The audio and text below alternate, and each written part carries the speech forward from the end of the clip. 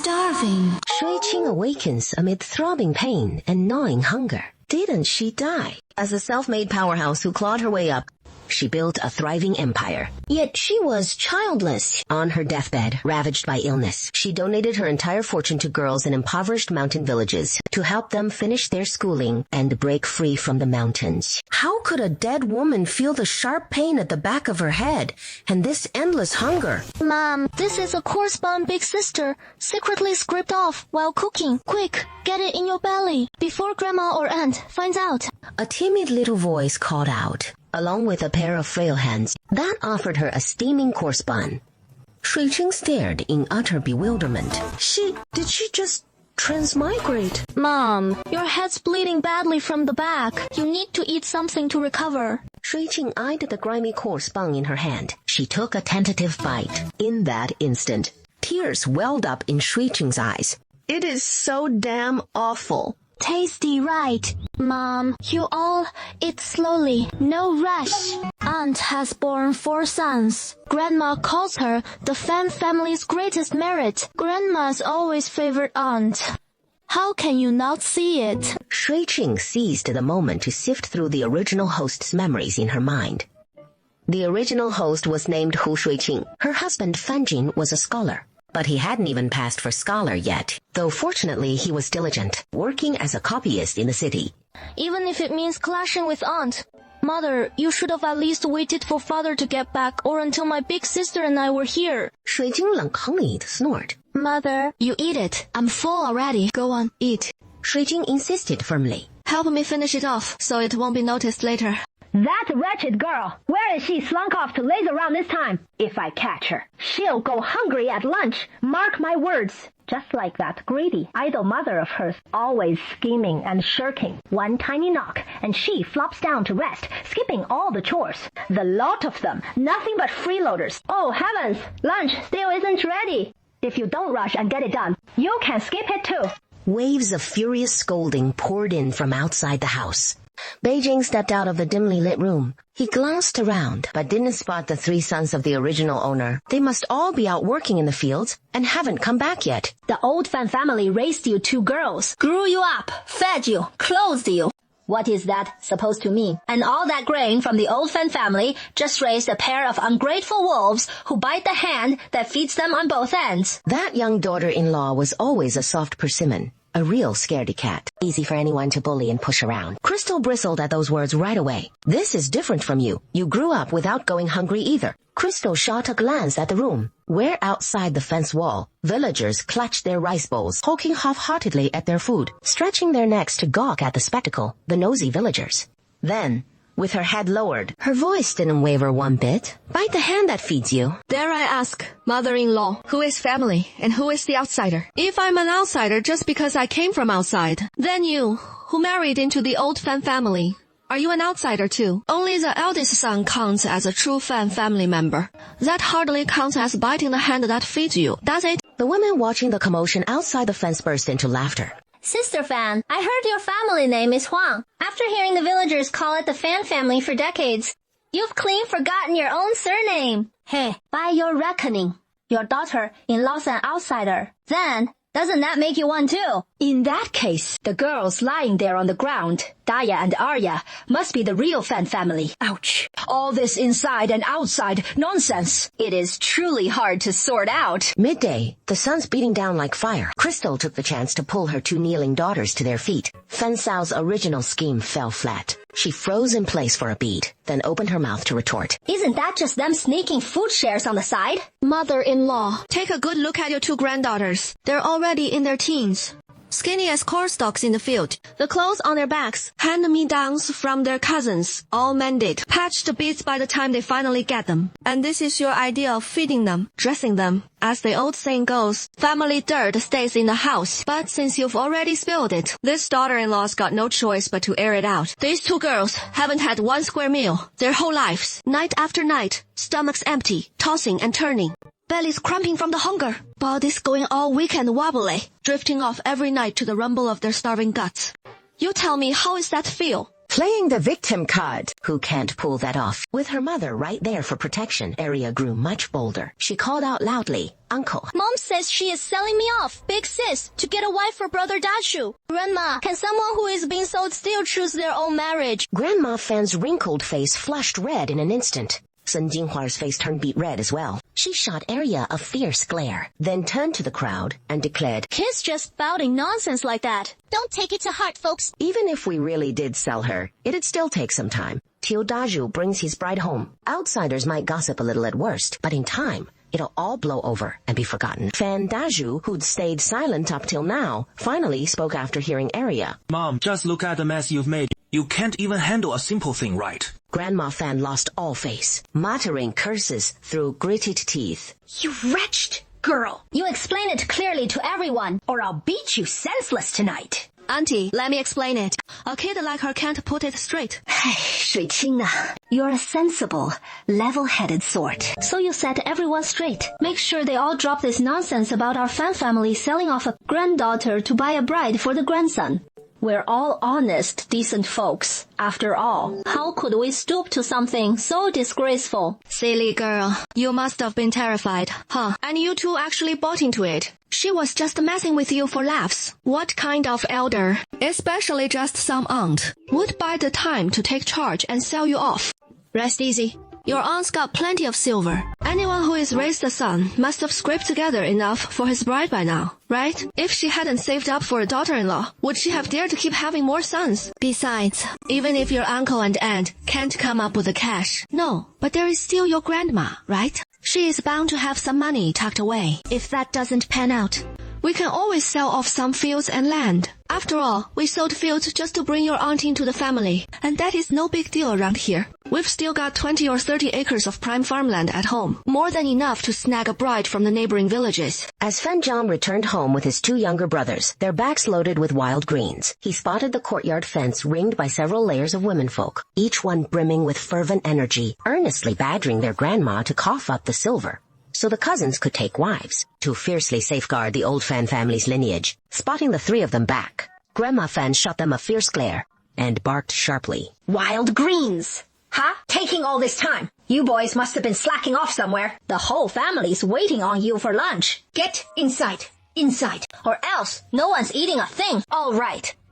Stop meddling in things that aren't your business. Head back to your own homes and mind your own affairs. Shui Qing clasped the bony little hands of her two daughters and quietly imparted a lesson on seeing through motives. When it is done, you two. From now on, look at people and see what they're really after. Daya and the Yaya nodded vigorously. Used to think the auntie and grandma were in cahoots, tied together like grasshoppers on a string, that they could never turn on each other or hold a grudge since they were bound on the same rope. But turns out they can scrap with each other too. And we should argue with words, not fists. Let's be civilized folks. Got it. Shui Qing pressed on with her lesson. 大柱,二柱,三柱, 四柱, take your full course, steam buns. 大江大黑, 大后, take half a course, steamed bun each. As for you lately, your half bun was already scarfed down early. So now, it is all gone. No point waiting anymore. Just a moment ago, preaching words over fists and being all civilized, but seeing Grandma Fan doling out the food, Shui Qing just couldn't hold back. Oh, dear, Arya, where are you off to? Auntie, you forgot. Daughters aren't allowed at the table. Only U.S. sons get to eat at the table.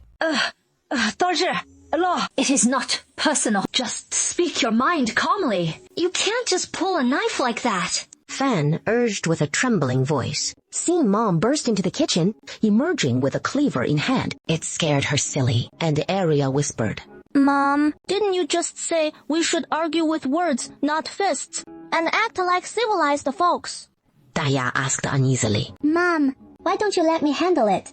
This mess started because of me, yet here you are charging ahead. You kids, step back. Let you all see what it truly means to be skilled in both words and warfare. And as for your mom, well, this is what they call accomplished in letters and arms. In these farming families, who hasn't weathered storms like this? But you just have to stir up trouble. Don't think that little tantrum in the yard, with the village big shots taking your side, makes you all high and mighty. Go ask around the whole village. Who is gonna back you up this time?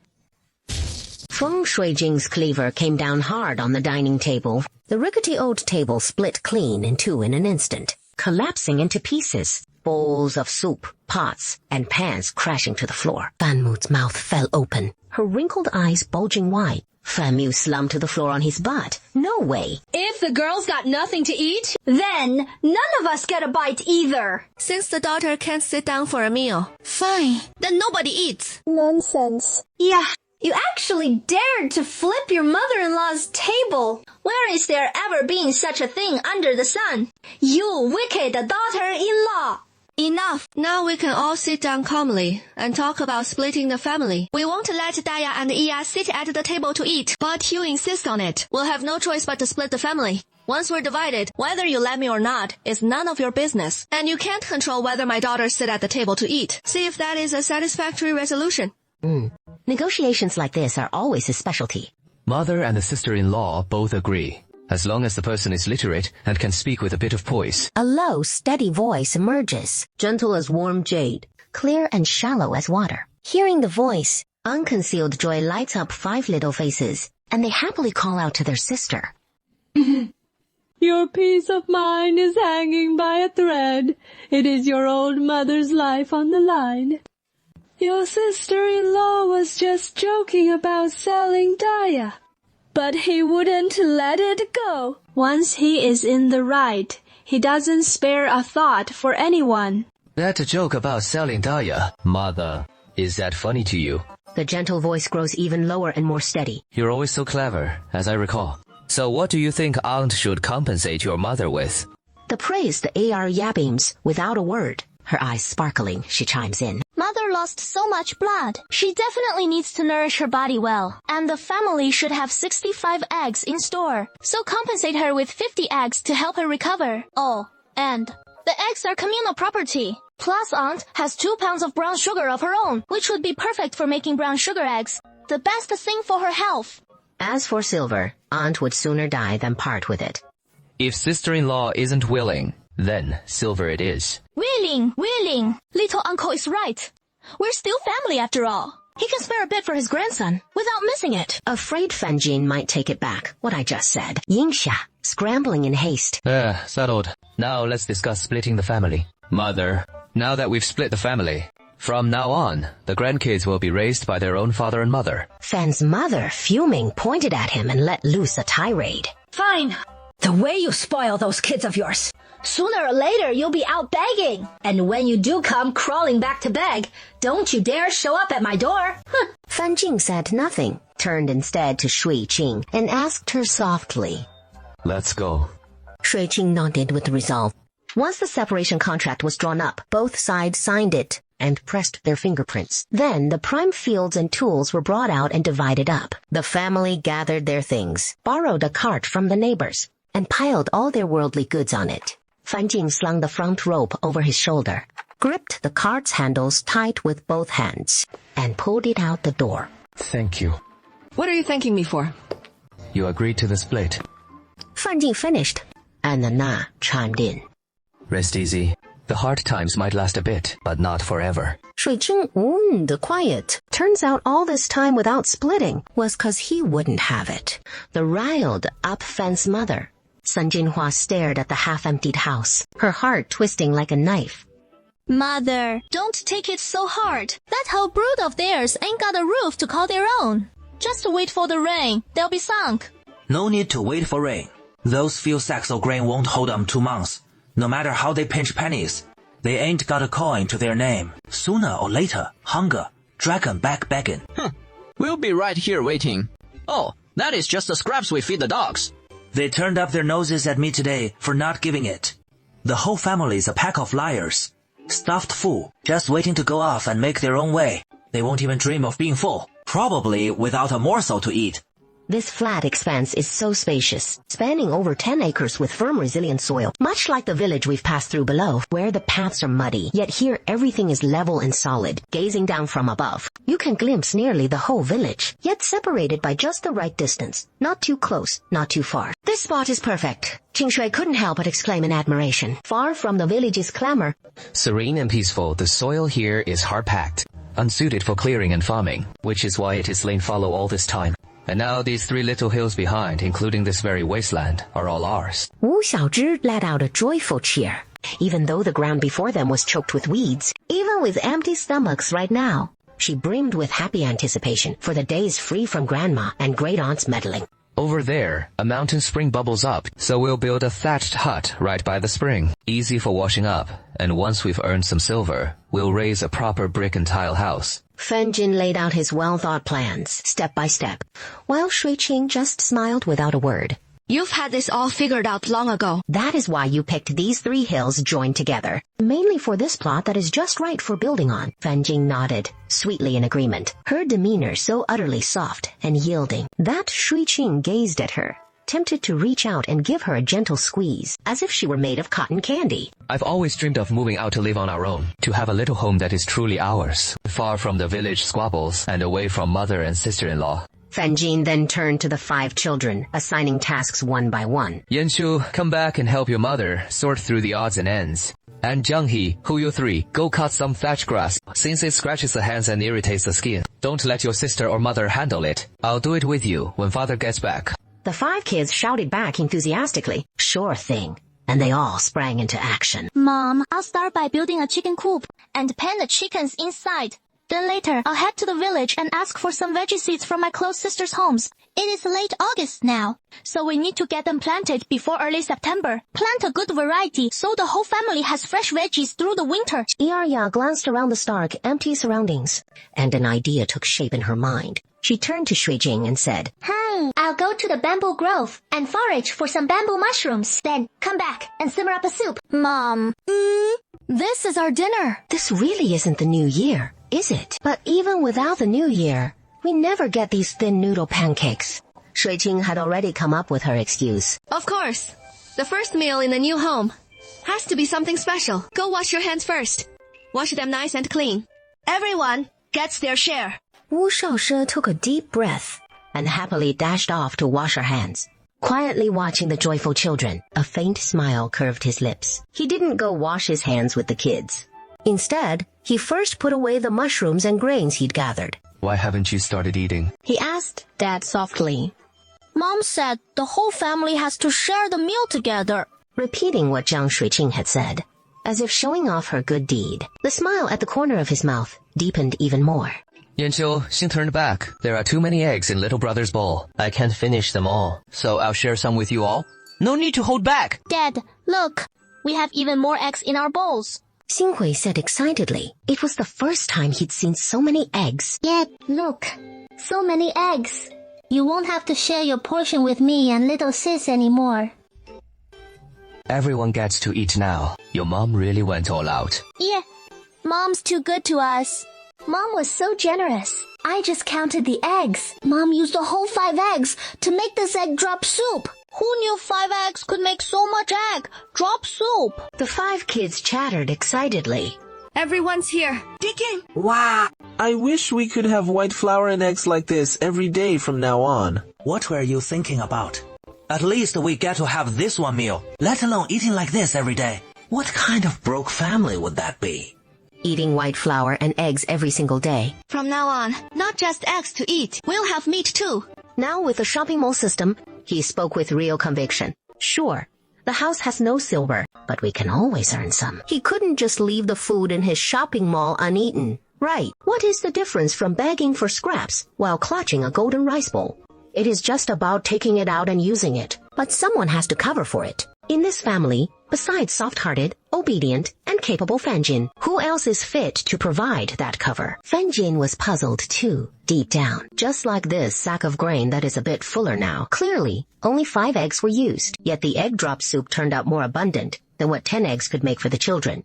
And Shui Qing mentioned going to buy some fatty pork tomorrow, coming back to whip up lard rice for the kids.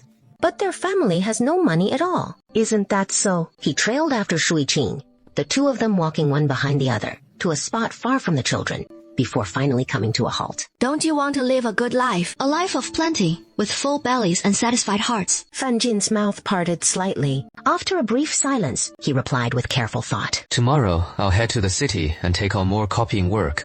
Supporting you and the children won't be an issue. I know our thatched hut isn't much, but I've done the calculations. Hiring laborers costs 25 wen a day, while I can earn 53 when copying books in a day. In 3 to 5 days, the earnings should cover hiring someone to build 3 thatched huts. In the future, when I lodge at a book hall, I'll copy books at night as well, saving the extra coin to prepare a proper dowry for Yanqiu's return visit after her wedding. And arranging matches for the 3 boys Jiang He and Hu should pose no trouble. The field's harvest will keep the family fed and warm. So don't fret too much. Just steer clear of anything unlawful. You hear? So you're saying, as long as it doesn't break the law, it is all right. Fan Jin lowered his head, then lifted it once more, wondering why Shui Qing's concern seemed so strangely off-kilter. He answered with earnest sincerity. As long as it doesn't break the law, it'll be fine. Rest easy. It won't violate the law, nor cheat anyone. It just needs a little cooperation from you. What can I do? Oh, right. That extra grain and those eggs. That is part of it too, isn't it? After my head was split open, I'm not sure if it was the God's blessing, but something appeared in my heart. A way to trade for grain and provisions. It is not handed out for free. I have to barter with something in return. The grain and eggs are divine favors, swapped for the mushrooms Yanqiu gathered. No free gifts there either. Trading one thing for another. It is as fair as it gets. It is just that bamboo poles fetch next to nothing. How much grain does a pound of mushrooms get you? The price of bamboo fungus differs from that of cluster mushrooms. Even though they're all bamboo fungus, the opened ones fetch a different price from the unopened. Based on the opened bamboo fungus, 1 caddy trades for over 80 caddies of rice, and flour costs a bit more, about 50 to 60 caddies. Fan Jin's mouth gapes wide in astonishment, growing ever more exaggerated, until after a long moment, he finally snaps back, stunned into a dazed sigh. Truly, it is a gift from the immortals. Qi Qing, this is a benevolent immortal. Since he has bestowed this upon you, he must surely approve of you. Don't breathe a word to anyone, understand? A gentleman harbors no guilt, yet to hold a jade invites calamity. And with 5 young children still, if his lips are loose and word gets out, best not tell them for now. Rest assured. What do you take me for? Shui Qing carefully explains the tasks he needs done. And when the two return to the spot, he glances toward his 2 daughters, where Yanqiu and Xinghui are sorting the evening's harvest from all 6. Yanqiu, Xinghui, what are you planning to do? Fan Yanqiu hears her father's question and looks up to reply. While the mushrooms are still fresh, my little sister and I will clean them, let the cool night breeze wake away the moisture. Then tomorrow under the blazing sun, drying them halfway should be no trouble at all. With stars out tonight, tomorrow's bound to be clear skies. Father, Mother, these mushrooms we foraged this evening, I'd say they've come to 15 or 16 caddies. And bamboo and cluster mushrooms last until October at the latest. My eldest sister, little brothers, and I worked hard foraging for mushrooms. So come winter, our family will have veggies to eat. Xinghui said with delight. Don't wash them. Tomorrow, Father will take them all to sell. Washing them makes them prone to shrinking and molding. Once they're sold tomorrow for silver, Father will buy some fatty meat to bring back for you all to eat. He entered the city. Fan Jin hurried straight to Renji Hall, the largest pharmacy in the city. Unsure what medicinal herb this is. It looks like common grass. Our shop has collected enough for this year's use. I'm afraid we can't take any more. What Fan Jin brought isn't just common herbs, he felt. Slightly relieved, he removed the pannier from his back and removed the green grass concealing it, revealing the dark black tuber inside. Oh, excellent, excellent. It is fleece flower root. The shopkeeper exclaimed in surprise. A smile gradually spread across his face. Since the young master has brought it to Renji Hall, you must have great trust in our shop. As for me acquiring herbs, I always do so fairly and justly, never shortchanging on the silver, nor giving arbitrary prices. Young master, please feel at ease. You're too kind, shopkeeper. Of course, we trust you. Manager Qing saw that Fan Jin spoke politely and reasonably. When I inspected it earlier, I've already sorted them into 2 piles based on quality. The larger ones, older age, superior appearance. Renji Hall offers 450 wen per catty for them. The smaller ones are younger, less potent. The best I can do is 210 wen per catty. If you're concerned I might be undercutting you, then feel free to check with other shops before deciding. I trust you, shopkeeper. so no need to inquire elsewhere. Shall I exchange it for silver, still in copper coins? 8 taels and 4 mace, 550 cash. Then he tucked away his silver pouch, slipping it carefully inside his clothes. After thanking shopkeeper Qin and little Yao the boy, he secured it and stepped out the door. With more than 4 taels of silver to spare, he was happily mulling over how best to spend it. Building a thatched cottage at 25 copper coins a day. 5 or 6 workers could finish it in 3 days. Wages would come to about 400 copper coins, with pillars and thatch, both available on the back hill. No silver needed for materials. But yesterday he'd promised the children pork to take home, to make them rice mixed with lard, and he couldn't break that promise. After carefully packing his things into the bamboo basket and hoisting the big iron pot, Fan Jing set off toward the countryside. Passing the cloth shop, his steps came to a halt. Sir, we've just received a fresh batch of cloth here. Fine quality, at a fair price. Come inside and have a look. At home, only he wore coarse cotton clothes, while Shui Jing and the 5 children still wore ragged patched outfits, layer upon layer of patches. And with the weather turning colder by the day, he needed to buy some cloth and cotton to bring back. Shui Qing, roused by the morning sun, lay stunned for a moment, as Fang Hao bent over digging earthworms in the soft soil of the back hill to gather food. Noticed her stirring back to awareness. Mother, I'll ladle some millet porridge for you. Big sister cooked it up early this morning. It is so tasty. Paired with last night's wheat flour flatbreads, it is not just delicious but keeps you full. And I haven't felt a bit of hunger since.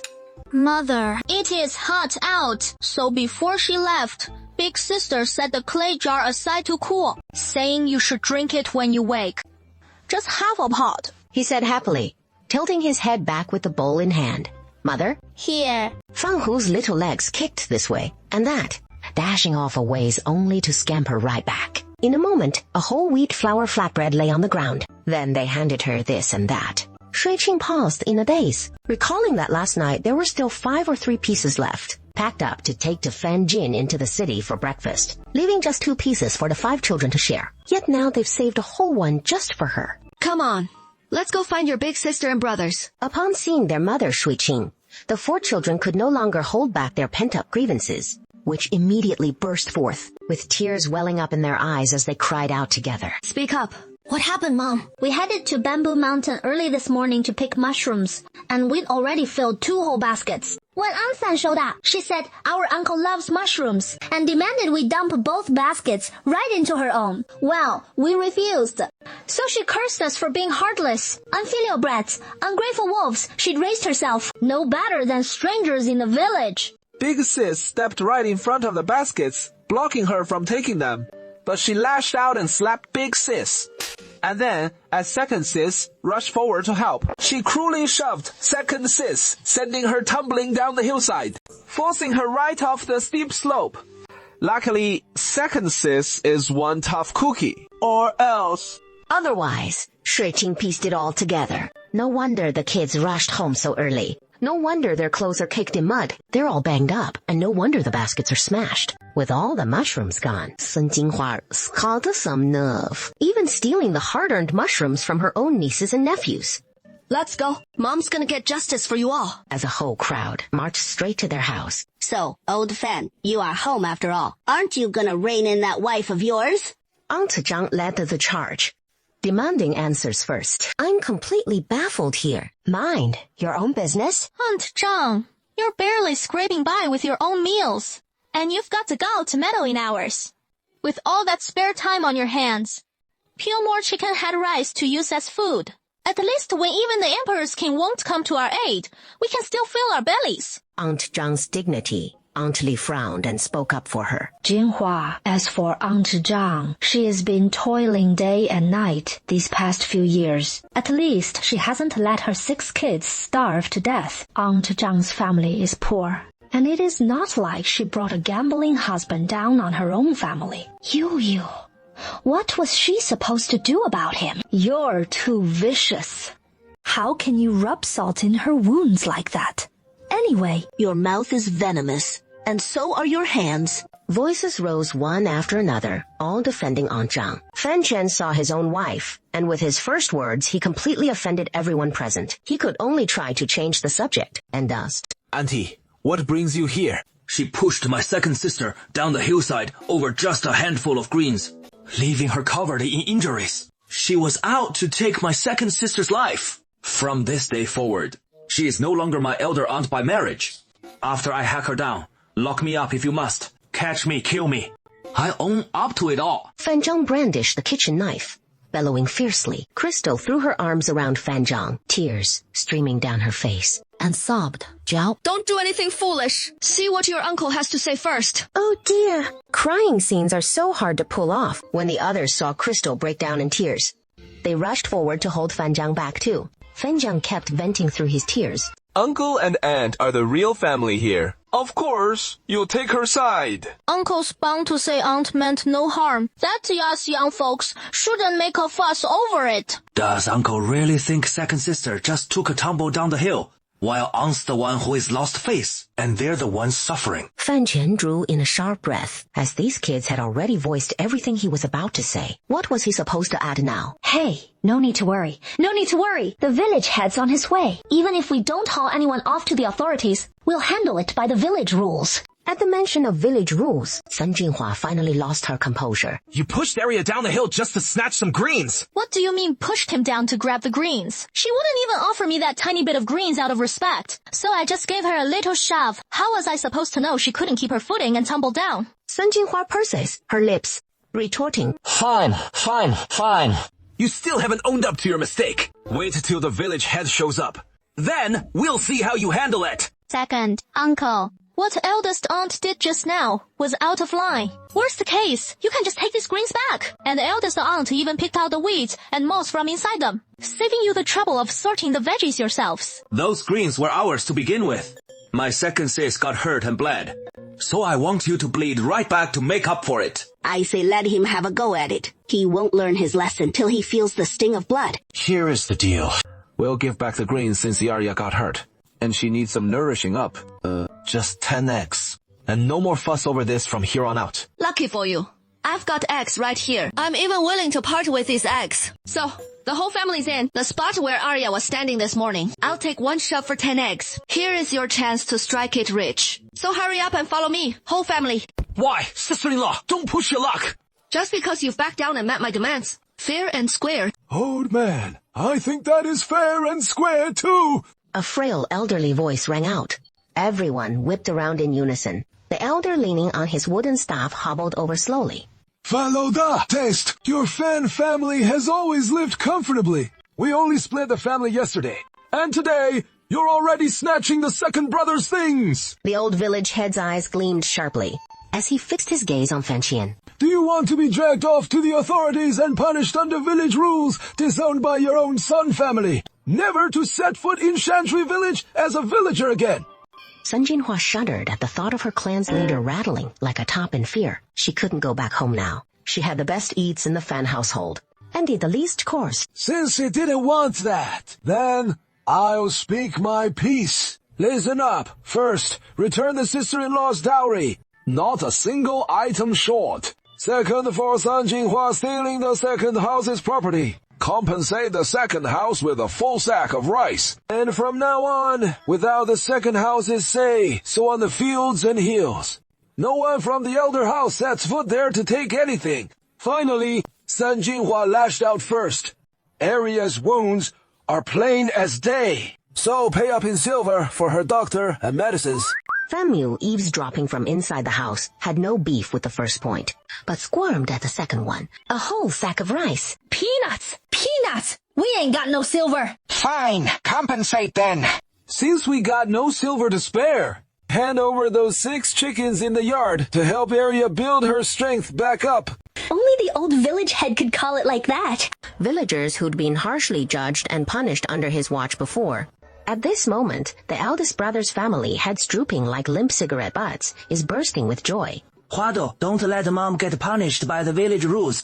If I go back to the Sun family, Grandma will surely beat mom to death. Grandma, just let it go. For the sake of mom giving you 4 fine grandsons too. Yeah, Grandma. Surely our 4 grandsons are worth more than a sack of rice and a few chickens, right? All right. After that, she turned to Hu Shuiqing again. And Daya, Arya, and the others whispered threats. Eat. Eat, eat. Even the old lady stuff isn't safe. Afraid of shortening your lifespan? Mother-in-law? Don't spout nonsense. This isn't yours at all. This clearly belongs to Sang Jinhua. And now, she is the lady of the house, isn't she? Yan Chuxing nodded, and the 5 kids thanked the old village chief once more, over and over. As the old village chief waved them off, leaning on his cane, he strolled away at his leisurely pace. Big sister, Yan Chuxing's hearty laugh cut through the crowd as he returned to the rivers and lakes. I could hear it, crystal clear. Uncle, uncle! Before Shui Jing could even react, the 5 kids rushed forward with a whoop, laughing and charging toward the young men. Those heartless little rascals only had eyes for their uncle.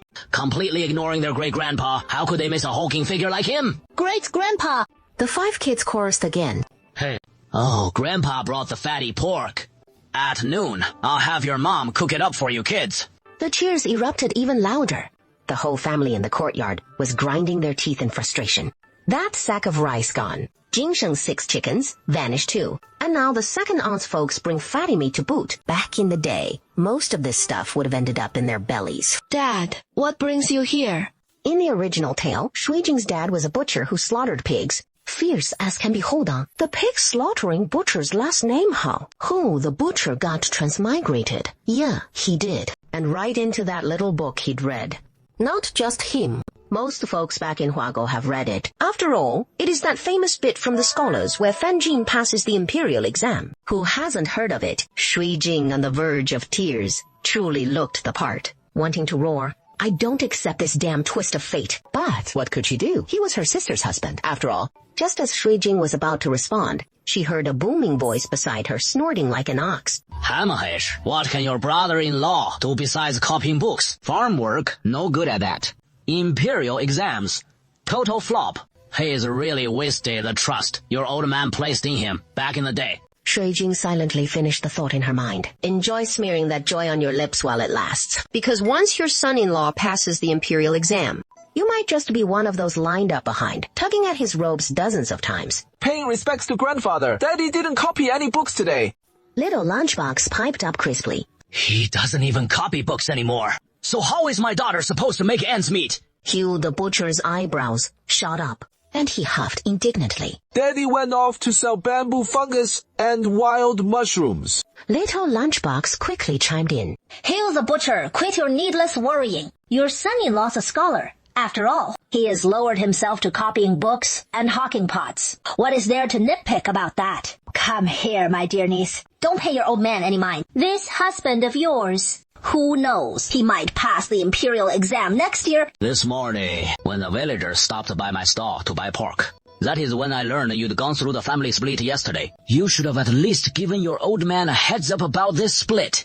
I'd have come running to back you up, to stand up for what is right on your behalf. Shui Jing took in the villagers' heartfelt voices of support, then said with genuine gratitude. Sorry for all the trouble we've caused you and Mom.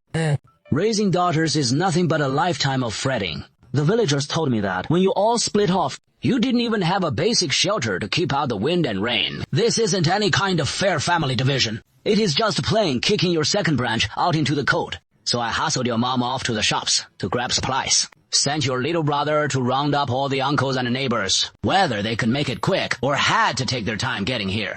Also, we could get your thatched hut built up by the end of the day. Sure, this son-in-law's a grown man.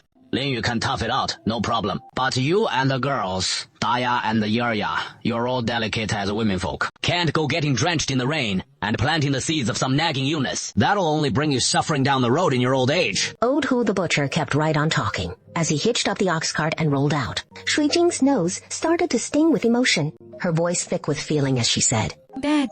The butcher just figured she was fretting over the food situation. He lowered his voice and murmured, Daughter, don't you worry about the eats. Your dad made sure to set aside a cut of meat for you this morning. The good kind, nice and fatty with just a bit of lean. For lunch, just pair it with a big pile of grains. Simmer it up in a pot, and even if it is plain old coarse, rice porridge with some fatty scraps in it, it'll still come out looking decent enough. Though Old Ho grumbled and griped away at his mouth, disdaining this and turning up his nose at that.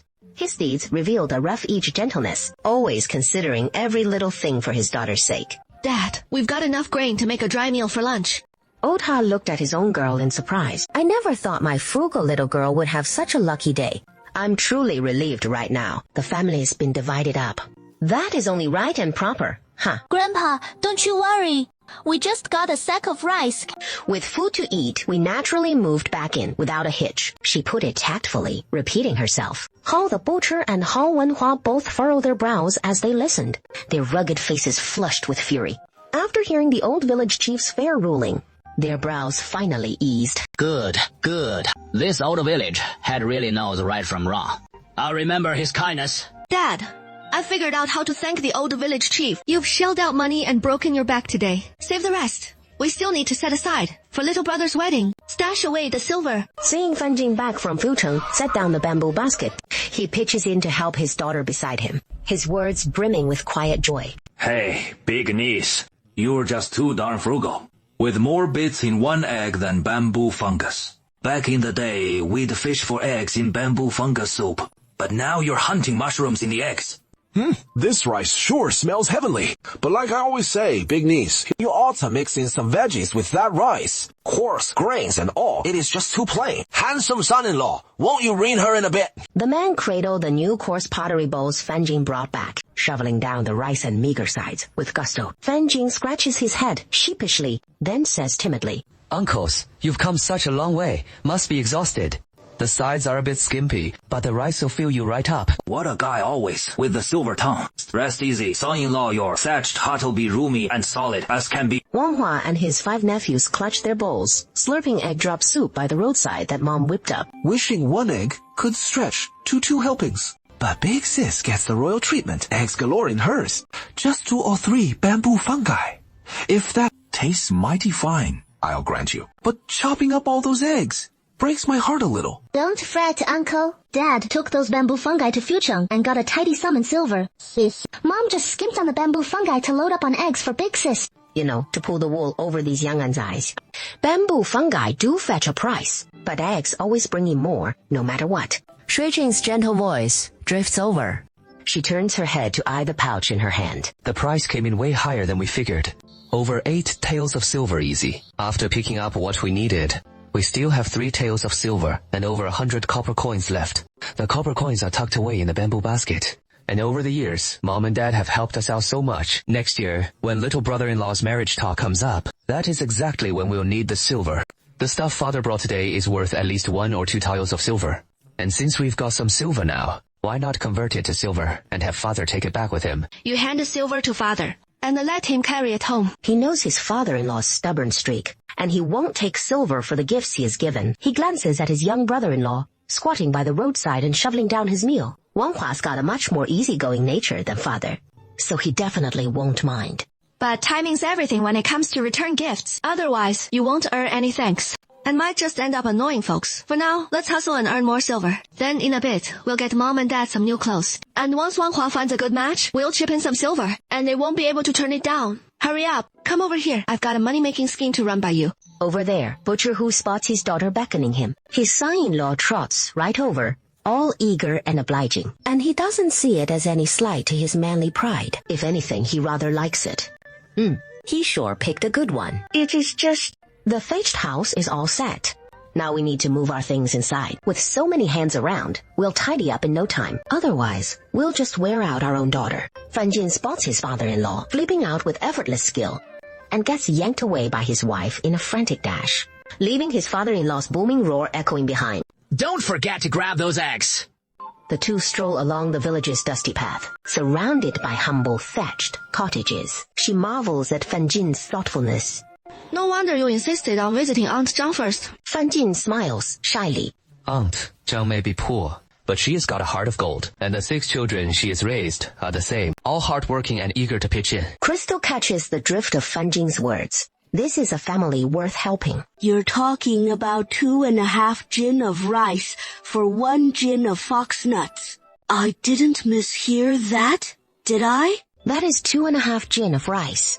1 jin of rice costs 9 wen, so 2.5 would run over 20 wen. You heard right. Let me lay it out straight. It is for my husband's old classmate, who runs a tavern. In a soup or pastry dish, it fetches dozens or hundreds of wan, at everyday prices no less. When my husband heard him mention trading rice for it, he thought right away of our village. He came home, heard I'd mentioned how you'd helped me out, So we figured we'd check with your family first. See if you're up for it. Of course, of course. How could we say no? Wonderful. Then let me ask, how many jin of clean fox nuts can your family supply in a day? Aunt Zhang has it all figured and tells Shui Jing earnestly. When it comes to shelling fox nuts in the village, no one's handier than me. We can shell 5 or 6 pounds of rice a day. Plus, with the kids pitching in, we can manage at least 20 pounds in a day. Would 20 pounds be too much for my second daughter-in-law? We can always do a bit less. It won't be a problem. Dear husband, your old classmate said, the more the better, the more, the merrier. Aunt Zhang, rest easy. We'll take whatever you can provide. Of course, Shui Jing turned down the offer. And Aunt Zhang broke into a relieved smile. After leaving Sister Zhang's home, Shui Jing and Fan Jin headed straight to the village head's place. Then to Aunt Li's, followed by everyone who'd lent a hand that morning. They visited each one in turn. No more visits today, nor any more after this. Since once the rice is handed out tomorrow, every household will bring over their fox nuts on their own, asking if he wants them. The two walked to the edge of the village. They weren't in a hurry to head home. Instead, they veered into the grove, seeing no one around. Shui Jing spots the most transaction prompt. 27 caddies of pollution. Free pure natural chicken head rice. 120 yuan per caddy.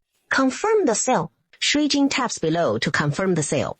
Ding dong, balance received. 3,240 yuan. Today's millet sold out in a flash. We can't let it go to waste. Sold for a total of 2,016 yuan. Plus with 3,240 yuan. Not bad. We earned 5,256 yuan today. Time flies. We're closer to the amount needed to unlock the medicine category. Fan Jin beside her can't see the amount. He can only figure it out in his head. We still need to do some acquisitions. This way we make money faster.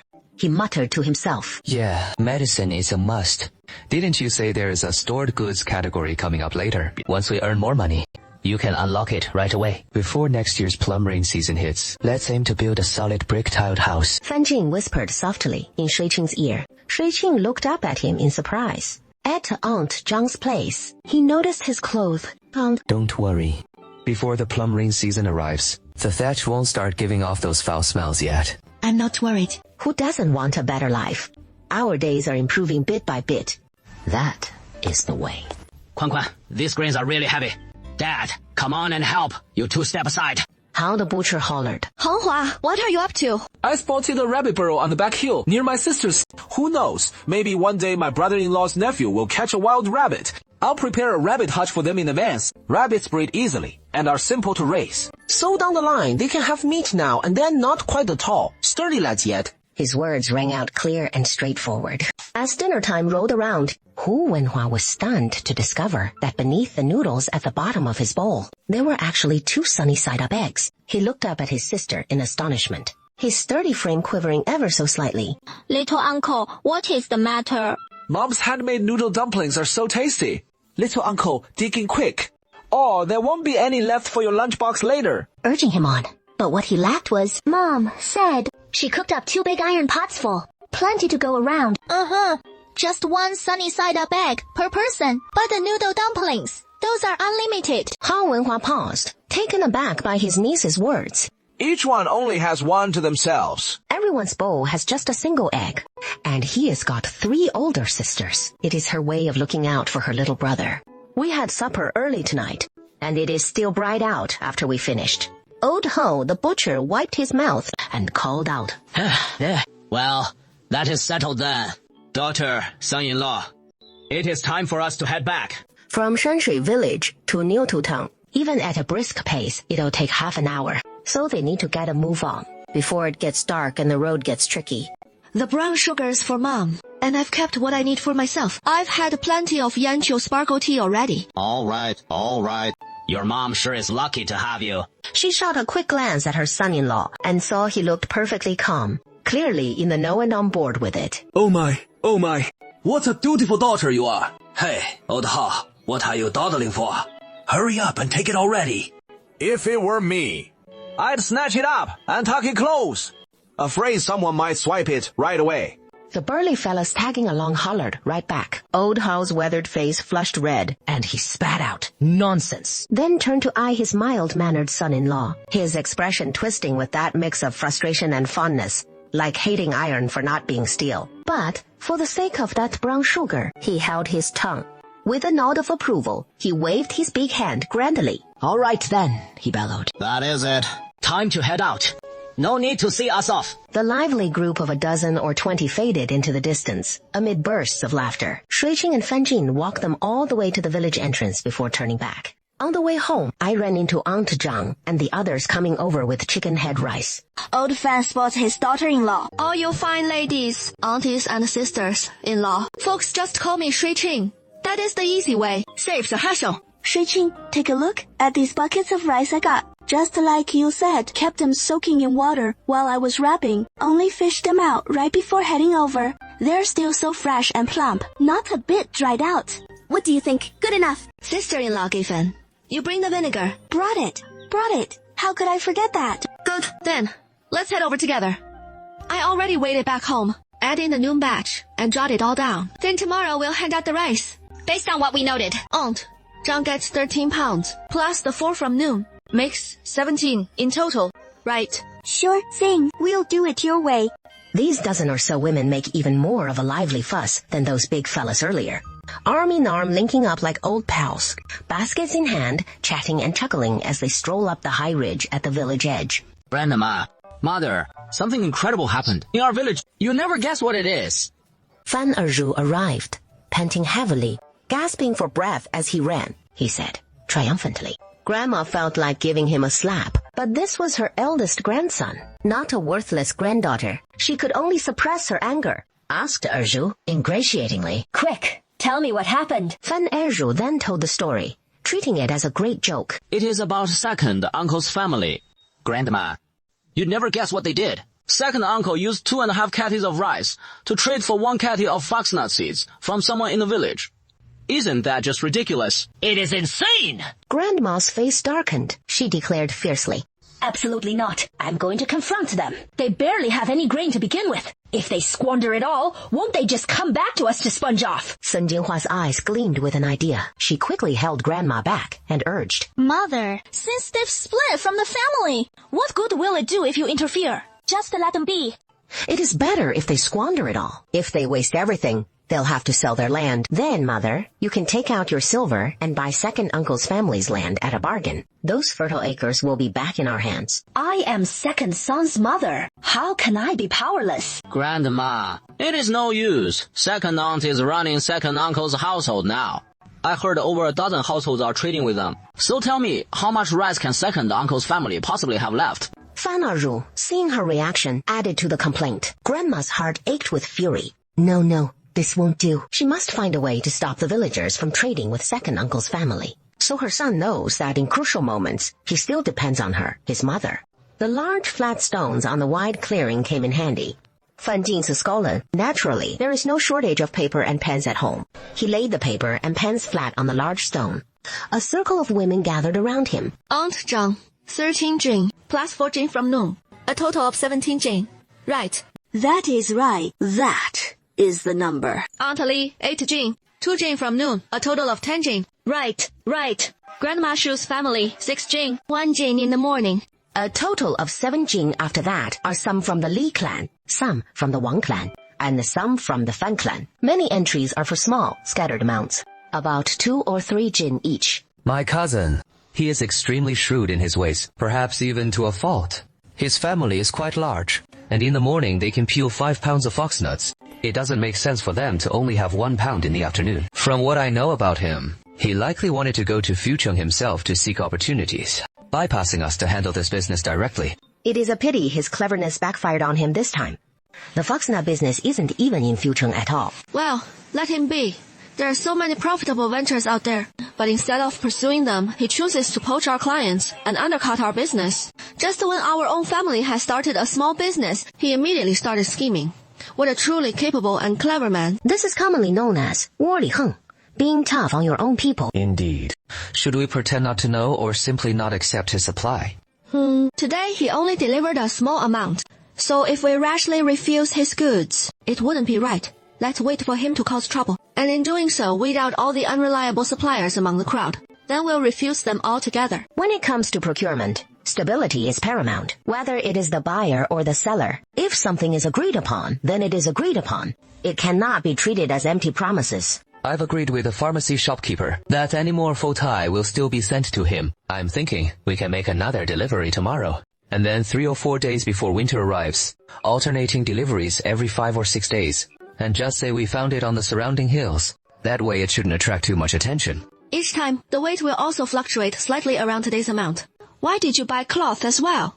And fine cotton cloth. At that, this must be the most expensive thing he bought today, right? Your and the children's clothes have too many patches. Now that we have some money, we can get 2 new outfits made. They'll be perfect to wear when it gets cold. Fan Jing said, uncomfortably. What color would you like for yours? I'll ask Aunt Li to make it tomorrow. Fan Jin replied casually. I don't need one. My clothes aren't patched. I can still wear them. No need for new ones. She doesn't need to copy books for the time being, so there is no need to maintain appearances. Shui Jing thought to herself, I thought he was a generous man, but it turns out he is only generous towards us. Once I sell the Heshu Wu tomorrow, I'll buy more fabric. We're not short on money.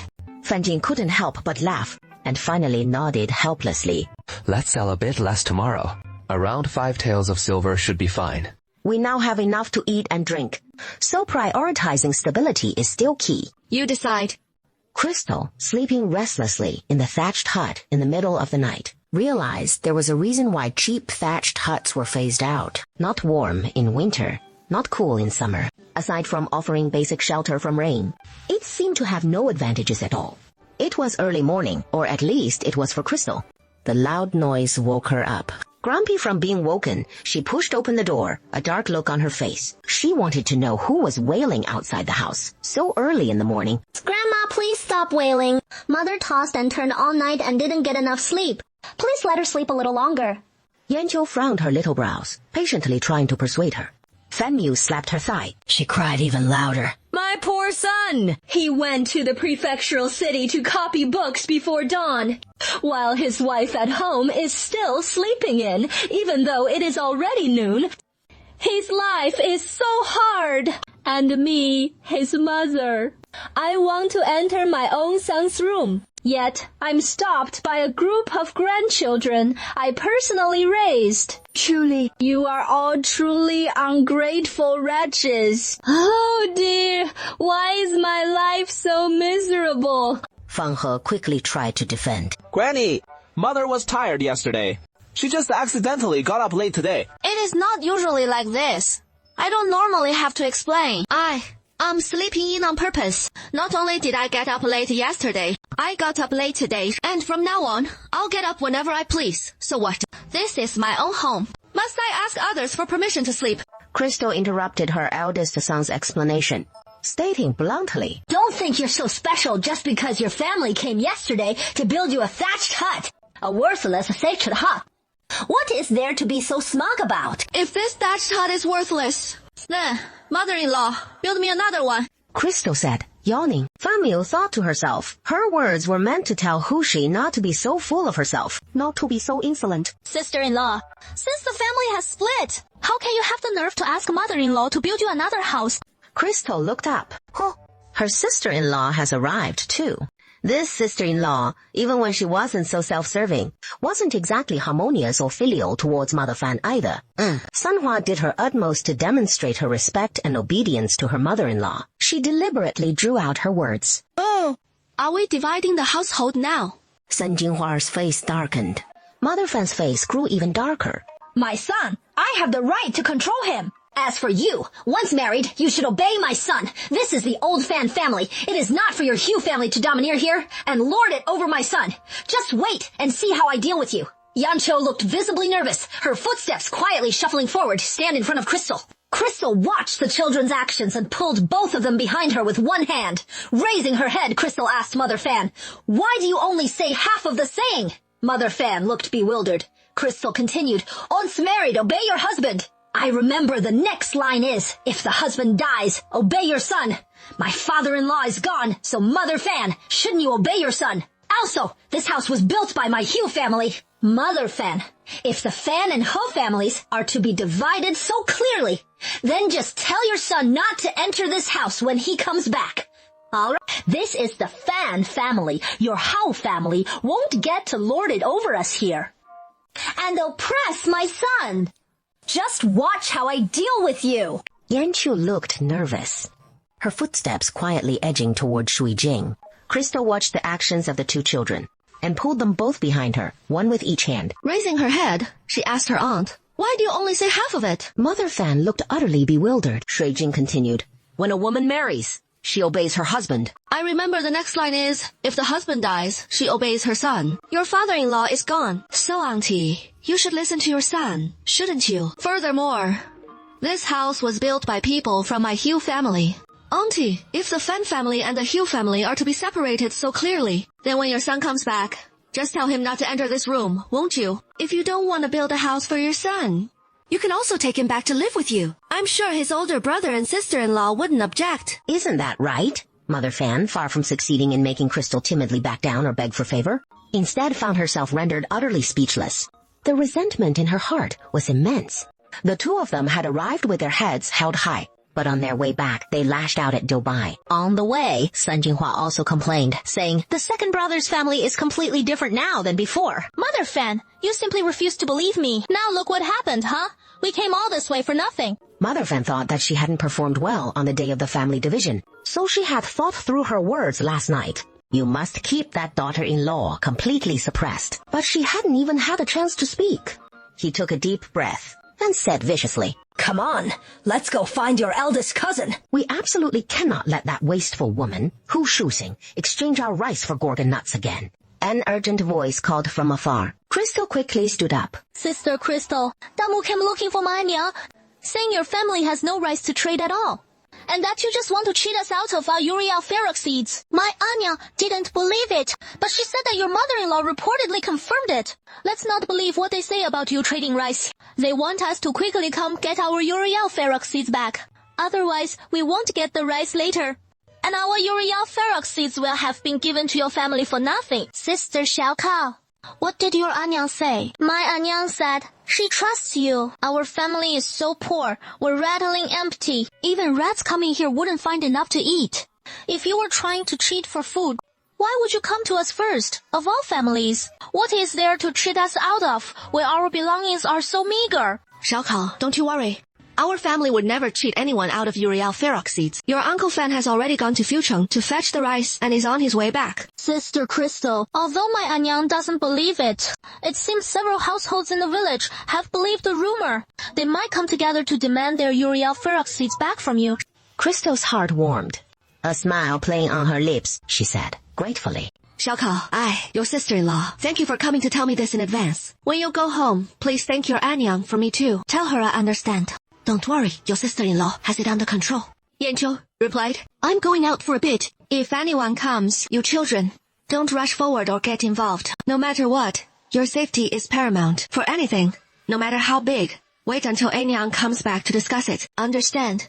Xinghui pulled her three younger brothers, who nodded in assurance. Anya, don't worry, we won't cause any trouble, nor will we quarrel with them. In the village, Fan Miu, Fan Damiu, and Fan Qian, along with a group of people, rushed to the last household, the most important family, the old village chief's house. Old village chief, you must do us justice. There is a great scourge in our village. A great number of people have been swindled. This is truly awful. Fan Jin and his wife must return what they owe us. If they refuse to return them, our village won't tolerate their family. Are you certain you want them returned? The old village chief looked at the overwhelming crowd in the yard, asked softly. The noisy crowd suddenly quieted for a moment, then became even noisier. What do you mean? He took our things. Of course, he has to return them to us. Was it easy for me to peel those few caddies? Why should we feed him for nothing? Li Changling, standing to the side, realized that it was only those few families uttering harsh and vile words. The old village chief's gaze swept heavily around the crowd. Speaking to his grandson beside him, Zhengli, go get a pen. The person in charge note down the names and the foxnuts. Chicken said, later, let your Uncle Fan Ershu's family return the gorgon fruit. The 5 children of the Fan family, strictly following Crystal's instructions, remained calm and unhurried, not acting rashly. No matter how much the crowd before them clamored, they only responded with polite deference, asking them to wait until their parents returned. Fan Damu's eyes darted to the thatched hut, instigating the crowd. He said, It is just a thatched hut. Can it truly stop us grown men? The second son has only just started his own household. I do know about their rice, millet, and paddy in several sacks. Plenty for us to divide amongst ourselves. Wang Mazi immediately echoed. Yes, they took our things and refused to return them. We'll just take back what is ours. It is perfectly justified. No, our parents will be back soon. When they return, they will naturally repay you. You cannot just enter our home and take things yourselves. My parents aren't home. How dare you trespass into our home to take our grain? Why can't we? So, it is only allowed for your family to take our chicken, bucket rice. But we're not allowed to take your grain. Everyone, judge for yourselves. What kind of fairness is that? That was an agreement. Who agreed with you? Your parents were just tricking us. Understand? Fan Damu from the back interjected from time to time. Exactly. A lie is a lie. Your parents are liars. Big liars. Raised little liars. You are all a bunch of little liars. Shameless. Cheating your own village folk. Aren't you afraid of retribution? What about the grain? I toiled all day to sow and harvest. My parents are not liars. You are the ones who don't keep your word. You were the ones who went back on our agreement, showing no trustworthiness whatsoever. We don't need you to tell us. Our family will return it to you. All you have is your mouth. What good are your words, you little brats? You say so. All right, then return it. Can you even run this household? Can you make decisions? An impudent girl like you dares to make such big claims. This is preposterous. The old village chief's brows furrowed deeply. Li Changning was just about to speak when a clear voice rang out from the distance. Someone in our family is in charge and can make decisions. Shui Jing's gaze swept over the instigators, then landed on Fan Miu behind the crowd, Sun Jinghua and Fan Xian. A faint smile played on her lips. Then she replied, We will do as the old village chief said. We will return the chicken head rice. It is just that yesterday's chicken head rice has already been sold. I will need some time. We came prepared. Just return this portion to everyone first. Once the items are returned, they'll have nothing more to say. Alright, then I'll thank the old village chief first. Just now, the old village chief already made a preliminary record. If anyone else wants to withdraw, speak up now and I'll process them all together. Come, let's first record the jitomi. We've weighed and distributed. Once the distribution was complete, Wang Mazi was just about to say a few words when an ox cart slowly approached on the road. Even the ox had a certain swagger, indicating he had returned with the grain. Ooh, why is everyone gathered so neatly? Fan Jing, however, put on a very convincing act, looking completely oblivious to the situation. Immediately, people enthusiastically began to explain Shui Jing doesn't even need to say a word, as they had already clearly explained the whole story, including the causes and effects, and who the ungrateful people were. It is all right, actually. Their families have plenty of grain. It is also normal if they didn't want to exchange. Wang Mazi, carrying jitomi, his old face beaming with smiles, was bowing ready to discuss with Fan Jin. Then Fan Jing cupped his hands in a gesture of respect, said to the villagers, Old village chief, here are 500 Fanjin approx, 250 kilograms of white rice. Would you be willing to oversee its distribution? Wow, it is really white rice. This rice looks so good. It is being husked so cleanly. Without any impurities. Fan Jie, your old friend is truly reliable. Always acts with integrity. Suddenly, in the open space in front of Shui Jing's house, it was as lively as a marketplace, and the crowd was even more joyful than during a bountiful autumn harvest. Old village chief, I remember the jitomi you contributed earlier. Let's give your family their share. Hearing Shui Jing say this, the villagers cast envious glances at the share offered to the old village chief. Here, this is 75 Fanjin approx, 37.5 kilograms of white rice. Sister-in-law Giffen, here is your 75 Xinjing approx, 37.5 kilograms of white rice. So dazzlingly white. Here, Aunt Zhang, your total allocation is 27 jin, and the rice is 67.5 jin. Into your sack. It goes. Aunt Zhang watched as the gleaming white rice was poured into her coarse sack. She was overcome by a sense of unreality. She hadn't seen rice for many years, or even touched it. Oh, the rice smells so wonderful. Zhang Xiaotao chimed in from beside her. Mother, this rice looks so beautiful. It looks much better than a grim face. It must be delicious, right? Just a moment, dear. I'll cook it for you later.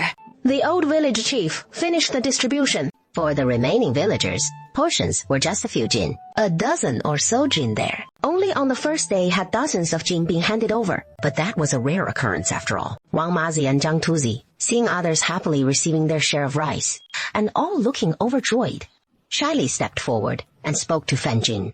Young Fan Jin, after much deliberation, we've decided we still trust you. We're all from the same village after all.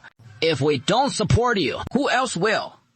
When you make money, it makes us elders happy to see. I've seen shameless people, but never this shameless.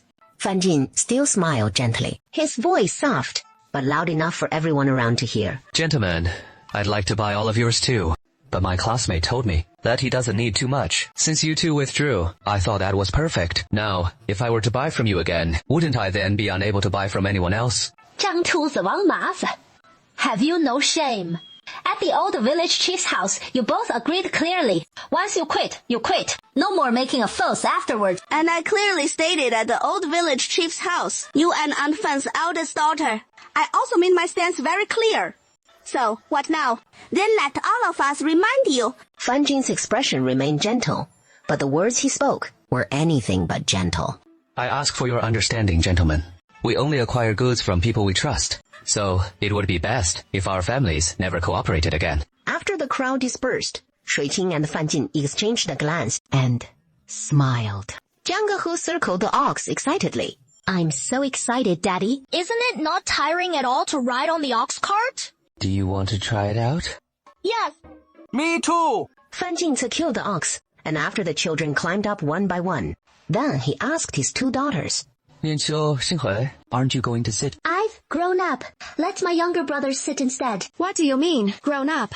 You'll always be children in front of your parents. Little ones can sit if they want. Getting onto the cart, Nianqiu gripping the front edge of the cart with both hands, smiling, looked at her mother. So much has changed.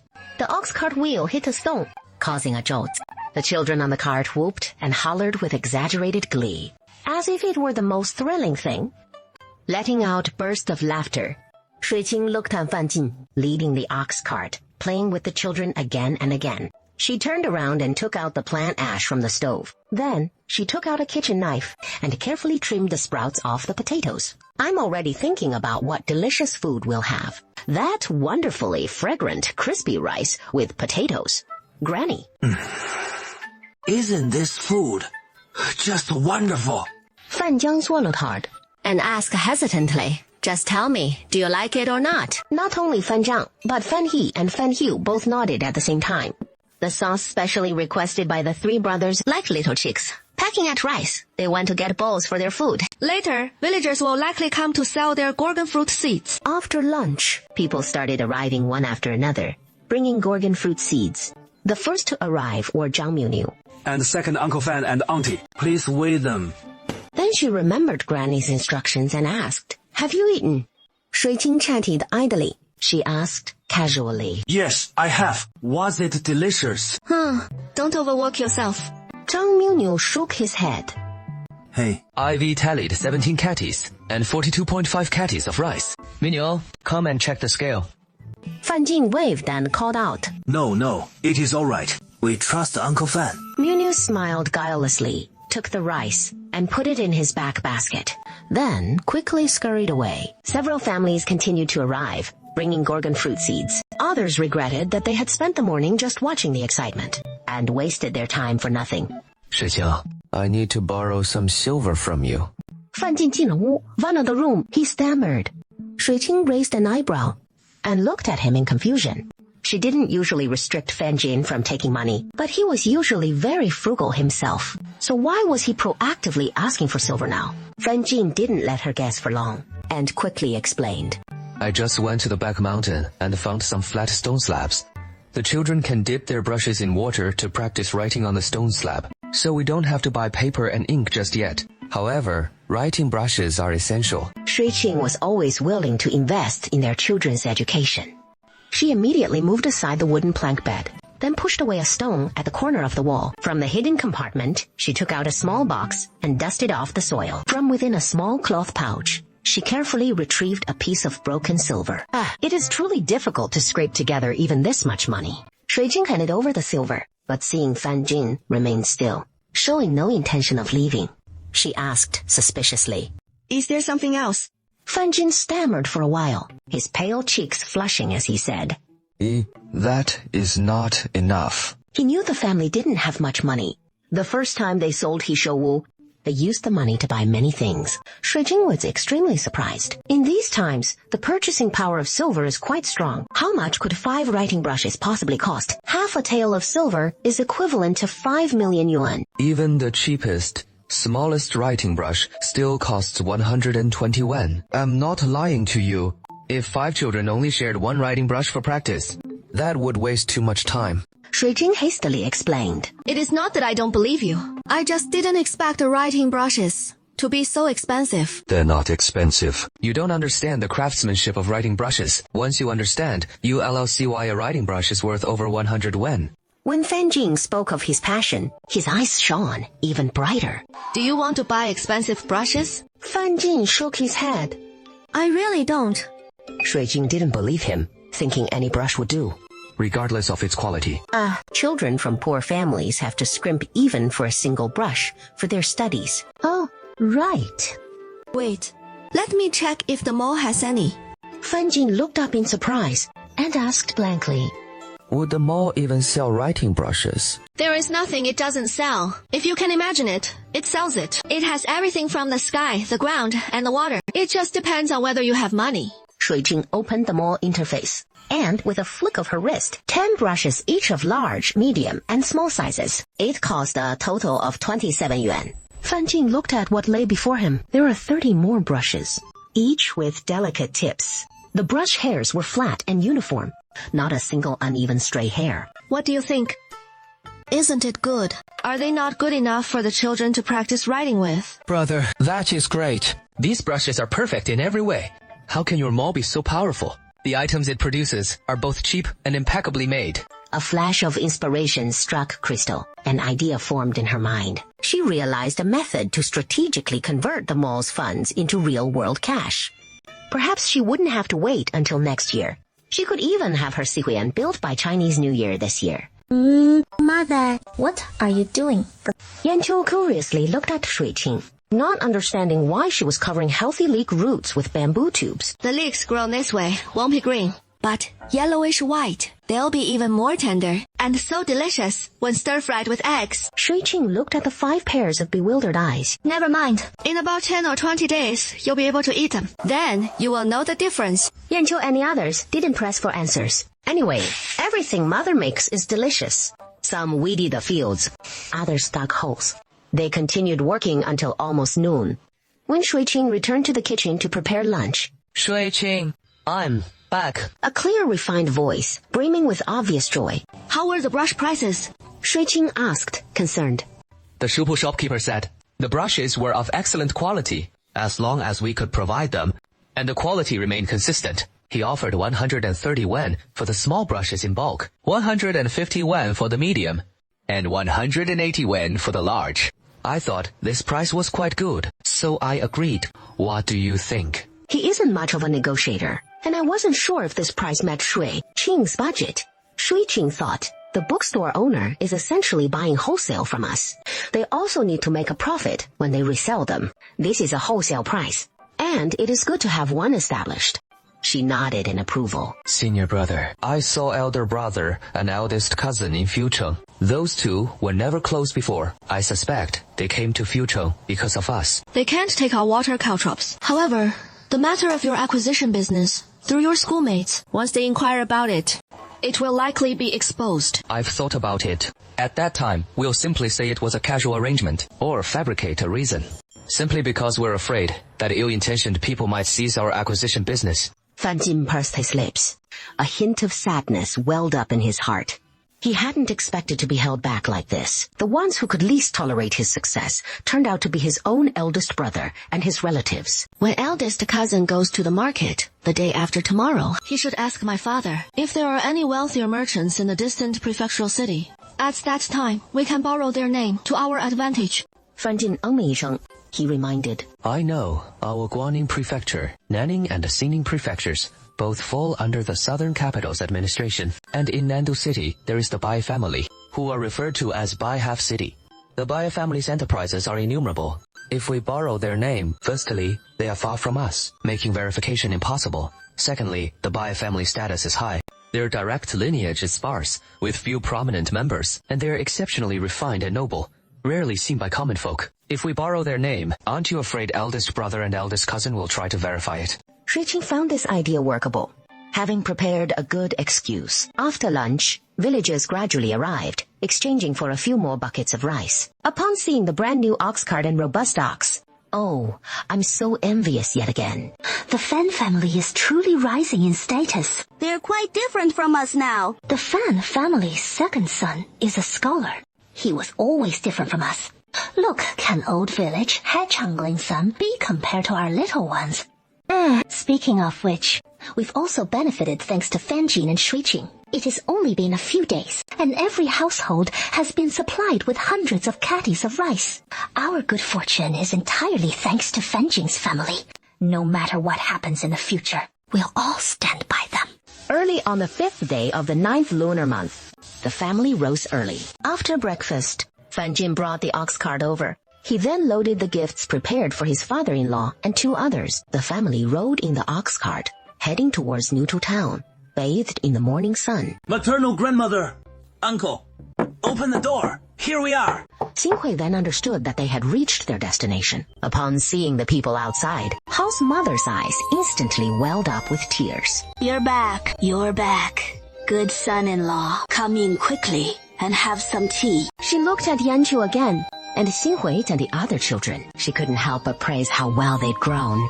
They've grown better than ever before. Your grandpa came back and told me, but I didn't believe it. It is not easy for you to come home for a visit. Hurry up and rest inside. I'll make you something delicious to eat. Maternal grandmother, we've brought some delicious food with us. At his grandmother's house, Xinghui spoke more freely than he did at Fan Jin's. Hao's mother looked at Water Qing with a chiding disapproval. Last time your father brought back 2 jin of red ginseng. I gave him quite a scolding for it. You've only just set up your own household. Why spend so much on everything? It would be so much better to save it to nourish your children's health. Mother, please drink it without worry. I'll tell you a secret. There is Abihi Shuwu on the mountain we got. After we set up our own household, it is worth quite a bit of money. So please don't worry about us. This was the excuse she and Fan Jin had agreed upon. Otherwise, the rice and flour they brought, and the fabric, my parents would be just as insistent. They wouldn't accept a thing. Mother was surprised at first, then came joy, and couldn't help but ask, overjoyed for them. Really? That is wonderful. You said we'd have white flour meat buns for lunch. The children already burst into cheers. Shui Qing was also very happy. Mother, let me help you. Shui Qing was kneading the dough nearby. Mother, I brought some eggs. How about we make an egg drop soup for lunch too? Why did you bring so many eggs? Does your husband know about this? I know it was him who asked me to bring it. Mother, you don't know. We're now feeding 37 old hens. We can collect dozens of eggs a day. What is this small amount I brought for you, then? Shui Qing nudged Fan Jin. Anyway, we have plenty at home. More than 100 yuan. It is not even 100 coins, really. Sister! Mother, I'm back. A hearty shout came from the yard, accompanied by heavy footsteps. Oh, our family's food is just too good. The mother glanced at her son pointedly. You've worked hard these past few days. Eat something good to nourish your body. Shui Qing quickly looked at her brother. Shui Qing was confused. Hu Ronghua scratched his head fiercely. Without explaining, he made an excuse and said, I'll take my nephews and nieces to the market for some fun. He has been doing casual labor these past few days. He earned over 100 yuan. Just enough to treat the children. We can go get something delicious to eat. Fan Jin, who had just returned from mowing the lawn, saw his brother-in-law about to take his children out. He hurriedly went to feed the ox. and then followed them. Candied halls aren't available this season yet, but there are sugar candies. Do you want some? Uncle is treating. Fan Jing was about to say he would pay, but then remembered he had no money. He could only watch the 5 children surrounding Hu Ronghua. Get lost. I, the young master, am going out by myself today. Anyone who tries to stop me, the young master, I'll whip them. A haughty, domineering voice suddenly rang out. It seemed very out of place amidst the joyful and peaceful atmosphere. Young master, you absolutely cannot venture out alone. If even a single hair on your head is harmed, you're laughing that they won't be able to deliver. His attendants pleaded desperately. Seeing everyone in the marketplace turn to look, his still childish face flushed with annoyance. Let's go. Outside lies a dragon's pool and tiger's den. I, the young master, intend to brave it. Young master, come back quickly. It is dangerous outside. Young master, you're still so young. How could you know the dangers of the outside world? Stop now. Return to the manor with us. That is a rich young master. He has never known hardship. He doesn't know the immensity of heaven and earth. What a stubborn fellow, a passerby muttered, spitting to the side. Pa, he is wasting his good life. He is really bringing hardship upon himself. People like him don't deserve to enjoy such good fortune. Fan Jin frowned. Wen Sheng explained on the young man's behalf. This young man has a good character, though he is causing a commotion. He didn't whip his servant, nor did his horse's hooves charge into the crowd. He is probably just being overly controlled by his family at home, and wanted to come out and experience things for himself. After all, he is not bad at heart. Shui Qing sat on the ox cart, watching her mother, Hu Miu, who stood at the doorway, reluctant to go inside. Her eyes felt heavy with tears. She called out, Mother, please, head back now. I'll come to pick you all up as soon as I've built the house. Mother House stood at the doorway, assenting, but she didn't move until the ox cart turned a corner and completely vanished from sight. Kong Miu wiped away her tears, then turned and entered the house. The sun was setting. Birds occasionally flew across the open fields. It was incredibly quiet. Father Niang, look! Niang, it is that rich young master we saw at the market. Where is his white horse? Why isn't it with him? Didn't his attendants keep up? Could he have been targeted by someone, robbed and left for dead? A sudden jolt went through Crystal's heart. Fan Jing had already hurried over. He checked for his breath, and then felt for his carotid artery, before turning to Shui Qing to ask, He has just fainted. Should we help him? Crystal initially wanted to say no, but then she considered her current difficult life. Thinking that perhaps a good deed would bring her the Bodhisattva's help, she immediately said, Since you mentioned that he is at least a rich young master, he must have fallen off his horse by accident. Let's put him onto the ox cart first. When he wakes up or his attendants come looking for him, it will count as accumulating good karma. From getting up at the crack of dawn until returning home as the sun began to set, Shui Qing was about to say, there is no place like home. A sharp, sudden voice could be heard. So, you try to remember to come home. Chickens unfed, house uncared for. If I hadn't been keeping an eye on things for you, you'd find nothing left when you came back. Damn it. How could I have overlooked this? Mother, yesterday, I already asked those boys from the Lai family to drop by when they had a moment and feed the chickens while they were there. Fan Jin frowned. He didn't want to make a big fuss. He had made arrangements in advance. That is right. Grandma, didn't you see the mixed chicken feed next to the chicken coop? Even if someone was asked and someone was watching, why wasn't it properly looked after? You clearly don't understand outsiders. No outsider can be as dedicated as family to leave home and entrust your household affairs to outsiders. You've really grown old in vain. Fan Jin discerned the underlying meaning in his mother's words. It was clearly a jab about giving the chicken rolls to the Lai family boys, but in truth, she was referring to the matter of the chicken head rice. He feigned ignorance of her underlying meaning and said earnestly, Mother is right. Next time we go out, I'll be sure to tell you, Mother, and ask you to come and help. You specially came to remind me of these things. This is your care for us. Mother, rest assured, if I ever need your help in the future, I won't hold back. I'll definitely tell you. Mother Fan choked back her anger, unsure whether to erupt or hold back. She felt stifled and ignored. Everyone went about their own business, and the scene fell into a stifling silence. Goodness gracious! You're truly squandering our wealth. These mere girls just need enough food to grow up, and that is it. After all, when they come of age, they'll marry into another family. And you even buy them sugar paintings. 1 for each of them. What is more, none of their older brothers even got any candy. And these 2 mere girls get to eat them first. What is this if not a waste of money? Their uncle, who recently came back, bought these for them. All 5 children each have one. It is just one sugar painting, isn't it? Is it worth you making such a special point of it? My 3 precious grandsons. If they've eaten it, they've eaten it. But for Daya and Arya, no, their brothers haven't had any yet. Come on, give it to Grandma to take back. So your brothers can be happy too. Mother Fan was already envisioning the scene of her returning home with the sugar paintings, her 4 precious darlings circling around her. And surely they'd say, Grandma is the best. Shui Qing's eyes narrowed. Her perception had truly been challenged. No, since we've split the household, we are 2 separate families. The eldest brother's family is their own. Our household is our own. If the nephews have nothing to eat, they can buy their own, or their elder sister-in-law's family can sell it to them. But you can't take my daughter's things to feed them. Mother! Fan Jin's eyes were sharp, saying each word deliberately. That incident with the elder sister-in-law's Tu Xinhui, after the old village chief dealt with it, I didn't object at the time, but Mother should understand. My heart was filled with hatred. If Mother once again harms my children for the sake of elder brother's family, then I will have no choice but to write a letter of disownment and submit it. Fan Mother's eyes widened, shocked and speechless for a long time. Then she said viciously, You, my son, I'm not dead yet. You want to sever our family ties. Aren't you afraid your mother will go to the Yamen and accuse you of unfilial impiety and neglect of duty? I am not afraid. I originally thought that after dividing the family land, after moving out of the old house, we would finally find peace. First, there was the elder sister-in-law's Tu Xinhui incident. Today, Mother used her position to demand my children eat dirt. If we continue to live like this in the future, then even if Mother goes to the Yamen to accuse me, I will still sever our family ties. His gentle, refined face now held a perceptive understanding. Mother Fan took a step back. Only now did she realize her second son had truly grown up. He was no longer the child she could easily manipulate. She felt a pang of anger, but even more so, a sense of unease. She immediately burst into wails.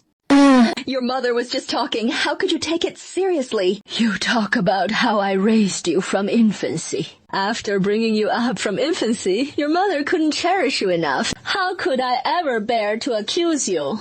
Mother Fan wailed for a good while, but her second son remained unmoved. Only then did she realize this trick was useless. She stopped her tears and with a pained expression looked at them and said, I will make it up to you. My mother won't change. Don't take it to heart from now on. Our family will live a good life together.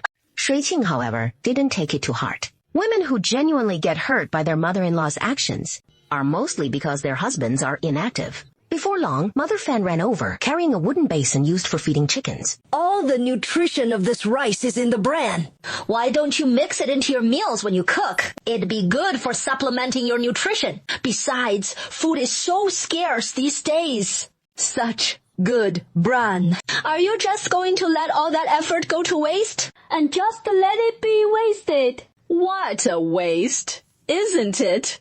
Mother Fan didn't wait for her son to speak, but directly challenged Shui Qing. I'm simply teaching my daughter-in-law how to manage a household, how to live frugally. This is out of concern for her own good. You're lucky you married into my Fan family. If you marry someone else's son, an evil mother-in-law would surely torment you to death. Mother, you're absolutely right. Mother, look, it is getting late. Why don't you stay for dinner?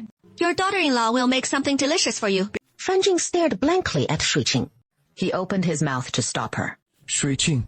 No need for you to cook anything delicious. Show me some filial respect, as expected. A daughter-in-law really needs to be put in her place. A little discipline, and suddenly she'll know everything. Mother, you've always said this stuff is good. Such a nutritious thing. It is a waste to feed it to chickens. I think so too. I'll cook it later. Mom, you should eat more. My health is already perfectly fine. You're giving me your rehabilitation. Doesn't Mom often give it to her daughter-in-law? And Mom was just saying, this is good stuff. What is wrong with giving good stuff to Mom to eat? Mother Fan was choked speechless. She chided her son for not helping his granddaughter.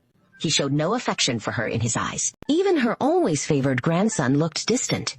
She immediately flung her sleeves in anger and uttered harsh words. From now on, the kindness I show to my eldest son's family, don't blame me for being biased.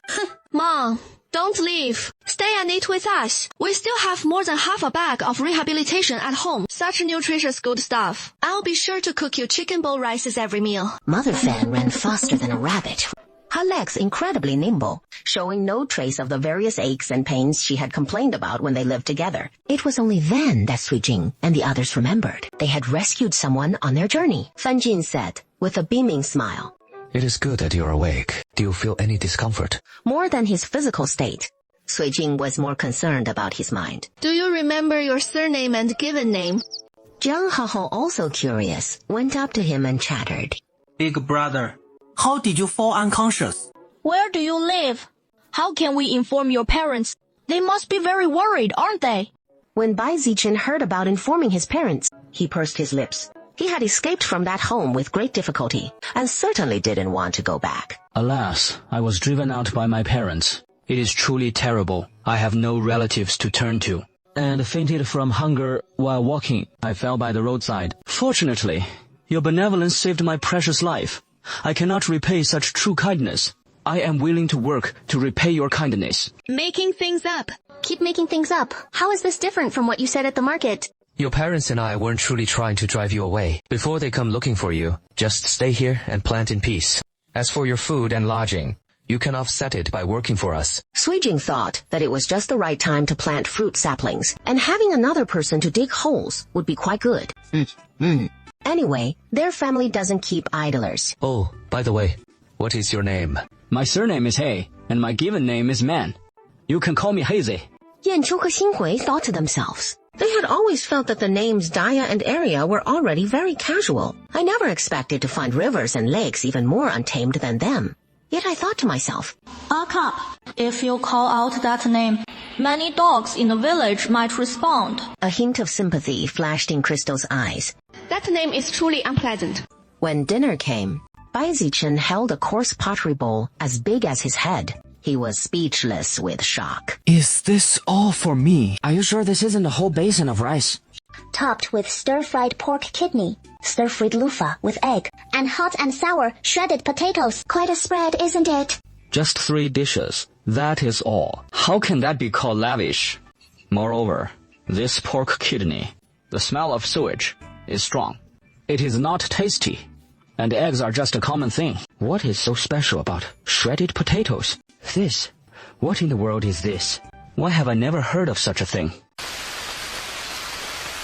It was drizzling. Each autumn rain brings more chill. Huddled on her wooden plank bed, Sui Jing finally understood the comfort that Thatched offered. In this desolate late autumn, a place that shelters from wind and rain brings an absolute sense of security. I wonder if Hazy found a family in the village to take him in, or if he has left the village. Yanqiu was weaving cushions with fine corn husks, chatting idly without looking up, while Jinhui helped her sister. He probably left the village. If he is in our village, no other family here could satisfy him. Villagers can't even dream of eating meat. Even white rice is something Sui Jing rarely indulges in. Unexpectedly, that rich young man actually found lodging with another family. But what reason allowed him to stay with another family? Fan Jing braved the rain and entered the house. As he entered the main room, he casually took off his pointed conical hat, then patted the raindrops off his body. Hurry in and change your clothes. Don't catch a cold. There is warm ginger soup in the kitchen's earthenware pot. Go get a bowl. After drinking the ginger soup, only then did he come to Sui Jing's room. How did it go? We've discussed everything, but it is not entirely settled. Remembering their 2 daughters were still in the room, he then added, Yanqiu, Jinhui, the sky is getting darker. You'll strain your eyes. Go play in your brother's room for a while. Your mother and I need to discuss some things. The thatched hut was low. Fan Jin then settled onto the end of the bed and replied seriously, Except for the few families we previously decided never to cooperate with. The rest are all settled. It started a few days ago. Fox nuts are becoming scarce.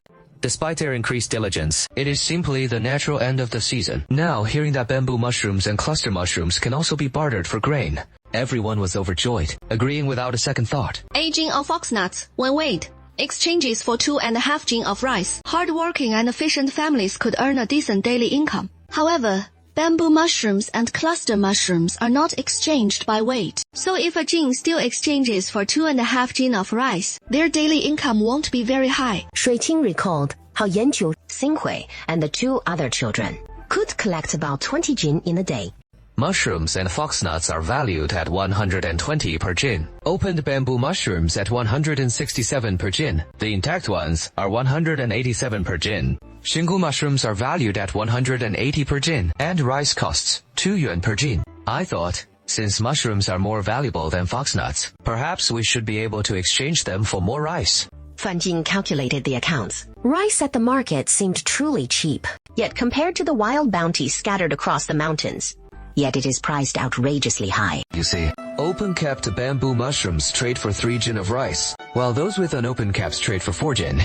Cluster mushrooms also fetch 4 jin. How is that? Shui Qing gazed out at a gentle wind and drizzle. The thatched hut was thin. Once the work season ends, let's start building our house. Fan Jing only jumped in agreement. He had already sold 2 batches of brushes, and his savings amounted to about 70 or 80. Once the mushroom season ends and November arrives, once they have their courtyard home, they can still earn some extra pennies. I heard Hazy, that child, is staying at my elder brother's house. This time, Shui Qing was truly shocked by the conduct of her in-laws. She knew their ways all too well. As for the food, don't even get me started. They are usually so harsh and mean. Yet, Hazy could endure it. How could she endure it? Hazy has left. It is already dawn. Why are you still being lazy? We haven't even had breakfast yet. Are we expected to work without breakfast? Dream on. It is not the busy farming season. Who gets 3 meals? 2 meals are good enough. Fang Erzhu urged the monk from ahead. Come on, let's go. Don't even think about being lazy. I'm supervising your work today. If you dare to slack off, I'll make you regret it. The path was full of potholes. Along the way, they met many villagers carrying bamboo baskets. It was strange to see people of all ages. Why are the villagers so diligent today? Has the whole family turned out to pick mushrooms? It is not just entire families out there.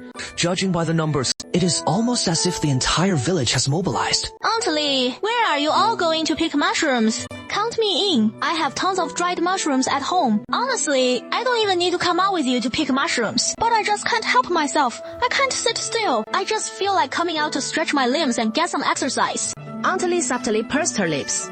Her face clearly showed her exasperation. What a joke. Making it sound like everyone else was lazy. Mom, hurry up, or we'll miss out on so many mushrooms. Oh, yes. Mom, faster.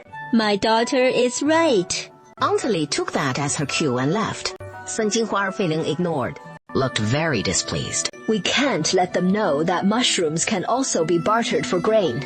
Otherwise, they might cause trouble, just like Steamhead did last time. It is my fault. They can't stand to see us do well. This time, Fan Erzi went house to house inviting people. Those who made a fuss about returns last time were not included in the invitation at all. And Sun Jinhua was never part of this collaboration from the start. We absolutely cannot let her know. Otherwise, she'll likely cause a ruckus again.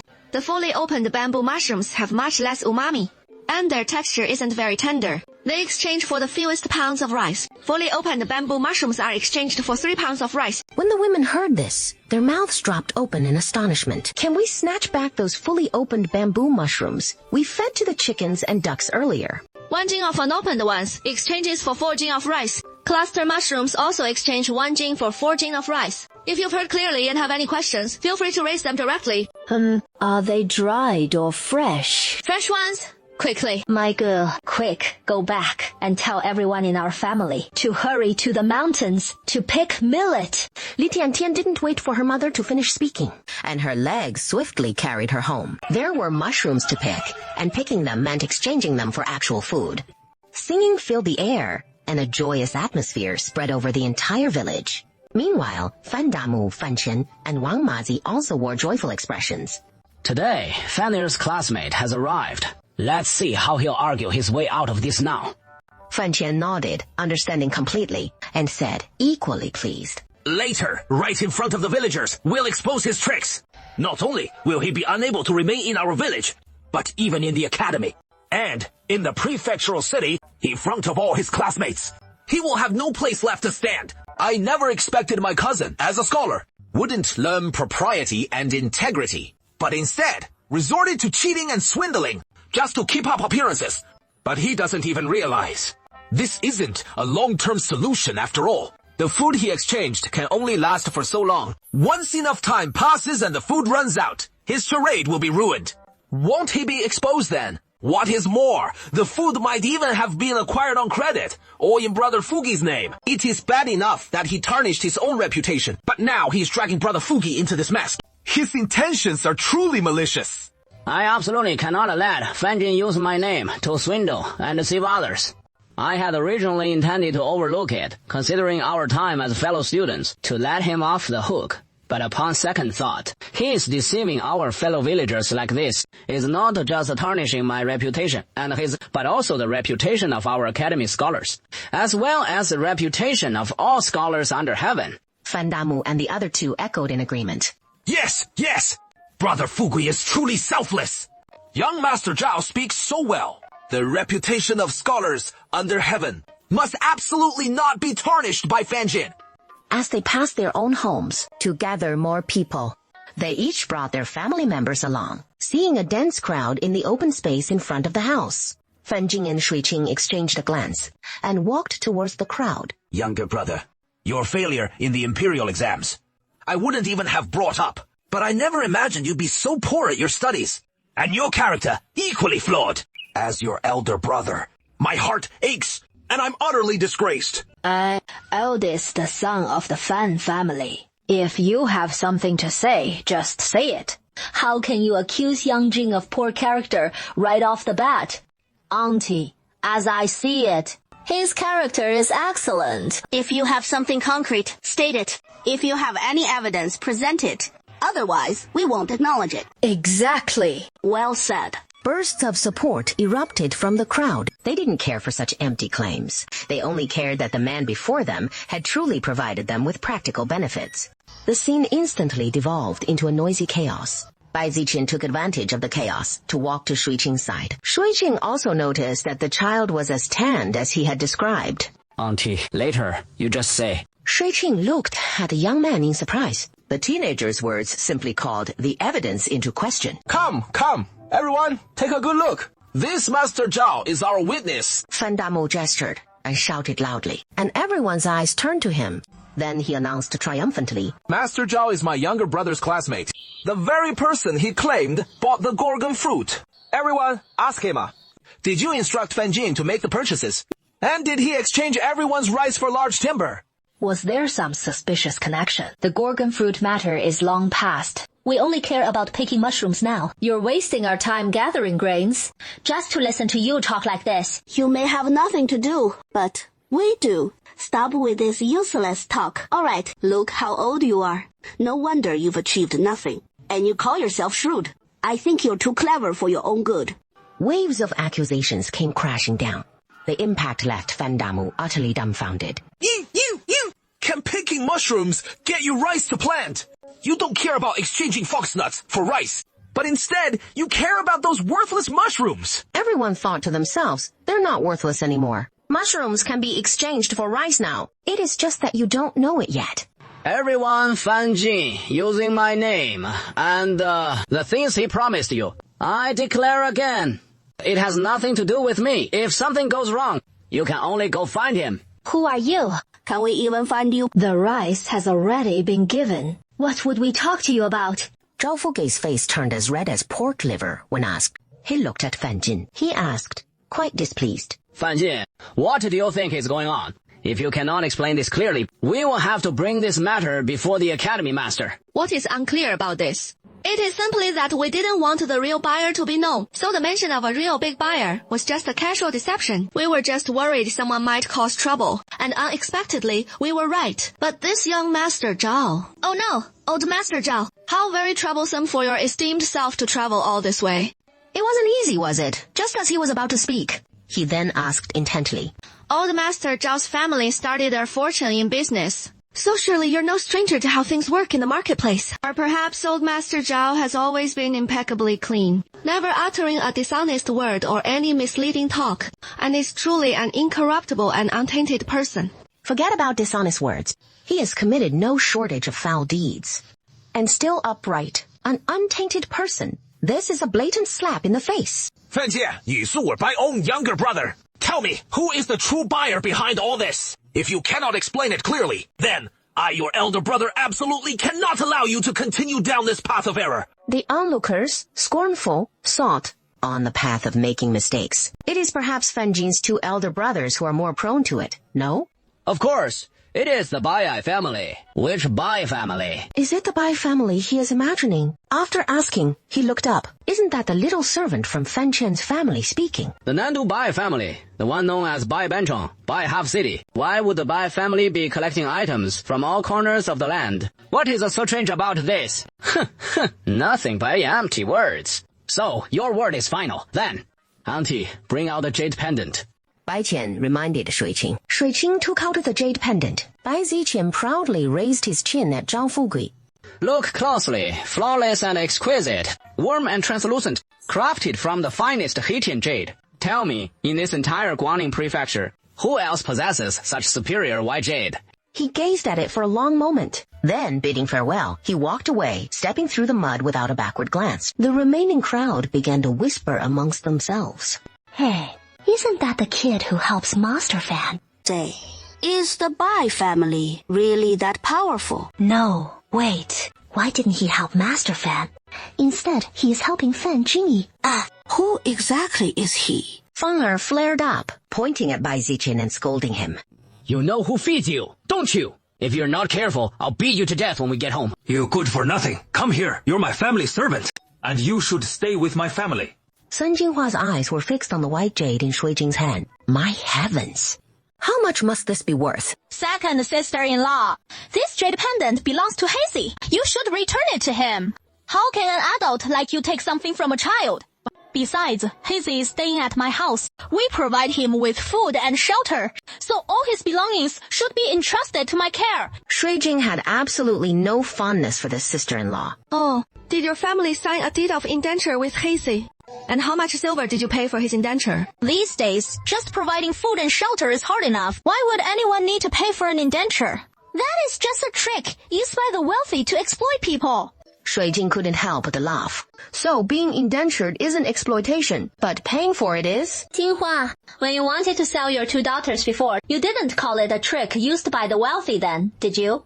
Taking someone without a deed of indenture or payment, just giving them food, isn't that just exploitation? And you'd even beat people to death. What grand airs you put on.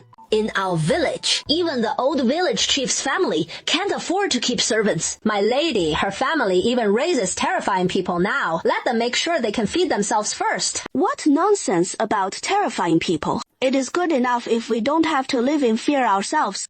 As the last word left her mouth, everyone present except for Sun Jinhua's family burst out laughing. Second sister-in-law, quickly give the jade pendant back to Hazy, so we can take him home now. She had originally hoped to expose second sister-in-law. With the eldest brother assisting in trade, he could also enjoy a life of comfort and plenty. Aunt Shui Qing, I wish to stay in your home.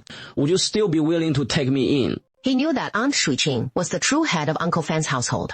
Uncle Fan's agreement would be useless. Only Aunt Shui Qing's consent would truly matter. Of course, there are still many pits to be dug in the back mountain. If you are willing to dig, then you may stay. Done. I am willing to dig a pit. Seeing the matter settled, Crystal turned to Fan Miu and spoke. Hazy has spoken. He wishes to stay in my home. You may leave now. It is not as if he signed a deed of servitude, nor received a selling price. He was merely fed. If a family provides food, that is where one works, is it not? Sun Jinhua was left speechless, seething with anger. She pointed at Bai Ziqian and uttered a final word. You ungrateful wretch! You know not what is good for you.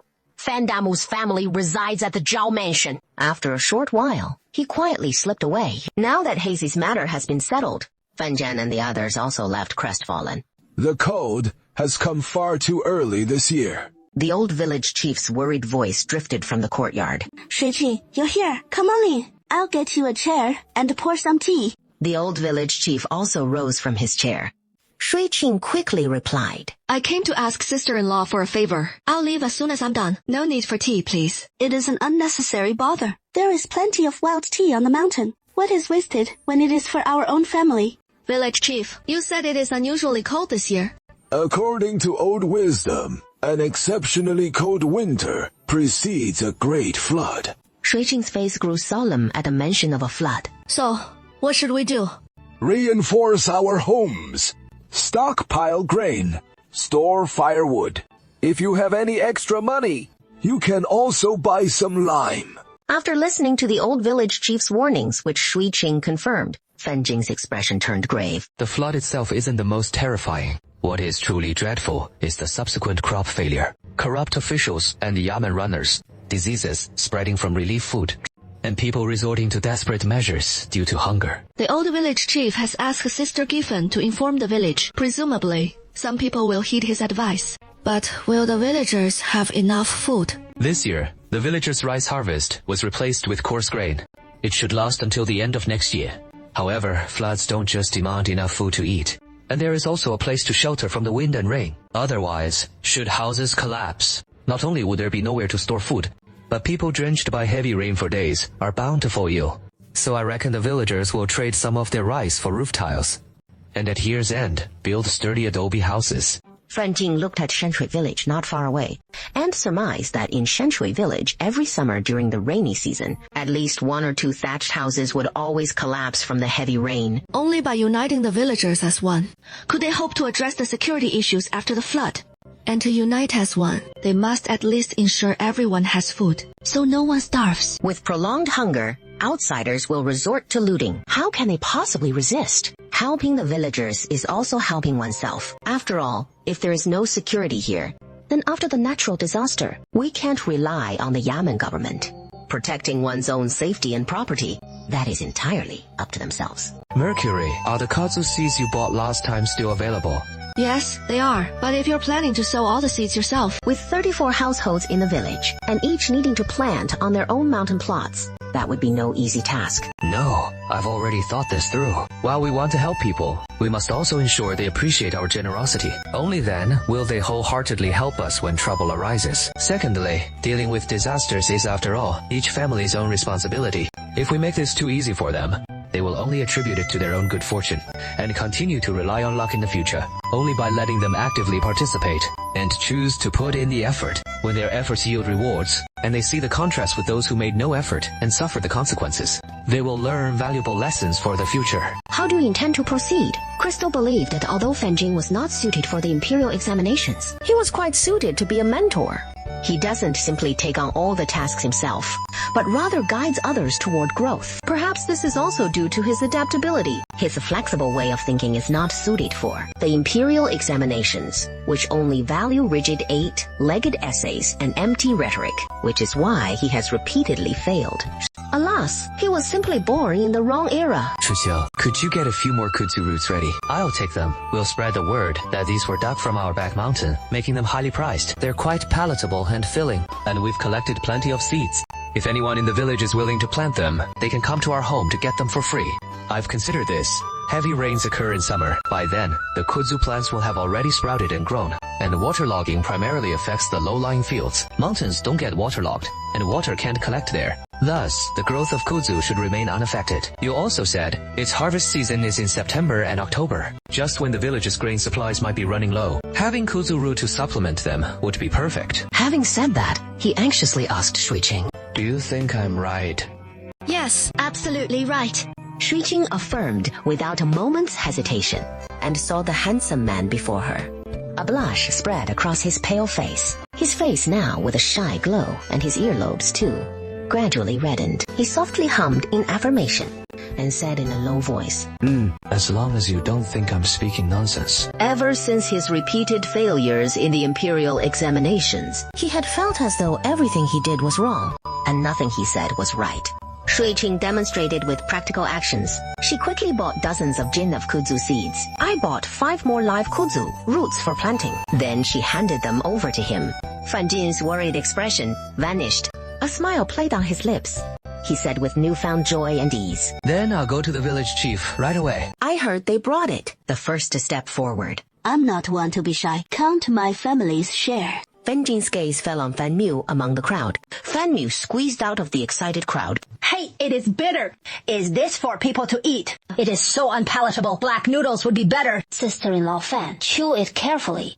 I just took my first bite. and although it is bitter, the more you chew, the sweeter it becomes. Hama, I think you're just delirious from hunger. You'd eat anything, no matter how foul or bitter. My palate is very picky. I can't possibly eat something like a rotten tree root. Get out of the way! Get out of the way! Let me taste what kind of rare thing this is. Sun Jinghua also squeezed over from behind. She picked the thickest piece, took a big bite. Ugh! What is this stuff? So hard to bite. I almost broke my teeth. I say, brother-in-law, are you sure this is even for humans to eat? Don't you have your own rice and white flour at home to eat? Are you bringing us animal feed to eat? Fan Jin lowered his head. Fan's daughter-in-law, with her clouded judgment, is ignorant. And you're joining in this senseless fuss. You've also been through disaster years in the past. Those were the hard old days I lived through. Bark and roots, scraped and eaten. Why can't we eat this? I've never eaten bark or roots. Those were for families with no land to eat. My family had a solid foundation and was deeply blessed. Why would we need to eat those things like the poor? Fan Jinmin's lips remained silent. That's just lying. We don't even know if it is edible. He is making us plant it, but what if it doesn't grow? What will we do if we can't eat it? You young ones haven't experienced a major flood. When those floodwaters come rushing in, do you think the harvest in the fields will survive? You've never eaten tree bark, have you? If you had, you'd know that in a famine year, if you can, eat this thing Yang Jin brought. It is a true delicacy. Just cut and boil tree bark, and it is edible. This stuff is just like tree roots. Buried in the soil, it takes a tremendous amount of effort to dig it out. You yourself said we won't get enough to eat. By then, who'll have the strength to dig it up? Let's go. Why bother talking to these poor folks about what they don't have to eat? It is enough that our family has food. What is in it for you? Oh, please. Don't worry. Even if I starve, I won't eat these crude tree roots. Besides, when you're so hungry, you're selling your children. Your mother, will also have food to eat. We know you'll have food. I just hope next year you don't come looking for Yang Jin. Just ask for grain. That is all. Several carriages slowly approached down the main road. These carriages, quite out of place in this remote, poor village, including a luxurious carriage with beaded curtains. Shui Qing, who was eating breakfast, gazed at it, wide-eyed, realizing it was coming towards his home. He quickly ran back inside. Don't be sad. Haze's family has come to pick him up. From the lead carriage, an old woman in her 60s descended. She was dressed in clothes of the finest quality and carried herself with an air of grace and dignity. From a carriage behind her, a middle-aged woman in her 30s or 40s alighted. Grandmother. My grandson. I'm sorry to have caused you so much worry. Grandmother. Then he reluctantly bowed to the lavishly dressed middle-aged woman beside her and said coolly, My apologies for troubling you too, Aunt. You wretched boy. Just look at what you've done. The family provides you with delicious food and drink, with maidservants and page boys attending to your every whim. What more could you possibly be dissatisfied with? Even if things weren't entirely to your liking, you could have simply vented your anger on the maidservants or page boys. Why did you have to run away from home? Bai Ling's voice was sharp and piercing. Every word a sharp reproach. Enough. The child has finally been found. And it is all your fault to begin with. You say the child finally came to your home, you, his aunt. And what did you do? You didn't restrain your family or servants from saying hurtful things, effectively forcing your only nephew to run away from home, and you still have the audacity to accuse him. To old Madame Bai, no matter how cherished her daughter was, she was no match for her beloved grandson. Having silenced Bai Ling, she stepped forward and embraced her grandson, crying out aloud. Oh, my precious grandson. Thank heavens you're safe. You don't know. Your father and I were absolutely frantic with worry. You must have suffered so much. My precious grandson, you've suffered so much. Bai Ziqiang was about to speak when Bai Ling interjected from the side. Is this family abusing my nephew? I see these people are no better than common rabble. Where is the village chief? Tell me, has his family made my nephew work? Did they ever deny my nephew enough food? Should I find out they treated my nephew harshly? There will be severe consequences for them. Didn't you save my nephew just for the reward? Conveniently. We brought it. Take the gratitude gift. And from now on, our paths diverge. Don't think about relying on our Bai family anymore. Bai Ziqian's face sank. Shui Qing's sister-in-law's family saved his life and had offered his aunt such hospitality. Was this the proper attitude to show his saviors? Shui Qing frowned. Fan Jin pulled him and shook his head. Whispered, she was just a relative. Don't take other people's words to heart. Bai Ziqian knew his aunt had always been bitter and mean, and greedy for money. His grandma, however, was kind, always willing to be generous with her money. He had to secure a more substantial thank you gift for Uncle Fan and Aunt Shui Qing's family. Aunt, a thank you gift is one thing, but a kindness is a kindness. They saved your nephew. And since your nephew is a Bai, it means they showed kindness to the Bai family. Isn't that right? He emphasized that he represented the Bai family. His aunt had always looked down on his mother for her martial background. Yuan Yizhong was quite dismissive. Even for him, she was quite troublesome. My dear grandson, your aunt and I heard from the servant who returned yesterday after making inquiries. We already have a general understanding of Shanshui Village's situation, and I've discussed it with your aunt. The main gifts are on the last carriage. Don't you worry. Rest assured, we will repay this kindness for you cleanly and properly. In fact, the thank you gift was handled solely by Madame Bai. Hearing Madame Bai mention the thank you gift, Bai Ziqian's heart relaxed slightly. The surrounding villagers all stretched their necks and stood on tiptoes, eager to see what kind of gift this rich family had brought. By the looks of that carriage, could it be gold and silver? Haven't you heard the saying, gold has a price, but jade is priceless? I guess it must be jade. But it is hard to tell good jade from bad. I think a silver bracelet. These gold hairpins are quite practical. Originally, I was planning to send Hazy back this morning, but I never expected them to find Shui Qing first. Nor did I anticipate any thank you gift. If there truly is a thank you gift, he won't refuse it. He is not that high-minded, nor does he scorn money like dirt. Old Madame Bai, observing the murmuring villagers nearby, waved her hand grandly. To her servant boy, she instructed, Bring them out. The crowd erupted in a clamor of excited chatter. Did you hear that? The old madam said, be in a whole procession. Oh my goodness. Imagine how many gifts there'll be. Heard it. Heard it. If you ask me, wealthy families are truly magnificent. Even in the county, they use grand processions. Today we get to feast our eyes and truly broaden our horizons. Later, I'll have stories to tell my grandchildren about what we witnessed today. Bai Ling surveyed the crowd with a proud glance. Just wait. You'll be absolutely floored when you see the thank you gift. When the coarse burlap sacks were carried down, the previously clamoring crowd fell into a collective silence. The scene is quiet. You can even hear the wind blowing. How is that grandson? Doesn't grandma do well? Bai Ling confidently announced to those around her.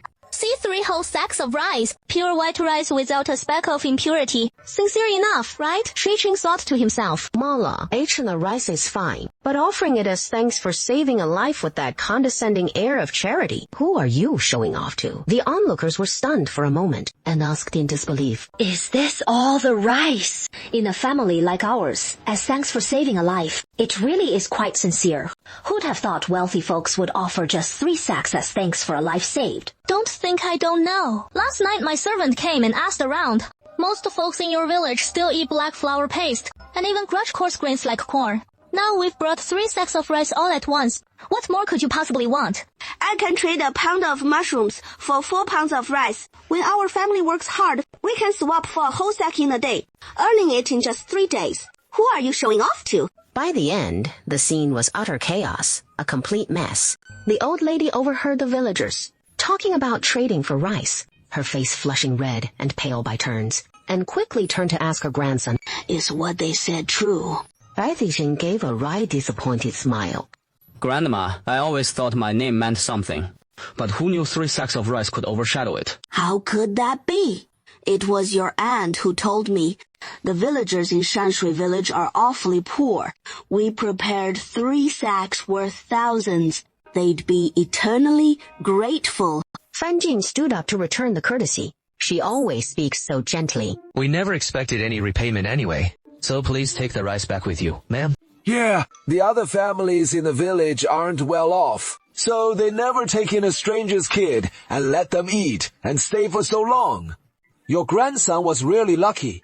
to run into such kind-hearted folks. But even without this rice, they wouldn't dream of taking advantage. So rest easy on that score. Old Mrs. Bai felt mortified. For the first time in her life, not knowing whether to sit or stand, it felt like her dignity was being dragged through the dirt. Uncle Fan, Auntie, this time it was my grandma and aunt who took charge. But once my parents get back, they'll surely come to thank you in person for looking after me. Enough with the to and fro. Thanking. You and your grandma should head home. You know, I'm about to start building the house here. And it'll be a total mess with bricks, tiles, and mud all over the place. We'll catch up another time.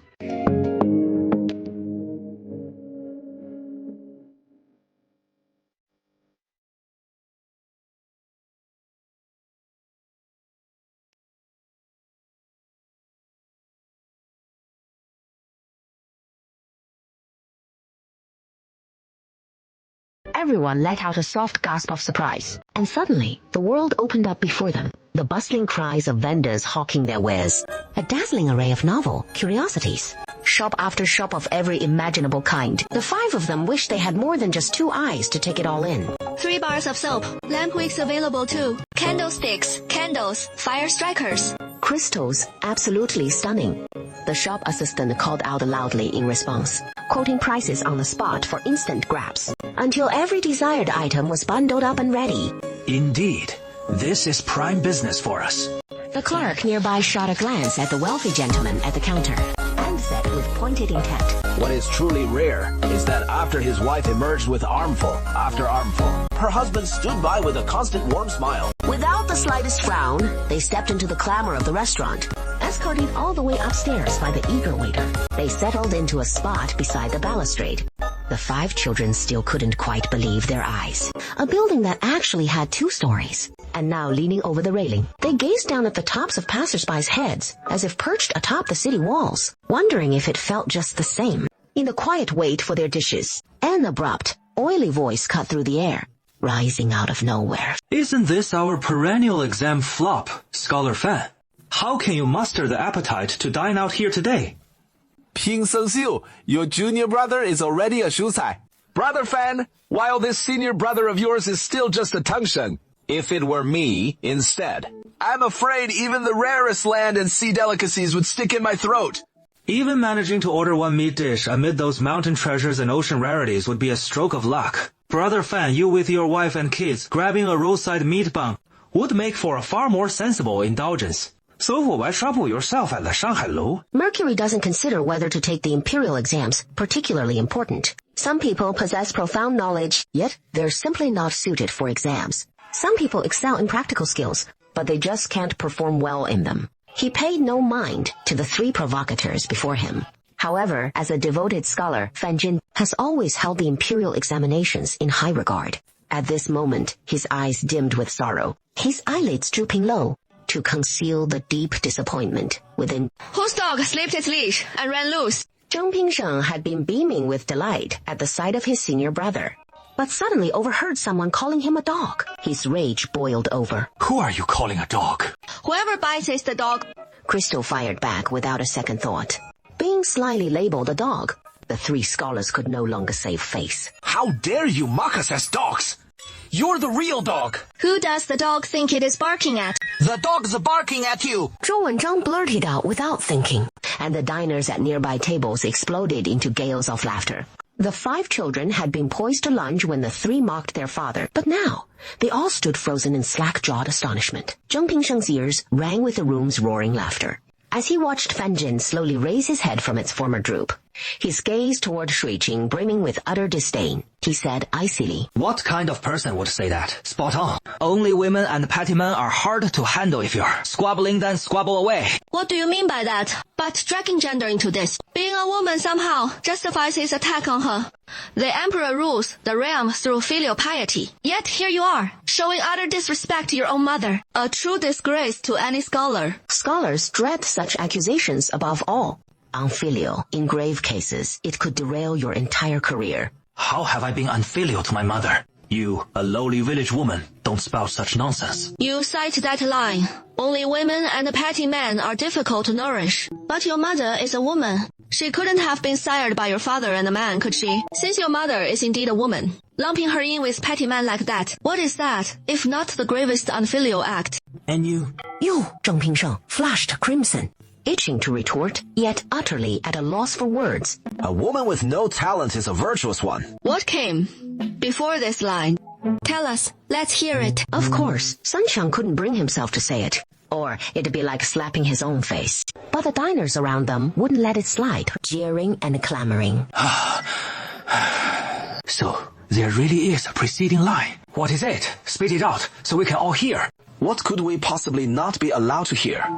With 3 esteemed scholars present, we can't let a mere woman show us up. Quick, say it, let's all weigh in. Fan Jing turned to Shui Qing, the disappointment in his eyes vanishing entirely, as a faint smile lit up his face, and he murmured softly, A man of virtue embodies true talent. Shui Qing cleared up the confusion for the surrounding diners. An aspiring man must lead with moral virtue, letting talent play a supporting role, a reminder to every man to cherish conduct above all. But when it gets to you 3, you only recall the strictures and expectations for women, while falling woefully short in your own virtues. The 3 of them had never dreamed that Fan Jin's wife was so versed in the classics. How could this be possible? Fan Jin's wife is just a butcher's daughter. How could she know the wisdom in the books, let alone hold her own in a debate with them? The kicker was, they hadn't even won the argument yet. Seeing Shui Qing come out, looking a bit dazed. Only then did he approach and stammer to Fan Jin. Senior brother. Shui Qing stood there, stunned. Ah, this is an old acquaintance. She is the daughter of my former mentor. Her father was always so kind to me. As your husband, I understand. She has come all this way just to wait here. So hurry over and see what she needs. After all, she is not the true Fan Jin, merely a fine partner to him. A devoted ally, but not his husband. Mother, I saw this lady at the grocery shop. Mother, you say she knew father. So why didn't she exchange greetings at the shop? Why wait here so eagerly?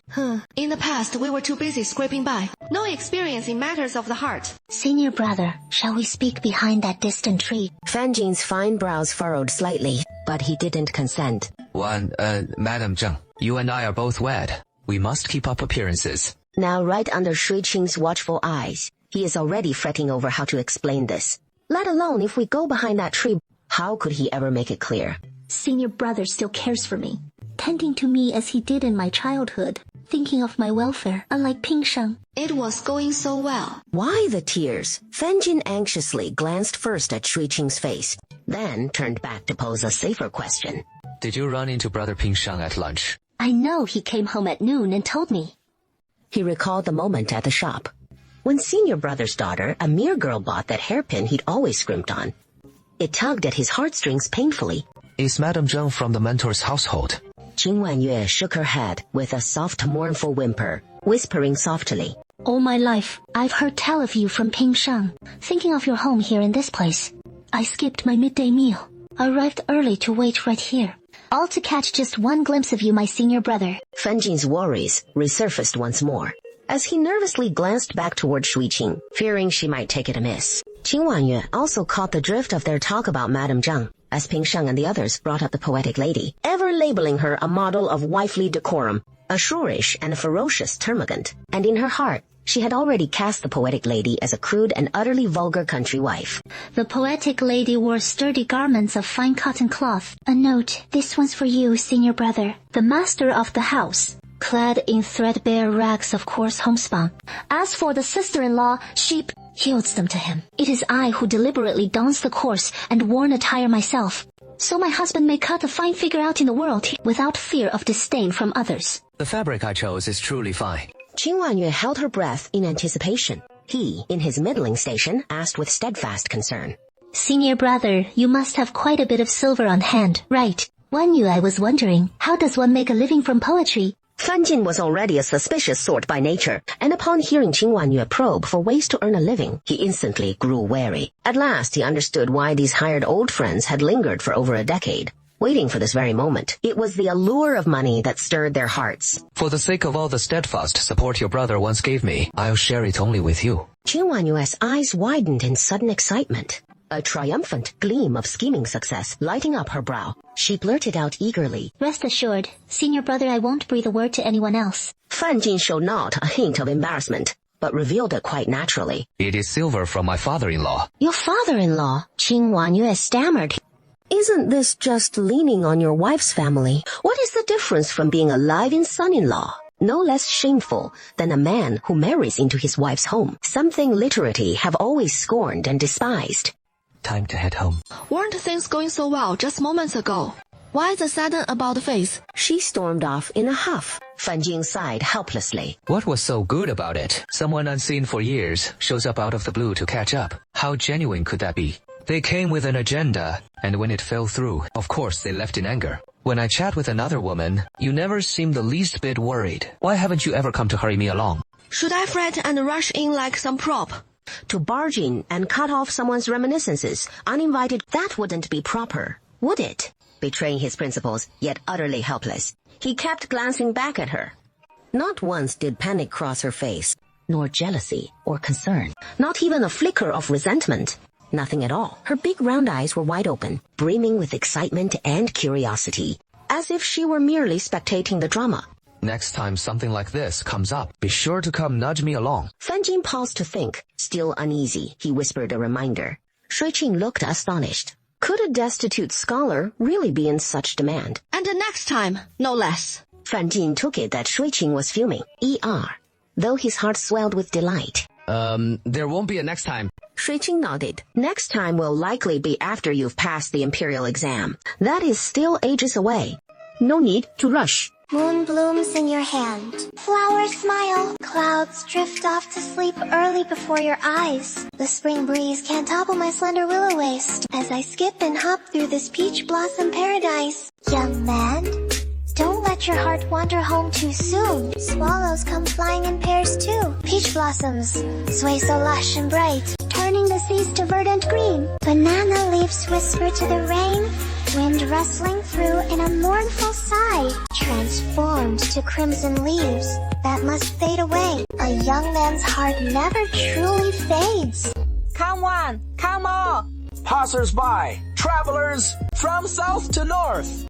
Come take a peek, have a look. Fine rice wine, just 20 coppers a pound. Taste first, pay after. Not to your liking? No charge. Hu Huali jumped in fright. His little nephew so bold and fierce. Big River. Who'd you learn that from? Ricebox beamed with pride. My mom. He says Hawking needs this kind of flair. Not good. No money needed. Great. Fits like a glove. No charge. Ricebox's little face lit up with a grin. No need for that pitch. Hao Wenhua just handles the cash, suddenly feeling like his presence barely mattered. Father and son couldn't manage alone. In that instant, as the three of them herded the ox cart homeward, a shadowy figure burst from the alley, collapsing at Hao Wenhua's feet. Just like that, they picked up another one. Dad and Mom sure love picking up strays. Why keep hauling back more rice boxes? He thought. At least Holmes got food and clothes in plenty now. Only downside, sleeping with legs all cramped again. Wonder how Big Brother's faring back home. If he's missing them at all. Hey, isn't this Brother Fan? Who would have thought Brother Fan would snag a connection with the Baya family in Nandu, yet still have to scrape by selling wine? Who'd buy that story? Zhang Pingsheng hurriedly asked. Fan Jing connected with the Bai family in Nandu. Fan Jing suddenly got rich. It couldn't be thanks to the Bai family, could it? Who knows if it is real or just hot air? Back then, they just had a kid flash a piece of white jade and claimed it proved ties to the Bai family in Nandu. We can't just march over to the Bai place for verification, can we? Even if he tried knocking on the Bai family's door to get let in, right? Besides, the Bai family hat is so swamped. How could he spare a moment to entertain him? A man even Brother Fugi can't get near. Does Fan Jing even measure up? Inside the adjacent chamber, a young man abruptly shot to his feet. Ah! What is all that hollering about up there? If you've got the guts, come down and throw down. Guanghua plants his hands on his hips, yelling up at the balcony nonstop. Rough and crude.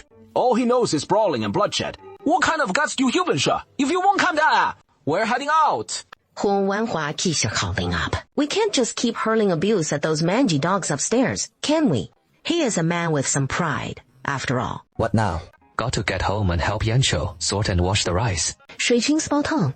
Putting food on the table's what counts. Filling the family's bellies, staying warm, and keeping a roof overhead. That is what truly matters.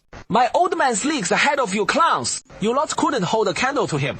So come down here, if you're man enough. The four upstairs in the Shanghai building heave with fury. These book illiterate yokels. Why are they fuming like this? Gawking at folks who'd grovel in the dirt. As if the likes of them could ever climb out. But no worries. The lowly never rise above their station. A wine-slinging scrub like him. Good days. Fat chance. The private room's door eases open, revealing a seething young man storming out. Zhao Fugui squints over. This face, it looks familiar. But for the life of him, he can't place where from. Then emerge a middle-aged couple, simply attired yet radiating understated opulence, followed by the Shanghai building's manager. All bows and scrapes, Zhao Fugi's face drains of color. The Shanghai building's Bai family turf. The managers always show mere courtesy to Guaning folk, never this groveling low. Right then, the manager presents Bai Manshan to the four. Beaming with affable warmth, he confirmed earnestly to the four men, Zhao Fugi, from the Zhao family in West City, realized this man was no ordinary fellow, nodding eagerly in agreement. The scholar Zheng Pingsheng, played by Jin Hongshu, Zhou Wenzhang Fenqiang, and San Qiang. Zheng Pingsheng and his two companions nodded hurriedly as well. Believing they'd caught the nobleman's favor, Zheng Pingsheng quickly countered. Are you Bai Manshan? His face beaming with warmth, and waved his hand casually. No rush, no rush. In due time, you'll find out, or perhaps never at all. He then turned to the shopkeeper and added, These four young gentlemen put today's bill on my tab. After all, they won't have the means to return to the Shanghai Tower anytime soon. It is not just about the money. They headed out for a meal. Zheng Pingsheng and his friends smug with satisfaction, thinking they'd snagged yet another merchant lurking beneath a scholar's facade. Only Zhao Fugi felt a sudden inexplicable dread stir in his heart, as if his hard-won prosperous days were about to vanish forever. Over the next 10 or so days, everyone in the Fan family was bustling about, brewing wine to earn some silver. With the money earned, they bought raw cotton, turned it into large quilts, and brought them home. Bought fabric and brought it back, made into winter clothes and padded shoes, bought candles and fire starters, along with oil lamps and wicks. Stocking up plenty for the winter. On the 8th day of the 11th lunar month, the new house was finally completed and they moved in. Early that morning, quite a few men, women, old and young from Shanshui village who are close to Shuiqing came over, with even more elders and children among them, all to see the new house. Sun Jinhua brought her youngest daughter Zhao Di along too. Oh, these must be the rooms for the three Zhang brothers. So grand. Li Tiantian asked puzzledly. That is strange. Out of these 5 rooms, why only 3 have beds and bedding? Dong Yanchu and Xinhui live here.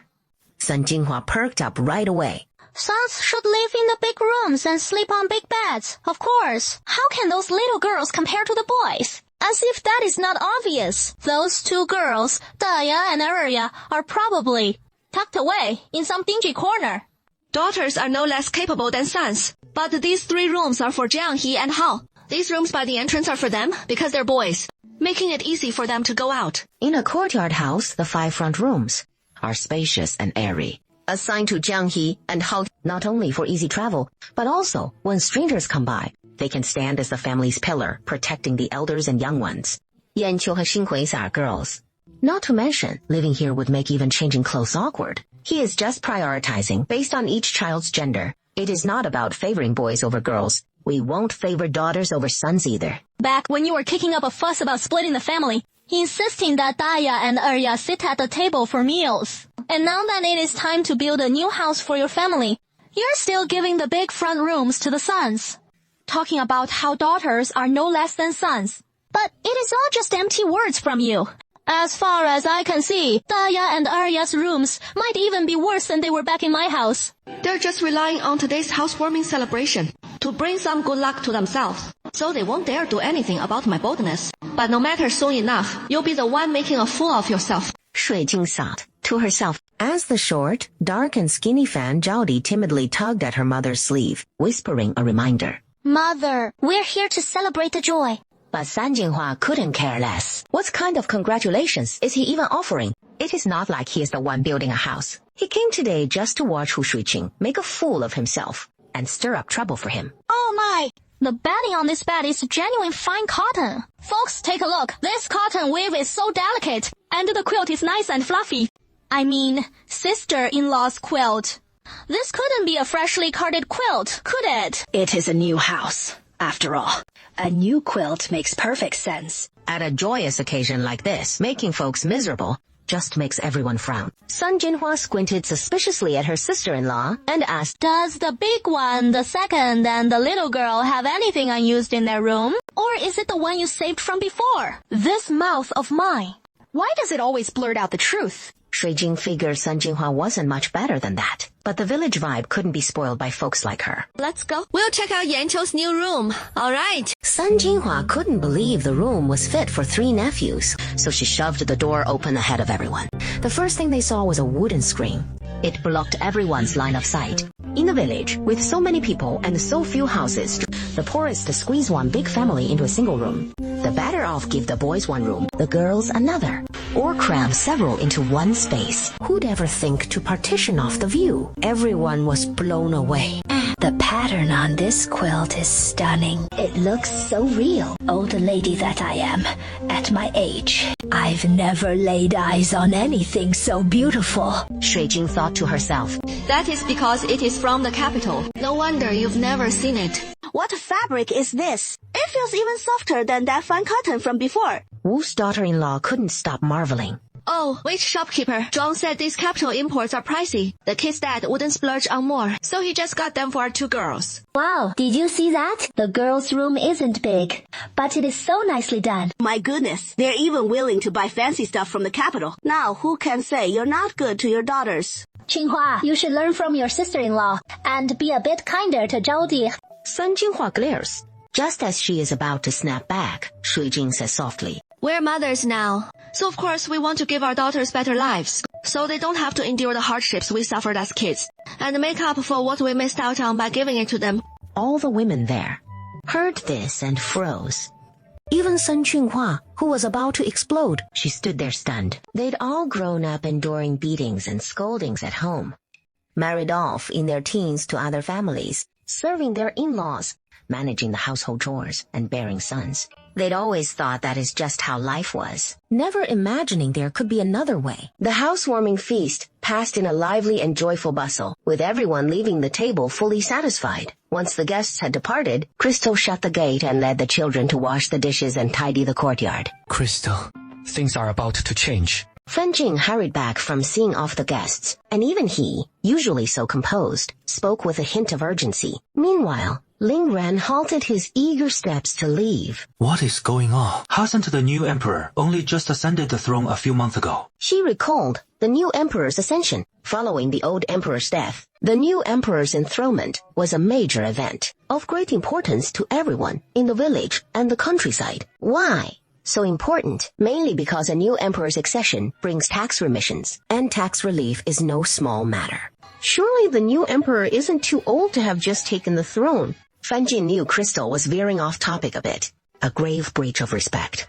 The new emperor is quite young. Crystal fell silent. Young at heart if there's no trouble. Why is he so on edge? The new emperor wants to curtail the prince's powers. Fan Jing lowered his voice, without bothering to exclude Ling Ran. Wei Ling Ran overheard it too. Is this confirmed? Fan Jing recounted what had just happened. On my way back with the old village chief, Kaolin's boy was just returning from the academy and mentioned rumors that the court intends to curtail the prince's powers. Perhaps it is already underway. At the mention of curtailing the princes, Crystal's heart sank. For since ancient times, such measures have been momentous affairs, prone to sparking wars and chaos. And this turmoil in particular, the ones who suffer the most are always the common folk. The Ming Dynasty's imperial capital is in Jilin, right? So where is the most powerful vassal king? Heaven forbid, please, not in the south. Otherwise, if war breaks out, the people here will surely be the ones to suffer. Not in the northern capital. Affirmative words drifted over lightly as Crystal and Fan Jing hurriedly turned toward the voice. It was Ling Ran. Come on, tell us what you know. You can trust us. We swear we won't breathe a word to anyone else. Ling Ran shako. He trusted them, just as they trusted him. The current emperor's father passed away too soon. The sage emperor, his grandfather, directly passed the throne to him. King Yan is his great uncle, the 4th son. passing the throne straight to his grandson, Crystal's mind reeled. Suddenly, it all came crashing in as pieces gradually fell into place. Mingran's next words only reinforced his suspicions. The realm had descended into chaos, with the people starving and destitute, the late emperor rising from humble origins, his parents perishing one after another from hunger. He himself reduced to begging on the streets, cornered with no way out. He threw his lot in with the rebels. Who could have foreseen that the late emperor was heaven's chosen one, leading campaigns south and north alike, to claim the supreme throne? Yet tragedy struck early with the crown prince's untimely death, a white-haired father burying his black-haired son. But rather than naming a new crown prince, he designated the late prince's own son, the very same who now reigns as the new emperor, as the imperial grandson. In July of this year, the late emperor passed away, and the new emperor ascended to the throne. Crystal recalled what Fan Jin had once confided in him. This dynasty was the Ming, the imperial house bearing the Zhu surname, and to confirm if it matched the era he knew, he deliberately probed with a few key phrases, verifying them time and again. He'd assumed it was some fictional realm. After all, China's histories held no Ming dynasty by that exact name. Now it dawned on him, even ancient novelists had veiled their dynasties and emperors in discretion. Yet the historical threads wove a tale all too familiar. The king of Yan's power was formidable, not merely in the vast expanse of his fief, teeming with people and brimming with grain and supplies. And most crucially, Crystal silently added to himself in his thoughts. He was a masterful commander, unmatched in battle. The king of Yan excelled at warfare, a prodigy in leading armies to victory. And half the empire the new emperor now ruled had been conquered by his hand. The new emperor's path to power had been far too smooth, so much so that the late emperor, fearing for his grandson's grip on the throne, had purged countless meritorious generals to clear the way for him. Fan Jin was utterly stunned upon hearing this. His mouth agape, he asked in a dazed stutter. Just to safeguard his precarious throne, he'd slaughter those loyal meritorious officials. Why ever not? The emperor's path stretches 1,000 miles of blood. Which emperor ascends without trampling heaps of bleached bones? In an emperor's eyes, all who pose a threat to royal power must perish. Whether they actually rebel or not is beside the point. What matters is their capacity to do so. Is this King Yan truly that formidable?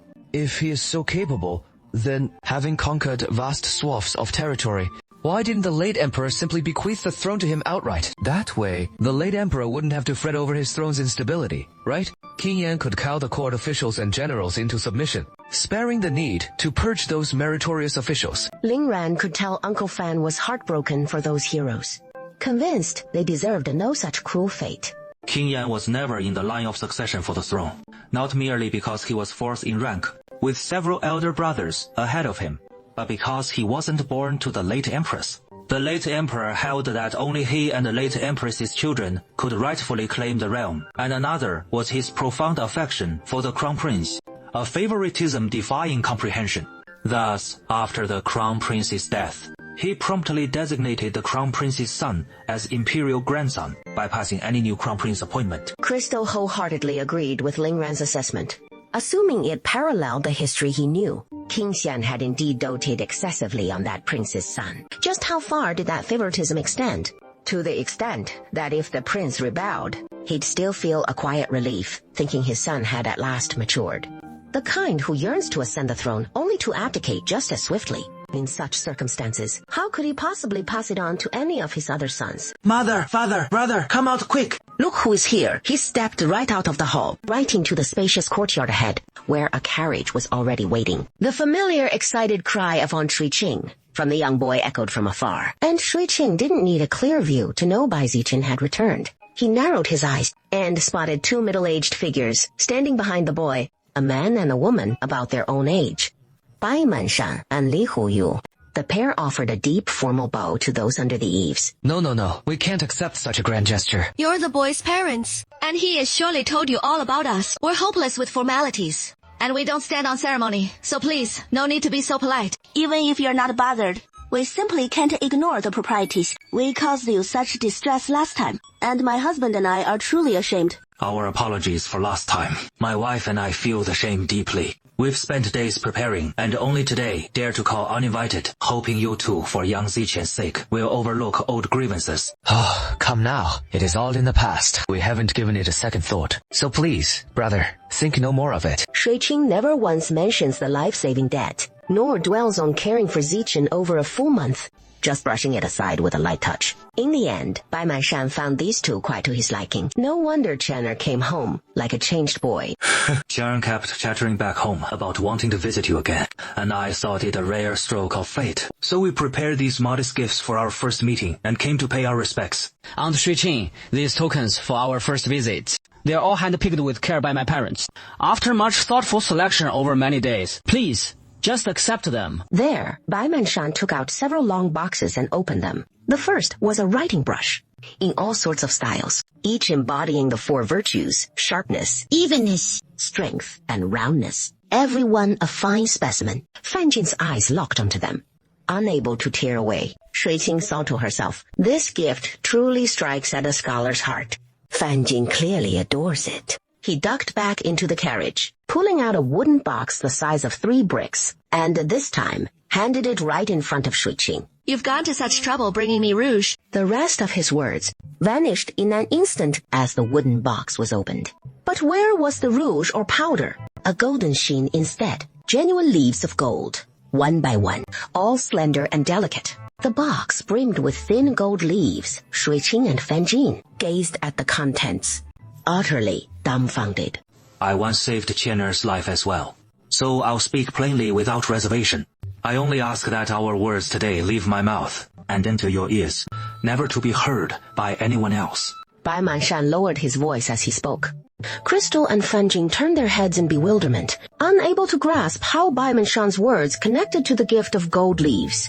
The easy smile Bai Manshan had worn since entering faded away, replaced by a face etched with grave concern. He sighed deeply. Alas, though I am but a merchant, I have scraped together a modest fortune, and we merchants always catch wind of trouble first. Word from the capital just days ago confirms our new emperor means to abolish the feudal principalities, and unrest could erupt as soon as after the new year. Those feudal lords command vast wealth, lands, and armies, and some will surely fight to the death. These gold leaves were hammered out overnight by the smiths on my orders, so sew them carefully into the lining. 100 spots at least, if of disaster strikes, and you must flee or scatter. They could prove a lifesaver in the direst hour. Crystal hesitated, about to speak, knowing full well that such thin sheets hide easily, but daunted by the sheer volume of this one hefty boxful. Wouldn't that make an entire golden threaded robe? How on earth could we conceal it all? They had been hiding silver, but now, with Bai Manshan and Li Huo handing over caddies upon caddies, a brimming box, no less. 1 caddy equaling 10 taels of silver, this chest alone tipping the scales at least 10 caddies. Such a lavish gesture. These gold leaves, weighed by the caddy, far exceed what we can take. It is truly too much. A sum not easily dismissed or turned to coin. And yet I hope to impose on your hospitality for a spell. So if it feels excessive, regard the surplus as fare for my wife and child's keep. Bai Manshan harbored his own quiet calculations. Namely, should true chaos descend. After all, Fucheng is a key battleground. Nandu won't escape it either. Once the city falls, massacres are highly likely. Looting and citywide slaughter. The Bai'ai family mansion is sure to be targeted. They won't be able to hide or flee. Before this chaos descends, he must get Chang'er out to safety. And this is the safest, most reliable place for him right now. You needn't worry. See how we arrived today in just this one carriage.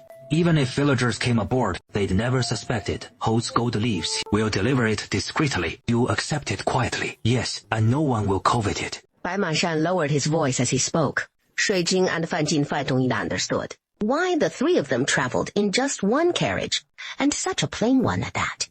So it was all to avoid drawing attention. And for them, in these times of feudal reduction and chaos, silver is indeed essential. Shui Jing, ever practical, made no fuss, accepting it, while assuring that Zichen could come anytime he wished in the future. This will cover his board for a lifetime. Bai Manshan let out a long sigh of relief. In these unstable times, he had no choice but to prepare for the worst. Xiang'er is his only son. Even if he himself should perish, he must secure his son's future before the end. Auntie, during the days I was away, Has the food turned out like this? Huh, it turns out Aunt Shuiqing can whip up more than just a couple of dishes. She just never bothered cooking them for him. What are you thinking? No family eats like this every meal. This is clearly all for treating us right. Daha kept his eyes glued to the food on the table without touching a bite, while saying to Bai Zichen, If you folks were here, the truth is... Then, why not stick around? Rabbits aside, I can promise ham and pork every single day, but it is totally doable. As long as Uncle Bai's family is staying over. The vibe was buzzing with warmth and cheer. Bai Manshang and Li Huiyu got swept up in a cozy atmosphere, secretly wishing they could stay and soak in that laid-back rural life. But each had their own worries holding them back, so they had to speak up. We're afraid we can't stay even 2 nights. But if your family wouldn't mind, Qing'er could stay on for a spell. Bai Zichen shot Shuiqing a pleading look, and Shuiqing waved her bold hand with flair. Stay as long as you like, but let's lay it out, plain from the start. We don't keep idle hands around here. Everyone pitches in, earn your keep like the mighty bull Demon King. Even visitors gotta lend a hand with the fieldwork before heading out. Hearing those final words, much of the gloom lifted from Lingran's face, as Bai Zichen threw up his hand, vowing it'd be no trouble. Dig in! Shuiqing declared. The big round table's plenty big enough, so no need to split up the tables. These dishes are downright scrumptious, especially that braised rabbit. I didn't go too heavy on the spice, just tossed in some mild green peppers. They add color without the heat. The meal wrapped up with guests and hosts alike in high spirits. After supper, Shuiqing starts making up the beds for the 3 of them. Gotta hand it to ya. Building this place big was smart after all. Makes hosting guests a breeze. The old Fan homestead's lively as New Year's today. You're still the one with the magic touch, Grandma. Fan Dazhu digs into the leftover pork and cabbage stew from lunch, not forgetting to butter up Grandma. That little uncle of yours just doesn't get it. A big move like settling into a new house. And he doesn't even invite a laid-back nephew to the housewarming feast. Not even his own ma, like me. Let's see him hold his head high around the villagers now. Those old folks, they're sure to have a field day gossiping about Uncle's bunch. No doubt Uncle's kicking himself right now. Even Fang Erzu thinks the same when he gets back, with his grandma and all the kin left out. What is a fancy house good for anyway? The snubbed kin quietly lift their bowls of coarse cornmeal mush. Not a hint of envy in sight. Auntie wouldn't hold a grudge over a scrap like that. Big Sis even lets her chow down on 6 steamed buns. Everyone packed with meat, and Auntie doesn't so much as flinch. Who'd sweat the 4 measly dishes from Uncle? Early the next morning, Shuiqing woke up and immediately headed to the storeroom at the back of the room, where the fish Mo Li Hongyu had given him yesterday was stored. Fan Jing fetched hot water for washing up and was about to call him to get up, only to find the bed empty. She heard sounds coming from the storeroom and hurried over to join him. Are we having this for breakfast? Seeing Shuiqing fondling one bag, then the other, clearly reluctant to let go, she instinctively leaned in to sniff it. But what a shame to eat it. Do you know what price the marketplace is offering for this? It got dark early last night, and we were both exhausted, so we turned in early without a chance to talk about it. Fan Jing figured she was pretty familiar with marketplace prices by now, and felt quite at ease until she saw how excited Shuiqing was, so she ventured a bold guess. It couldn't be several hundred per jing, right? Shuiqing shook his head. Fish maw is a luxury item. After all, a few hundred would only get you the lowest quality. Fan Jing recalled Li Hongyu saying yesterday that this was top grade, and her eyes sparkled with curiosity. Surprised, she blurted out, No way over 1,000 per jin. Shuiqing just kept shaking his head. Even over 1,000 wouldn't get you something this good. The lowest grade at best. Once Shuiqing revealed the marketplace's actual price, she realized that every time she thought she'd gotten used to the marketplace prices, the marketplace found a way to shatter her expectations all over again. 10,000 per jin. And over there it is 5,000 per jin. The marketplace didn't make a mistake, did it? I'm thinking we shouldn't sell it all, since Hueyu's still here with us. What if she offers to teach us how to prepare it? How about we keep 5 jin of each kind, and sell off the rest? He wouldn't bear to leave too much behind. This is your money, after all. All right. You decide. Fan Jing had no objections whatsoever. Shuiqing adjusted the quantity and pressed the sell button. The funds arrived in an instant. 1.8 million. A whopping 1.8 million. Now we have nearly 2 million in savings. Shall we buy a storage cabinet? with a storage cabinet, the leftover gold leaves, and our hard-earned silver. We won't have to worry about them being stolen anymore. Didn't you mention self-defense items earlier? It is just the activation or purchase, but they are awfully expensive. Do we have enough now? Shui Qing pondered for a moment. Realizing Fenjin meant the electric baton, he immediately spent 100,000 to buy a 1 cubic meter storage cabinet. Then another 200,000 for the activation fee, and bought 12 electric batons at 30,000 each, spending a total of 660,000 in one go. The electric batons are really handy. Just to flip the switch for 3 seconds and it can stun a cow. It can also emit a blinding flash, causing temporary blindness, without damaging eyesight, but rendering the enemy immobile. Shui Qing was very satisfied with this effect. In Fenjin's dark, moist eyes were filled with curiosity. Her slender fingers repeatedly caressed the electric baton. Who knew a simple stick like this could be so amazing? After the two cleared their household items and bought the self-defense weapons, they recalculated their balance and savings, their hearts filled with a profound sense of security. Happy New Year! Crystal pulled a golden leaf from the small pouch at her side and said cheerfully, "Come, come, come. Time to hand out New Year's gifts." For children, receiving New Year's gifts is pure joy. But the gleaming golden leaf in Mother's hand made Wu Shaoqi's eyes wide and round, and it took her a good while to snap out of it. Is that gold in Mother's hand? It is really gold for us. Can we even accept it? Fenjin smiled warmly, as Crystal replied, Yes, it is gold. A golden leaf for each and every one of you. 2 pieces per child. Your very own lucky money. And pocket money for years to come. It could even become part of a dowry, or serve as bride price when you wed. So keep it safe, all of you. Once lost, it is gone forever.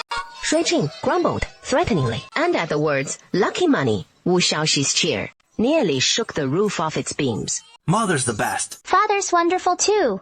With those flattering words spoken, she hurried to join the line and claim her share.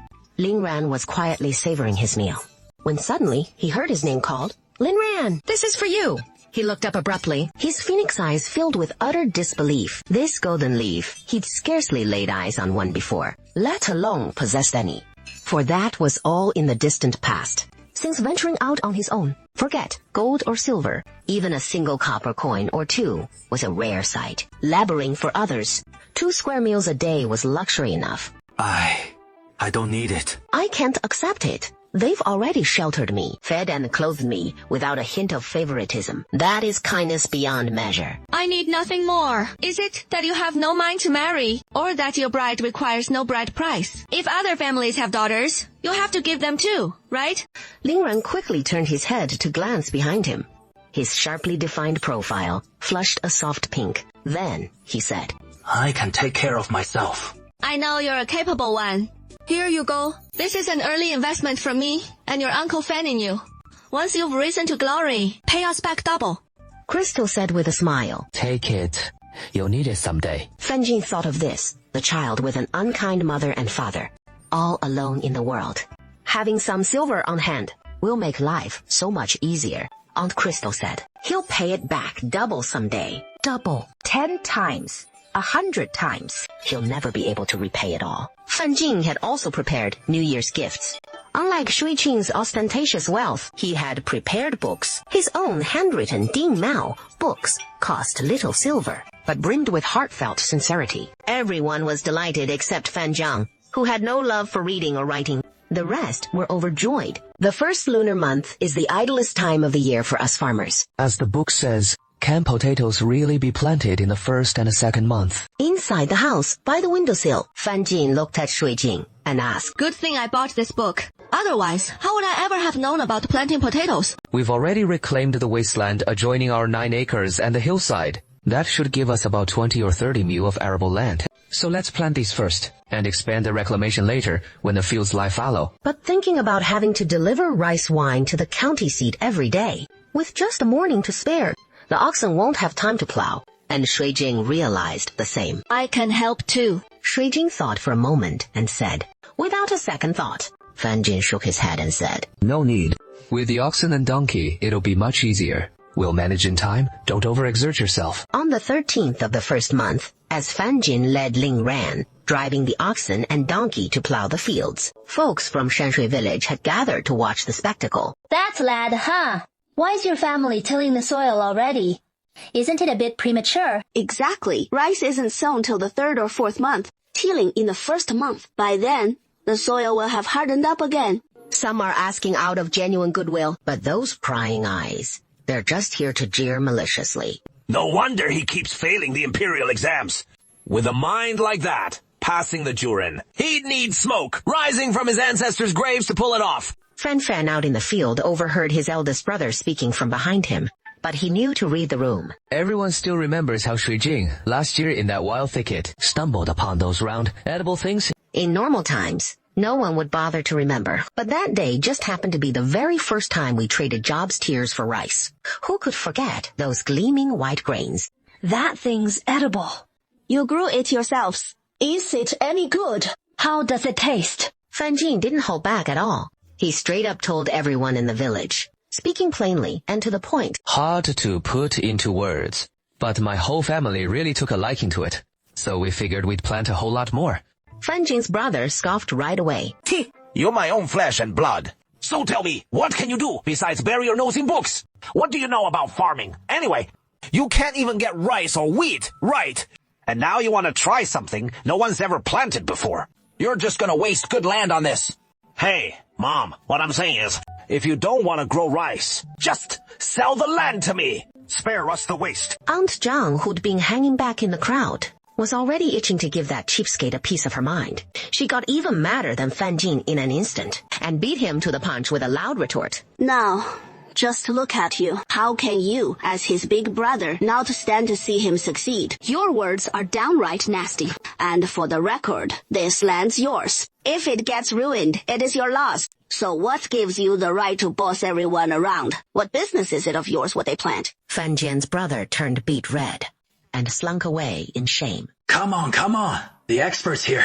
Make way, everyone. I'll get it in there. The good-hearted guy hauls in the bucket, hollering away. As the man draws nearer and nearer, that stench grows stronger by the second. He can't help but back away on instinct. The fellow beside him tugs at his grubby shirt, then whispers an explanation. This fresh broth is just diluted manure to make 'em puke it all up. See? Shui Qing thinks to himself, that is just too gross. Folks in the village have used it before when they accidentally ate poisonous mushrooms, and it works like a charm. Not long after, the retching starts up one after another.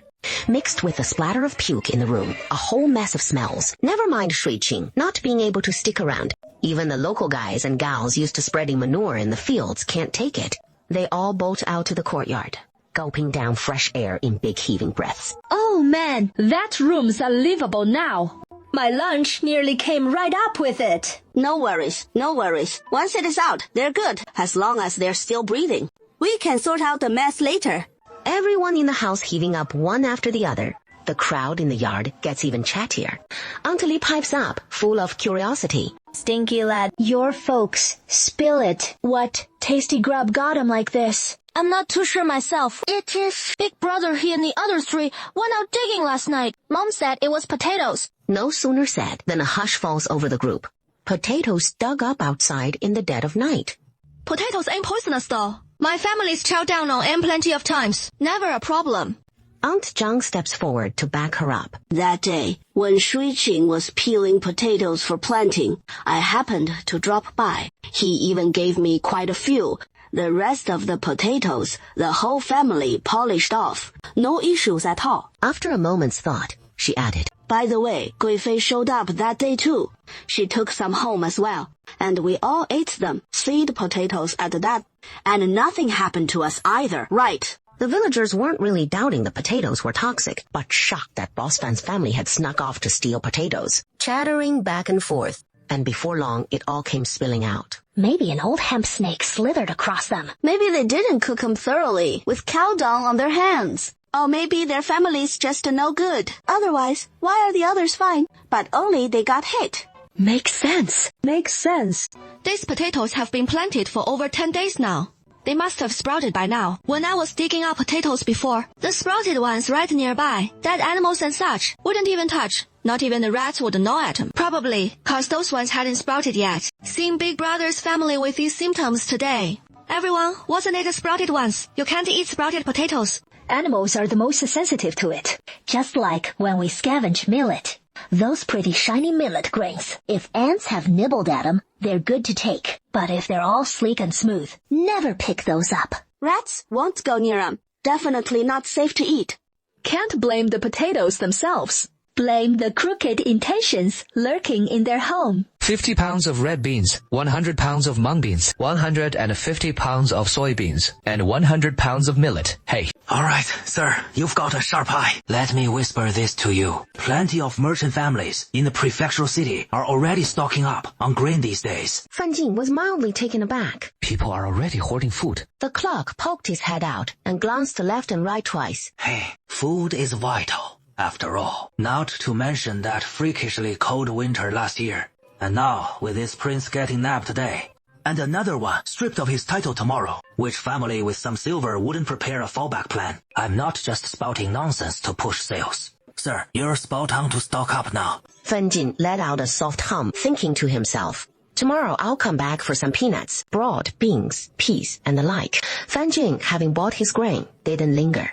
He hitched up the cart and headed home. Make way! Make way! Onlookers quietly scattered. His thoughts shattered by the blaring shouts. Fan Jin looked up and saw bailiffs armed with sabers lining up on either side. Fan Jin halted in his tracks, peering toward the tea stall. What are you doing? What do you think you're doing? Zheng Pingsheng flung his sleeves, his face twisted in fury. What are you staring at? You dare gawk like that? We'll drag you to the jail to sober you up. Do you even know who he is? He is a shuke, a scholar, who doesn't even have to kneel before your boss. And yet, you barge in to arrest us. A bailiff behind him sneered. So, what if he is a scholar? You're the ones we're hauling in. Our boss is a Jinshi himself, a palace graduate. And even he isn't as cocky as you lot. How dare you discuss state affairs? Isn't there some kind of misunderstanding here? Isn't it harmless if we just chat among ourselves? Besides, we didn't say anything bad about him. We've only been saying how wise and brilliant the current emperor is. The prince is no good. The prince is rotten. No matter how rotten, he is still of royal blood, a dragon's descendant. Not for the likes of you to badmouth. Enough chatter, come along to the prison with us. The three men's faces drained of color time and again. Ever since the start of the year, nothing had gone their way. It wasn't just the money bag that had long covered their tabs. Zhao Fugui's family business had plummeted too. Mercy, please, show some mercy. We're all scholars. If we end up in prison, how could we ever sit for the imperial exams again? Disaster comes from loose lips. You three should know that better than most. We certainly do. Now move along. Don't make us wait, or we'll have to get rough, and it won't end well for you. He lifted his head and glanced down the road ahead, letting out a heavy sigh as he drove the ox cart toward home. What a beautiful morning glow.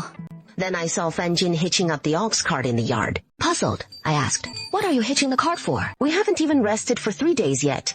Why hitch up the car to head out to work again? The key is, there is nothing at home that needs the ox for anyway. I'm heading out with Wenhua to pick up Mom and Dad.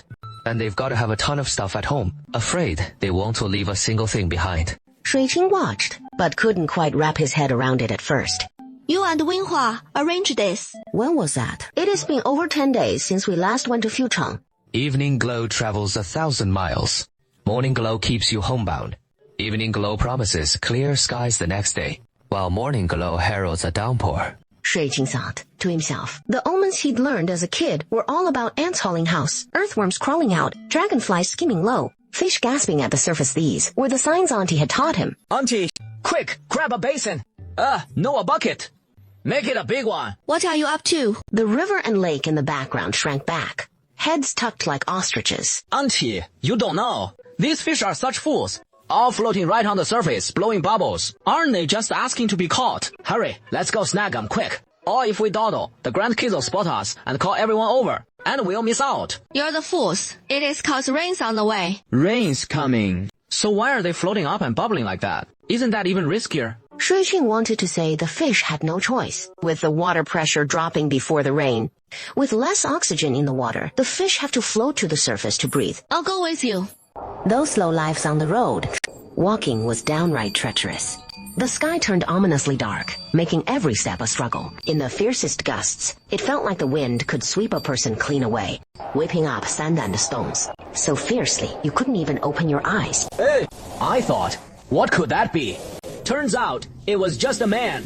I say, little girl, which family are you from? Did you get caught up playing and forget to head home?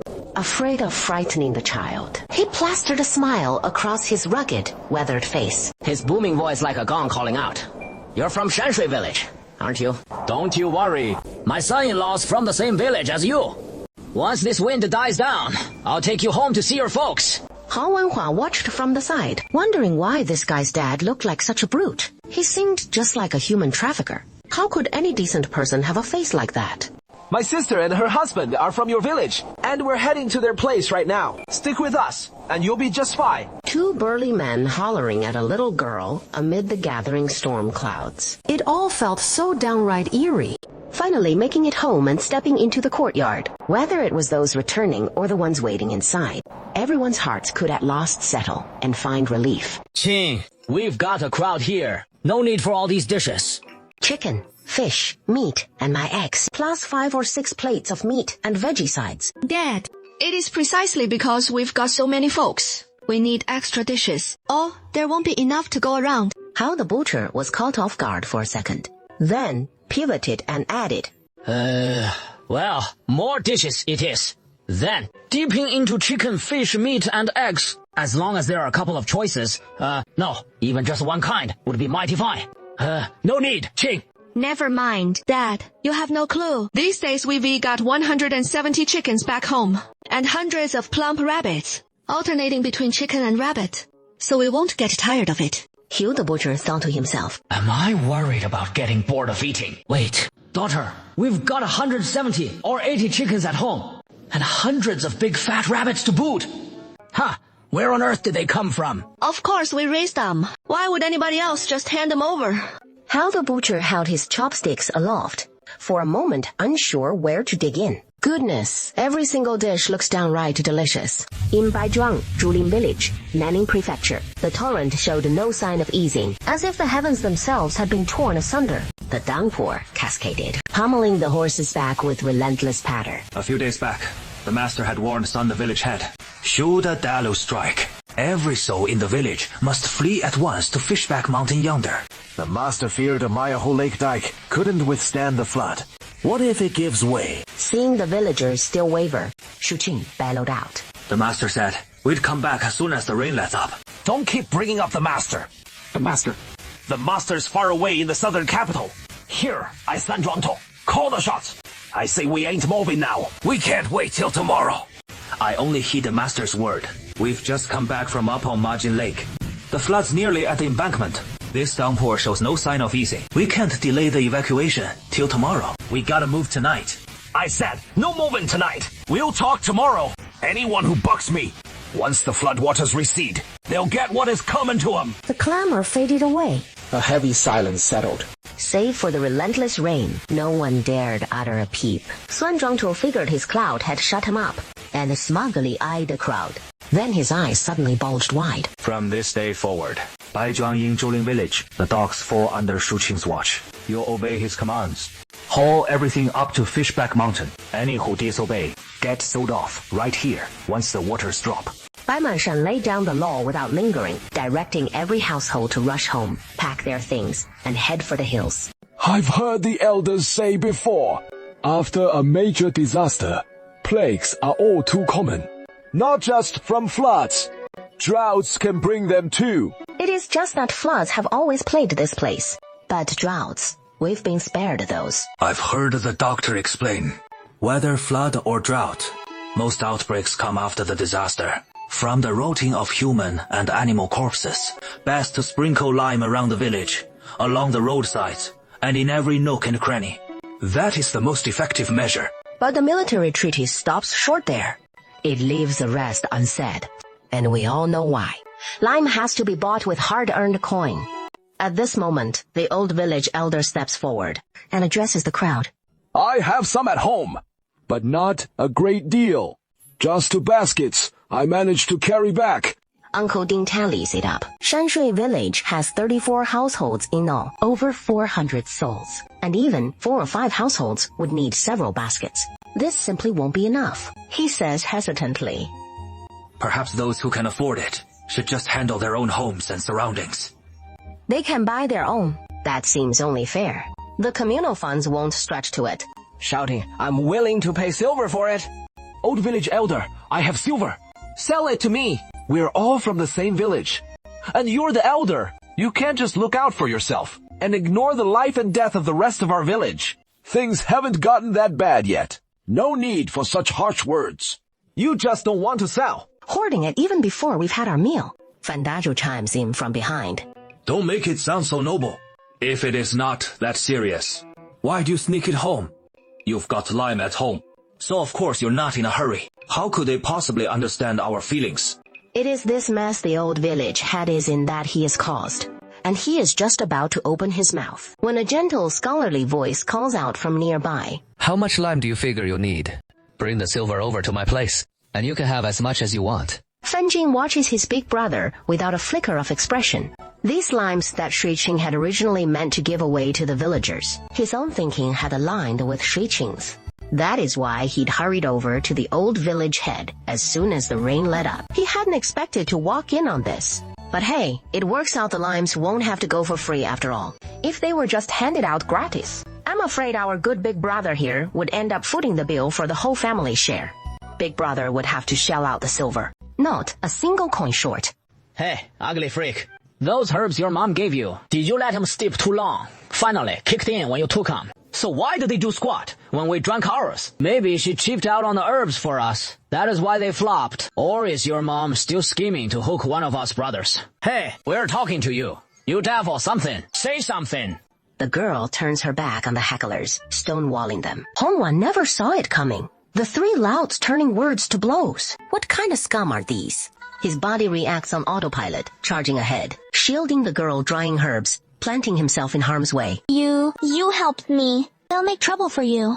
Honghua turns to the delicate, fragile girl and spots the veil draped over her face, framing a pair of wide, shimmering eyes. Hong Wenhua feels his heart lurch, his throat going parched. Adam's apple bobbing as he gulps before hastily looking away. It is all right. Stay behind me.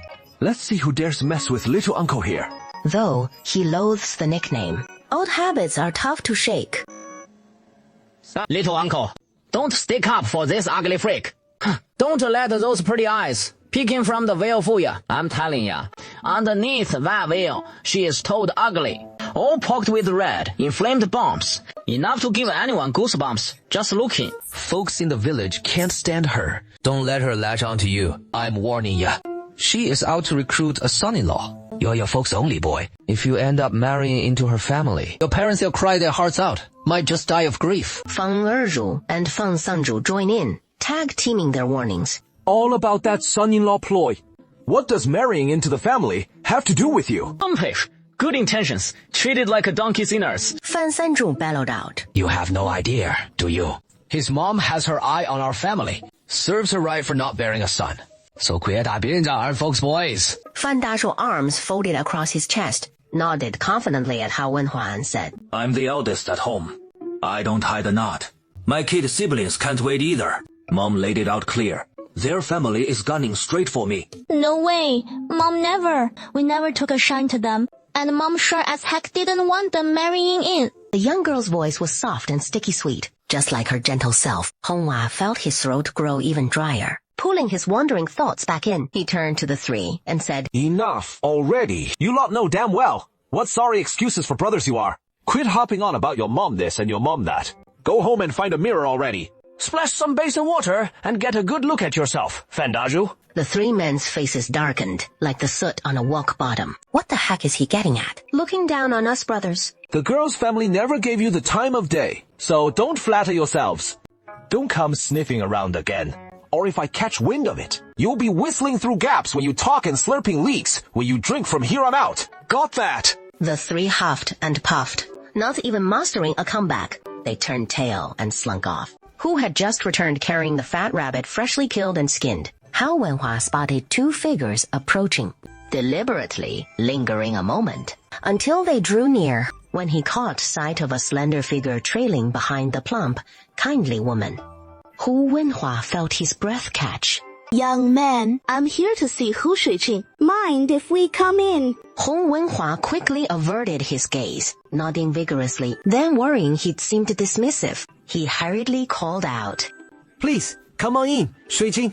Shuiqing had always liked the Ding family, especially after seeing Aunt Ding last time, her swift hand at force-feeding those herbs to Fanqian and Sun Jinhua's bow, which only endeared them more to her.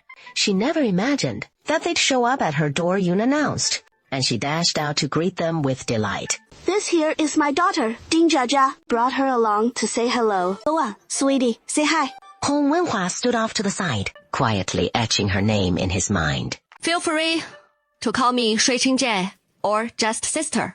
Even in the midst of her chores, Shuiqing never overlooked propriety. Can't go making light of it. She instantly knew why her brother seemed so dazed.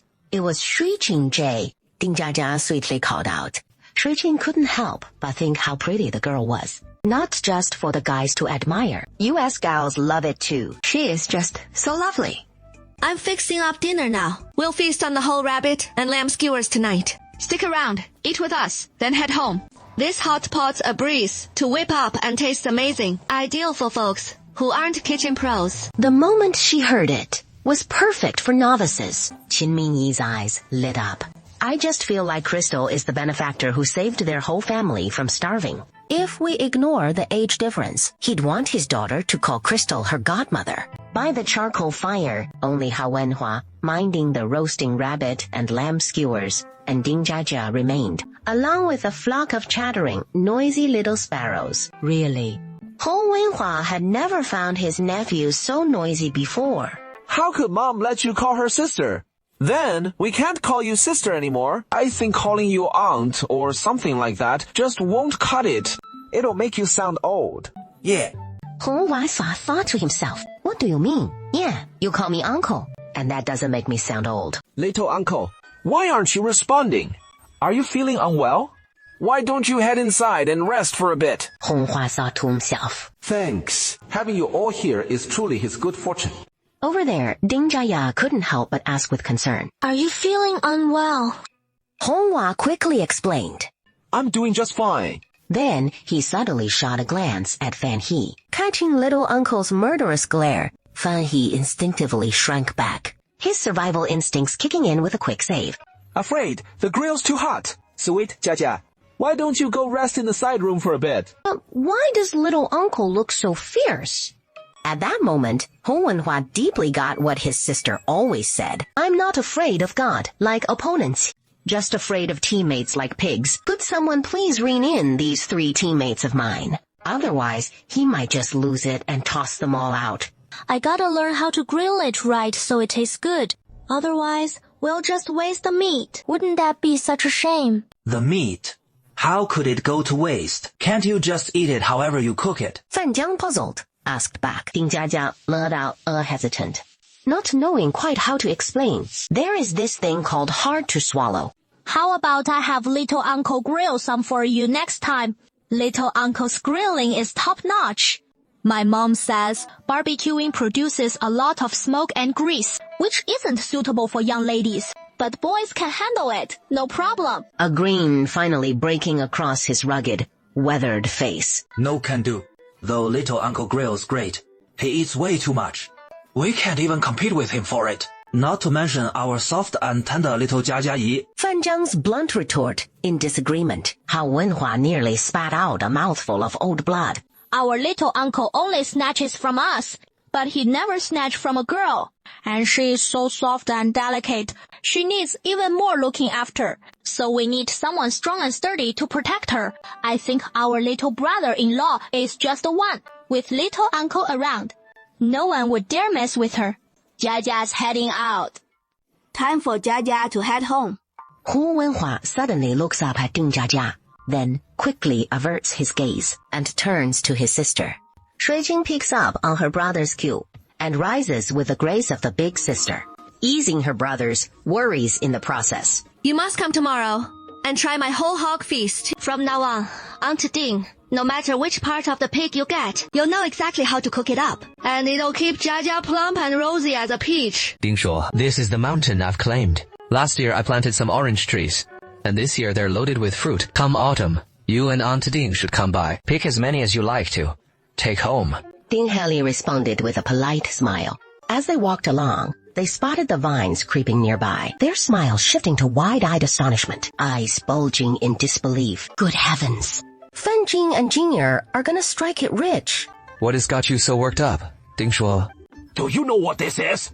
Ding Shuo said that come spring, these vines just popped up everywhere, blanketing the hillsides, sprouting all over the place. Couldn't yank them out fast enough. No clue how to clear them all out. I'm genuinely worried they're siphoning off the fruit trees' nutrients. Fool, let me tell you, you've hit the jackpot. This here is he, Shou Wu.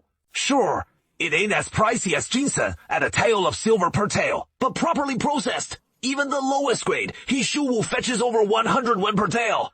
You're all set to get rich. That's valuable. Really? Fen Jin knew he Shu Wu was a prized medicinal herb, but he never imagined it'd command such a price. Take the simplest steaming method for extracting he Shu Wu. Wash it clean, sort it, and soak it. Haul it out after a full day and night.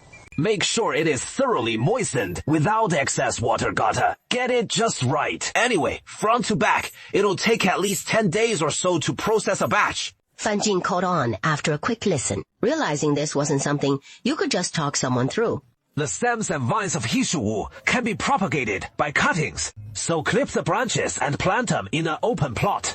Won't hurt the yield here, one bit. How perfect is that?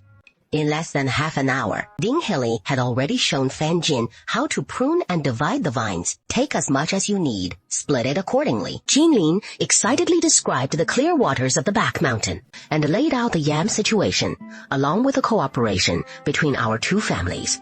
Ding Heli thought to himself, He Shou Wu's one thing. Tea twigs or whatever. But how on earth are there yams too? Hold on. You said our family handles the processing for ours. Do I look excited to you? Ding Heli pursed his lips, his eyes turning to his wife with utter desolation, desperately wanting to ask where he got the idea that he was thrilled. Ding Heli blurted it all out in one exasperated breath. And don't forget the tea twigs. But that is not too backbreaking. We can rope in the well-to-do folks from the village to handle it. The Ding couple had arrived brimming with excitement, only to slink away utterly deflated. Ding Jiajia was utterly baffled, while Wenhua looked terribly on edge, fearing that Ding Jiajia's folks hadn't enjoyed their time at her sister's place and might never return. So they trailed behind, insistently seeing them off for a good long stretch. Heard the orange tree we bought turned out to be a scam. It is not bearing oranges, but a fruit whose peel can be used for medicine. And in that noon rib stew, the snow white chunks turn out to be a medicinal herb too. Oh my goodness. How much of it have we already scarfed down? It can't cost more than the ribs, right? What is eaten. No turning back now. If the Ding couple hadn't dropped by, we'd be none the wiser. Now all eyes turned to the Dings. The Dings really know their stuff. Oh, we'd just be overlooking treasure right here. With skills like that, you'd never go hungry, no matter where. Not just scraping by. You could actually thrive. Who knows? Other hills might have a few too. But only Shui Qing and Fan Jin know the real score. Even if there are elsewhere, they couldn't match the bounty on our back hill.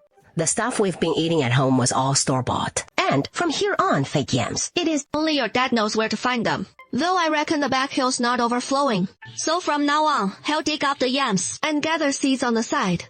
We'll give it a go in the field. See if we can grow our own like potatoes. He, Dahou, you two handle the mowing. Xinhui Zhaodi, you two feed the livestock. Everyone else, up the mountain, for cuttings and fleece flour. Joking around isn't everything. The chickens, ducks, geese, rabbits, cows, sheep, and pigs matter too. Back then, he just cooked. But this time, he has to hit the mountain for a spell. Otherwise, where is Mom Fan Jing getting her yams? You come over in the morning and afternoon. Take the yam seeds home ahead of time and store them properly. The kids reminded him. Then he should handle this chore on the way, so Shui Qing wouldn't have to make another trip. Shui Qing 看向Fan Jin, her eyes questioning him silently. What should we say? A faint blush crept across Fan Jin's fair face, spreading all the way to his earlobes. He pursed his lips, and murmured softly, You come that way. I get to see you. Shui-Qing choked up a bit, her eyes widening in disbelief as she looked at Fenjin the moment those words slipped out. The rowdy kids fell silent as mice. Honghua's eyes went wide, thinking to herself, Is my brother-in-law really this bold? Butcher Hu cleared his throat awkwardly, while Hao's mother beamed with approval at her son-in-law. Not only was he caring and attentive, but he was also smitten with Qing air. Good on him. The tea room's atmosphere turned oddly quiet and tense, the silence laced with a touch of embarrassment. Eventually, they all emerged, faces flushed red. Crystal realized this is what got the folks in Shenshui Village on the path to shared prosperity and taken this step. Spot on. If they'd been acting like refugees right now, they wouldn't be eagerly asking for advice like this, would they? No, they'd just be scrambling to grab food and fill their bellies. Then, Shui-Qing mulled over his management and working experience back in Huaguo, and spoke up. We can't slack off day or night. Got to have folks on guard. And if any drifters show up, we can sound the alert right away. If we're guarding both day and night, one shift just won't cut it. Too exhausting. My take, split into 4 shifts, morning, afternoon, early night and late night rotating in a cycle. No one gets worn out. 6 hours on the job, patting the village perimeter on foot. A breeze for the burly lads in the village. This gig, what wear and tear. I reckon our scouts could handle it too. Shui-Qing wasn't planning to rope in the well-off folks. Even without them, we're good. Shanshui Village has nigh on 400 souls, split about even between men and women. That is 200 fellas, minus the elders too frail and the young uns, folks from 12 up to under 40, leaving us with 130 or 140 able-bodied men in between, 10 to a group. That is 13 or 14 teams. 4 teams a day, 1 full round every 4 days, and each stints just 3 hours. Tell me, ain't that plenty? 6 hours on shift, then 4 days off. Only downside, no pay for the trouble. Otherwise, it is downright dreamy. Can't get better. Even the boys over 12 can pitch in. Big sis. The lads have nothing to do all day long. Just getting into all sorts of mischief. Give them something to keep busy with. And who knows, they might just do a bang-up job. When it comes to assigning folks specifically, pair up an elder with a youngster. The elder brings steady wisdom, the young ones quick on their feet. Teamwork makes the dream work. Plus, didn't we just build that sandbag dam at the village entrance to hold back the flood? No need to tear it down. Repurpose it to keep out the drifters from now on. The village entrance is the key spot to fend off bandits. So station extra folks there to keep watch. And if anything looks off, they can sound the alert right away. A good old gong will do the trick for signaling. Wang Guifeng and Zhao Lan gaze at Shui-Jing now, their eyes sparkling with admiration. Deep down, they even reckon he is sharper than their own husbands. What a remarkable fella. I was just musing aloud. When you get back to the old village chief, if it doesn't sit right, stick with his way of doing things. One more thing. Whatever I come up with solo has its limits. We'll need everyone's ideas pulled together to figure out how to make it airtight and even more solid. The two chatter nonstop the whole way, racing home in a flash, barely catching their breath. One chimes in, then the other, spilling just about everything Shui-Qing said to their father-in-law. The old village chief listens, his eyes lighting up a bit. He'd always figured the young lad was insightful, even if not bold enough at times, but fearing how he handled matters, and that could only do the village good. But now he realizes Shui-Qing's the one who is truly cut out for this village. I can farm, you know.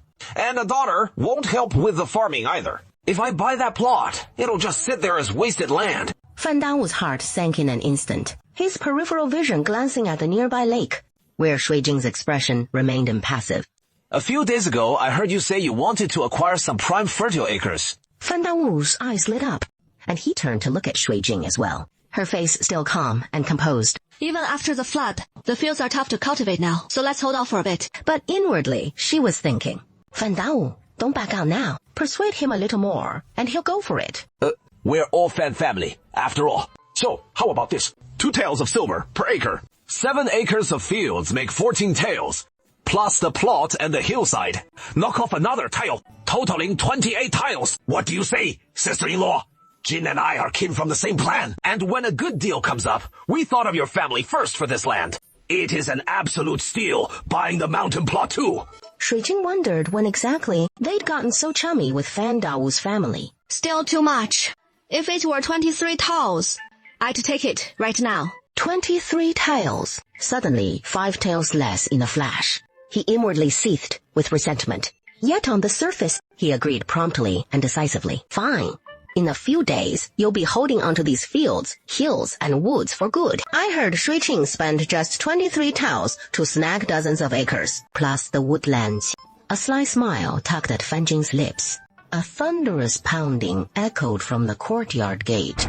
Less like knocking, and more like battering the door down. Not even calling out to their uncles and granduncles. Such ill manners. After Huang Dagao finished scolding Fan Jiang, he began surveying the room. But once he took a closer look, he was utterly stunned. Where is your father? Your own uncle's here.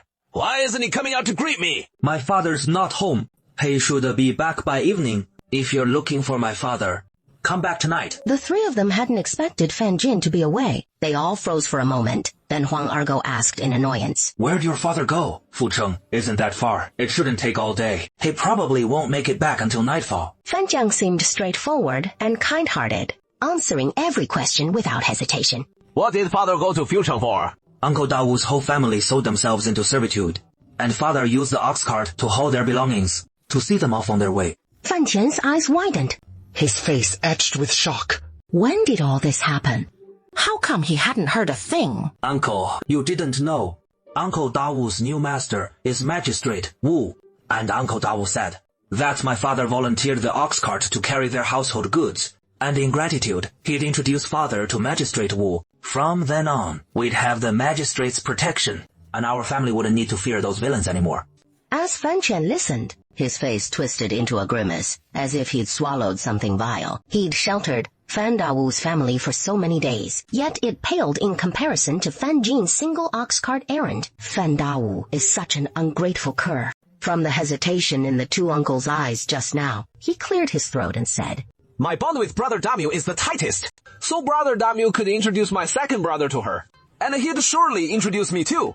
Maybe I wasn't home at the time. He couldn't find me, so he had to settle for introducing her to my second brother instead. In the end, it is my second brother who got lucky on my account. Fan Jiang Headbo rolled his eyes so hard they nearly popped out. This uncle sure knows how to gild his own lily. Huan, have your mom tidy up 2 rooms for us, so we can rest our feet. We've been rushing non-stop. Haven't even had lunch yet. Whip up some food and bring it to the room. Is he treating his own mother like a servant? Where is the manners of a guest? Uncle Huang the elder and Uncle Huang the younger spotted the others too. Just as the eldest nephew said, the daughter-in-law's whole family from her side has moved in. Come here when I talk to you.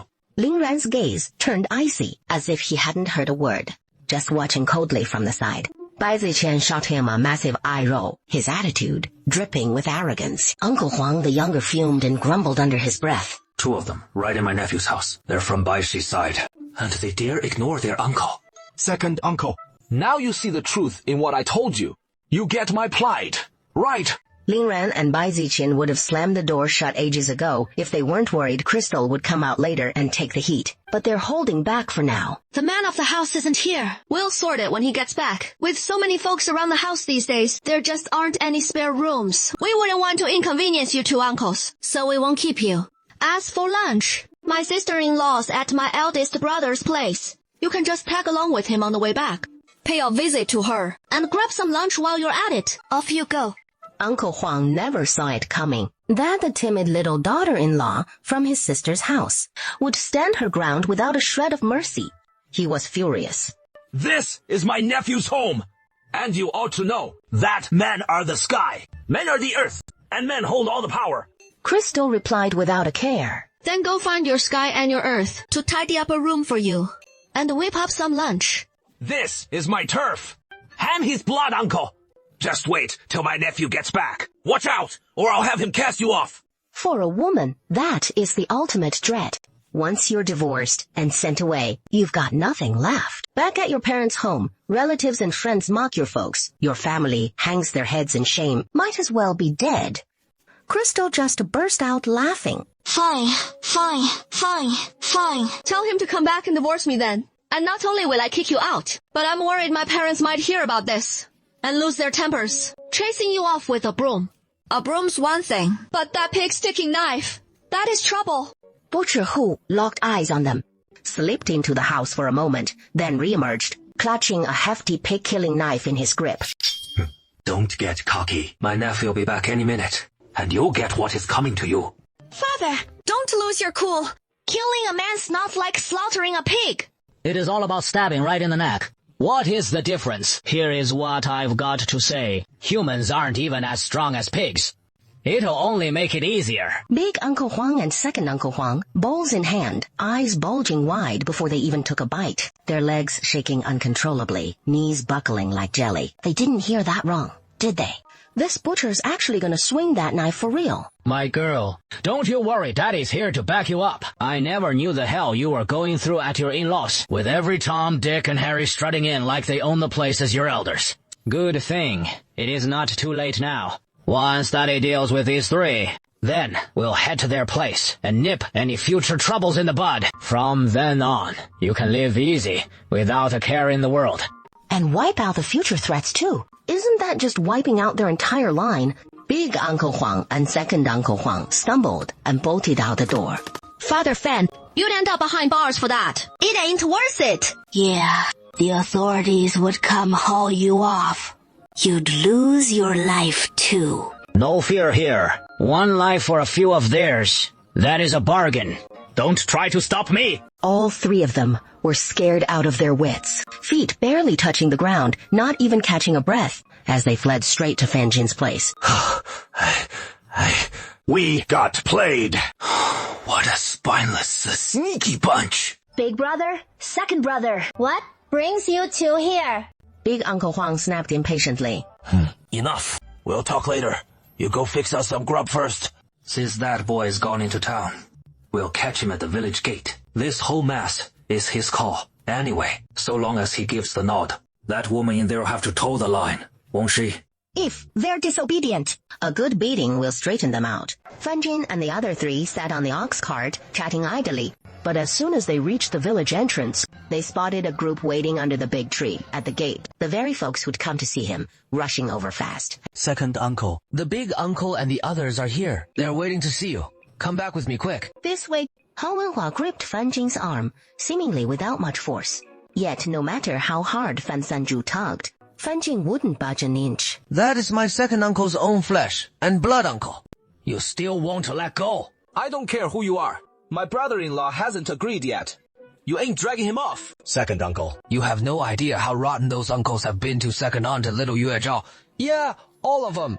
Fan Jin furrowed his brow and spoke up unhappily. They've gone to my house. Fan Sanzhong was caught off guard the second.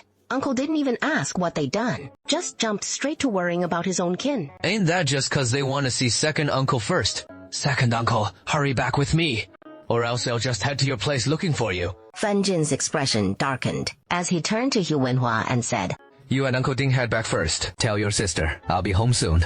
Big uncle, second aunt. So you still remember I'm your big uncle. Fan Jin kept his eyes fixed on his nose, his mouth shut tight, refusing to respond. Second uncle steps forward. We're here this time about your mother. I've heard your life's improved, eating and drinking well every day. But she doesn't get a share, and you're supporting your father-in-law's whole family. Isn't that just laughable? And you're supposed to be a scholar. All that book learning wasted on a dog. Fan Jin straightens his back and says coolly, It is not that I'm supporting my father-in-law's family. They're the ones helping out at my place, and they won't take a dime. If anyone else wants to pitch in without pay, I'd gladly support them too. Nonsense! After this flood disaster, what work is there left to do? There is endless toil in the hills and fields. If Big Brother doesn't believe me, go try transplanting rice seedlings or digging primrose root yourself. Of course, they wouldn't touch it. But now that the floods just receded, the fields are a total wreck. All dirty, backbreaking labor. You've seen the devastation after the flood, so no one could just stand by. If you're envious of my father-in-law's family staying with us, and want to do the same, that is perfectly fine. Just so happens, Crystal doesn't want the extra burden of cooking for over 10 people. If mother comes, she won't have to labor in the hills and fields like my father-in-law does. She'll just need to prepare 3 meals a day. No heavy lifting required. She is going there to enjoy her blessings, being waited on as the elder she is, not to slave away cooking for them.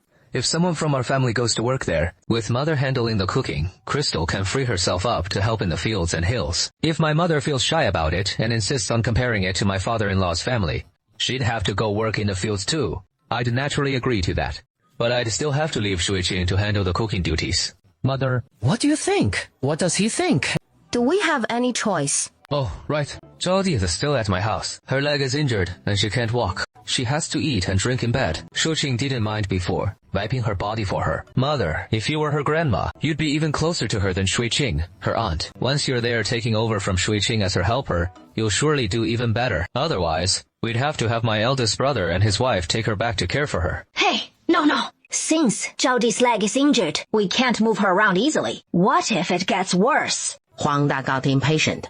He couldn't care less about the details, whether she'll work or not once she gets there. After all, helping out for others means doing the work anyway. Since we've agreed, your mother will come to your house. Then, from now on, it is your responsibility to provide for your mother in her old age. You have to listen to your mother.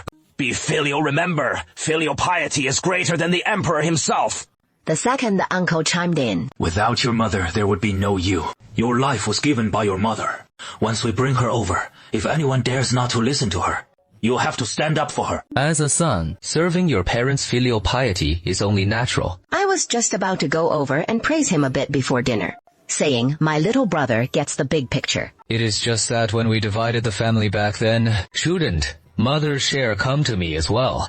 The family's fields, hills, and woods are divided into 3 shares. 1 for the eldest brother, 1 for me, 1 for mother, whoever cares for her in her old age gets that share. Plus grain, money, and household goods, all divided the same way. Mother and the son who supports her live there together, while the others move out.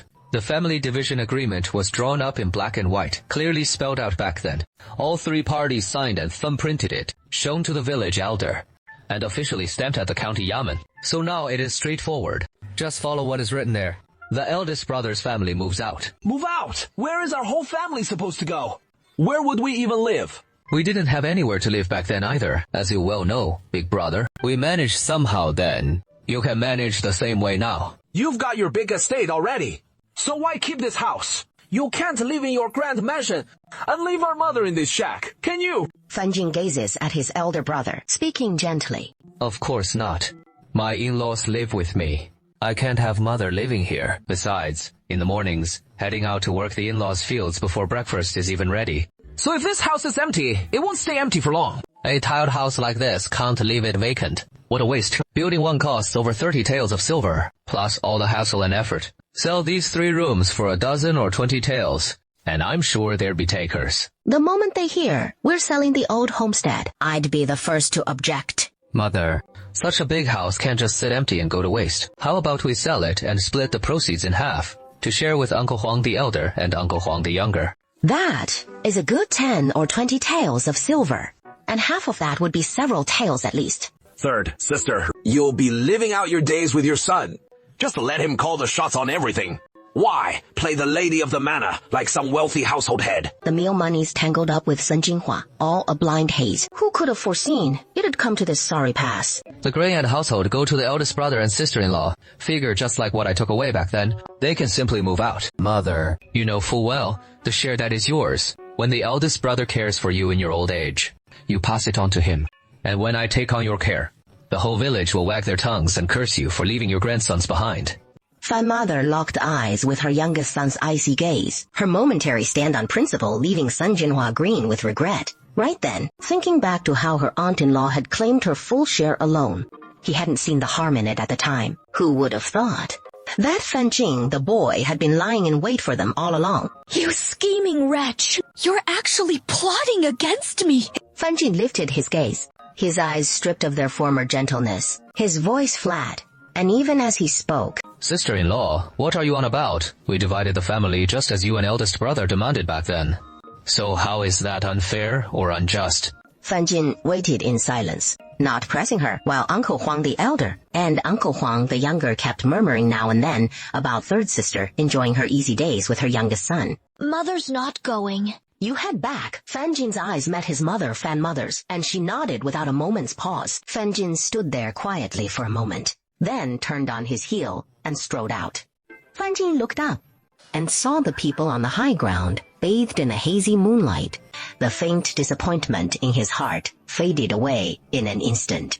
He quickened his steps, reaching her side, and said softly, Why are you standing out here? Are the mosquitoes really that bad? Fortunately, your big brother brought the uncles over this afternoon, and then I heard Uncle Ding and Wenhua say they wanted you there. Worried you might get the short end of the stick, so I thought I'd come pick you up. A faint smile curved Fan Jing's lips, and he quietly reached out his hand, taking hers and leading her toward home. I'm okay. I know what big brother's like. That is why I was on guard during the family split. He has no issue supporting mother in her old age, but we can't let him control the family property while expecting him to shoulder all the filial duties. Shui Qing glanced at the man beside her, as if 1,000 grievances welled up inside. And she spoke up. Your big uncle and second uncle really gave you a hard time. I never care about outsiders. It is just... Shui Qing waited quietly for him, ready to listen if he wanted to talk. And he did. If he didn't, that was fine too. But mother knew full well that big brother had called in big uncle and second uncle, all to push you out. And yet after hearing the mountains, forests, and fields were yours, she swiftly took big brother's side. She always thinks of big brother when there is gain, but shoves the losses onto him. It has been that way since we were kids. We'll just do right by ourselves. He felt the words were too stiff, unsuited to the already heavy, desolate mood. The world is full of wonders, but we'll stay sweet and loving. Fan Jing never expected him to come out with something so cheekily playful. Yeah, he can change his past, but he can be a fair and devoted father. And Shui Qing's a wonderful mother too. Let's all be our adorable selves. Let's head back. The whole family's waiting for you to start the meal. We haven't eaten yet. It is so hot. The food's still piping. Better let it cool down for easier eating. Shanshui village is unusually bustling tonight. Young and old from every household clutching their rice bowls step out, gathering in the courtyard before the dining hall to watch the spectacle. Eldest Uncle Huang and the second Uncle Huang cursing from inside the house right out into the yard, dragging Mother Fan into it, with Sun Jinhua catching it too, those big yellow teeth of his spittle flying everywhere. Wang Guifei stands at a safe distance. She can't help frowning, edging back a bit more. The sister-in-law at her side, Zhao Lan, leans in closer, muttering under her breath. Think we can still manage dinner after this? With all that spit spraying around, if it were me, I'd have no appetite for 3 whole days. Today, everyone was stunned as Zhao Chang pushed open the hanging flower gate. When he heard the frantic squawking of chickens coming from the coop, he blinked his eyes, thinking to himself, oh no, thieves everyone! Come quick, thieves! Someone's stealing our chickens! Ling ran from the nearest workshop nearby, followed by Bai Ziqun, Zheng, and Hou rushing out. It was Hu Wenhua, butcher who grumbled curses from behind. This is outrageous. Stealing chickens in broad daylight. Beat him so bad his own mother won't recognize him. Or my name isn't Hu. By the time the crowd burst into the chicken coop, they saw Fan and Uncle Huang the elder, along with Uncle Huang the younger, gleefully grabbing chickens inside. Butcher Hu's eyes nearly popped out. Hey, in-law. What on earth are you doing? Fan had been feeling a bit guilty at first, but then she straightened up defiantly and barked. Hey, what is the big deal about honoring my own son with his chickens? If you want some, go ask your son first. And sure, honoring you is fine, but you can't just feed it to others, right? As soon as Fan's mother saw the villagers crowding in, she burst into tears and snot, wailing her case. Can't I even eat my own son's stuff? His own uncles rarely visit. So what is wrong with a little filial trait? Uncle Huang the elder puffed up with bravado too. So what if I'm taking some? His uncle's just eating 2 chickens. What is the harm? He gonna wrestle them back from me or something? Li Wenzheng and these others thought to themselves, this is clearly just stealing someone else's chickens. They've already grabbed them, and they're gonna eat them. No point drawing with them.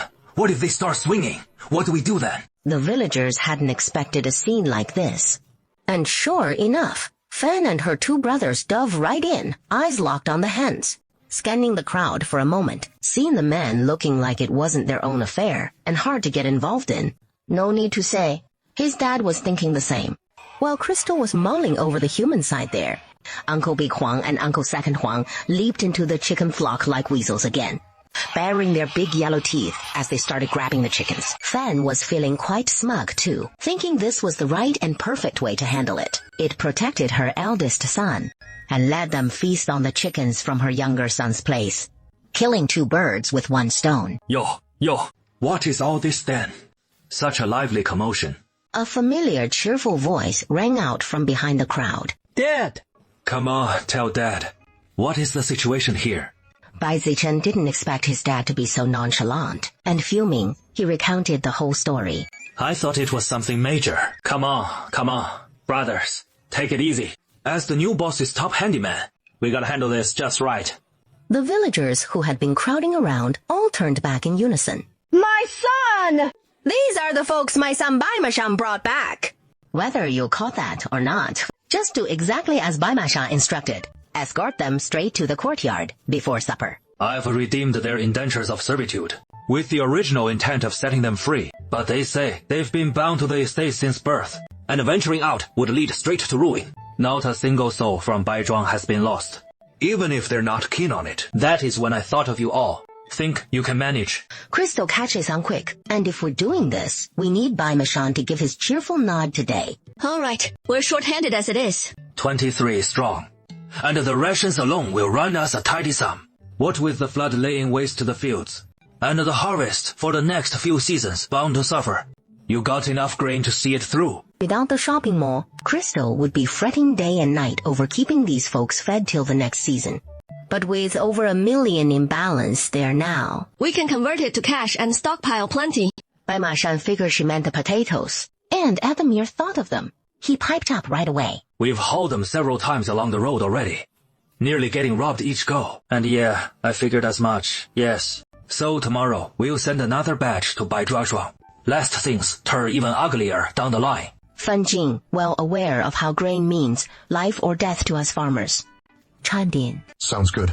I'll swing by the village shortly to borrow some carts and wheelbarrows. And I'll need to borrow a few of these hands for a couple days too, plus some local help nearby. So when you're there, ask around. And I'll pay 100 yuan a day to hire folks for hauling the potatoes to Zhulin village in Nanning Prefecture. Anyone willing to sign on? They came wearing the raggedest clothes they had at home. But their clothes were made of fine fabric, which is why the disaster victims targeted them. Little sister, last time I deposited my finances with you. Crystal! Let's hold an immediate meeting. How much do you need? Or should I bring it all out? Later, Sister Huyu brought another 8 boxes, plus the 1 box of gold ingots you delivered the first time. I've counted them. 2 boxes of gold ingots, 3 boxes of silver ingots, and the rest mostly jewelry and jade pieces. Should we ship them all out tomorrow amid the crowds, or in smaller batches? I don't know much about gold ingots or jewelry, so just pull out the standard silver taels, 10 taels per ingot. 60 ingots for Crystal. He turned and entered the main hall, then emerged with a bundle. Shall we fetch a smaller box or basket to demonstrate? No need. We'll use it in a moment. Seeing their puzzled looks, he carefully worked out the accounts. Though the people I brought have signed indentures of servitude, as per custom, there is no need for extra servitude silver. But the bonds we forged supporting each other on that grueling journey can't simply be cast aside. So, aside from old Hong's family, I'm giving each household 20 taels of standard silver, as a modest nest egg to help every family rebuild their lives here under your roof. Not only Hugh Wenhua, even Butcher couldn't hold back, nor could the folks in Shanshui village resist. Once they heard Fan Jing lay out the wages, it was like tossing water into a sizzling wok. The whole place erupted in a frenzy.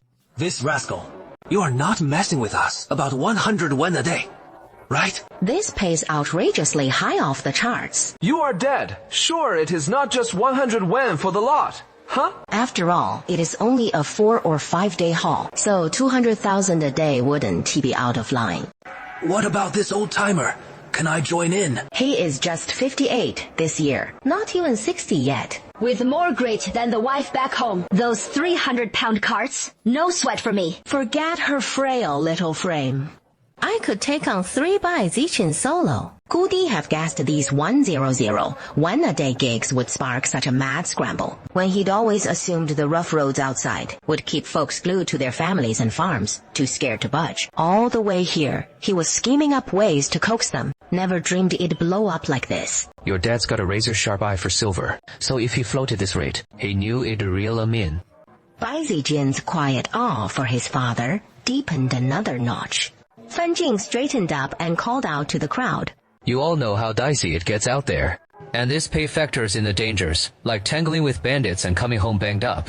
Mull it over, then come chat with me. Zhang Jinliu thrust up his hand and bellowed. With wages like this, I'm tougher than any bandit. Bandits? That is no real worry. Going broke. Now that is what rattles me. I've weighed it all. No second thoughts. Put me down. Fan Jing remembered Bai Ma Shen's advice. The more, the merrier. A few extras bring him on. He took a quick count of the crowd in front of him. Except for Zhang Tuzi and Uncle Ding's family.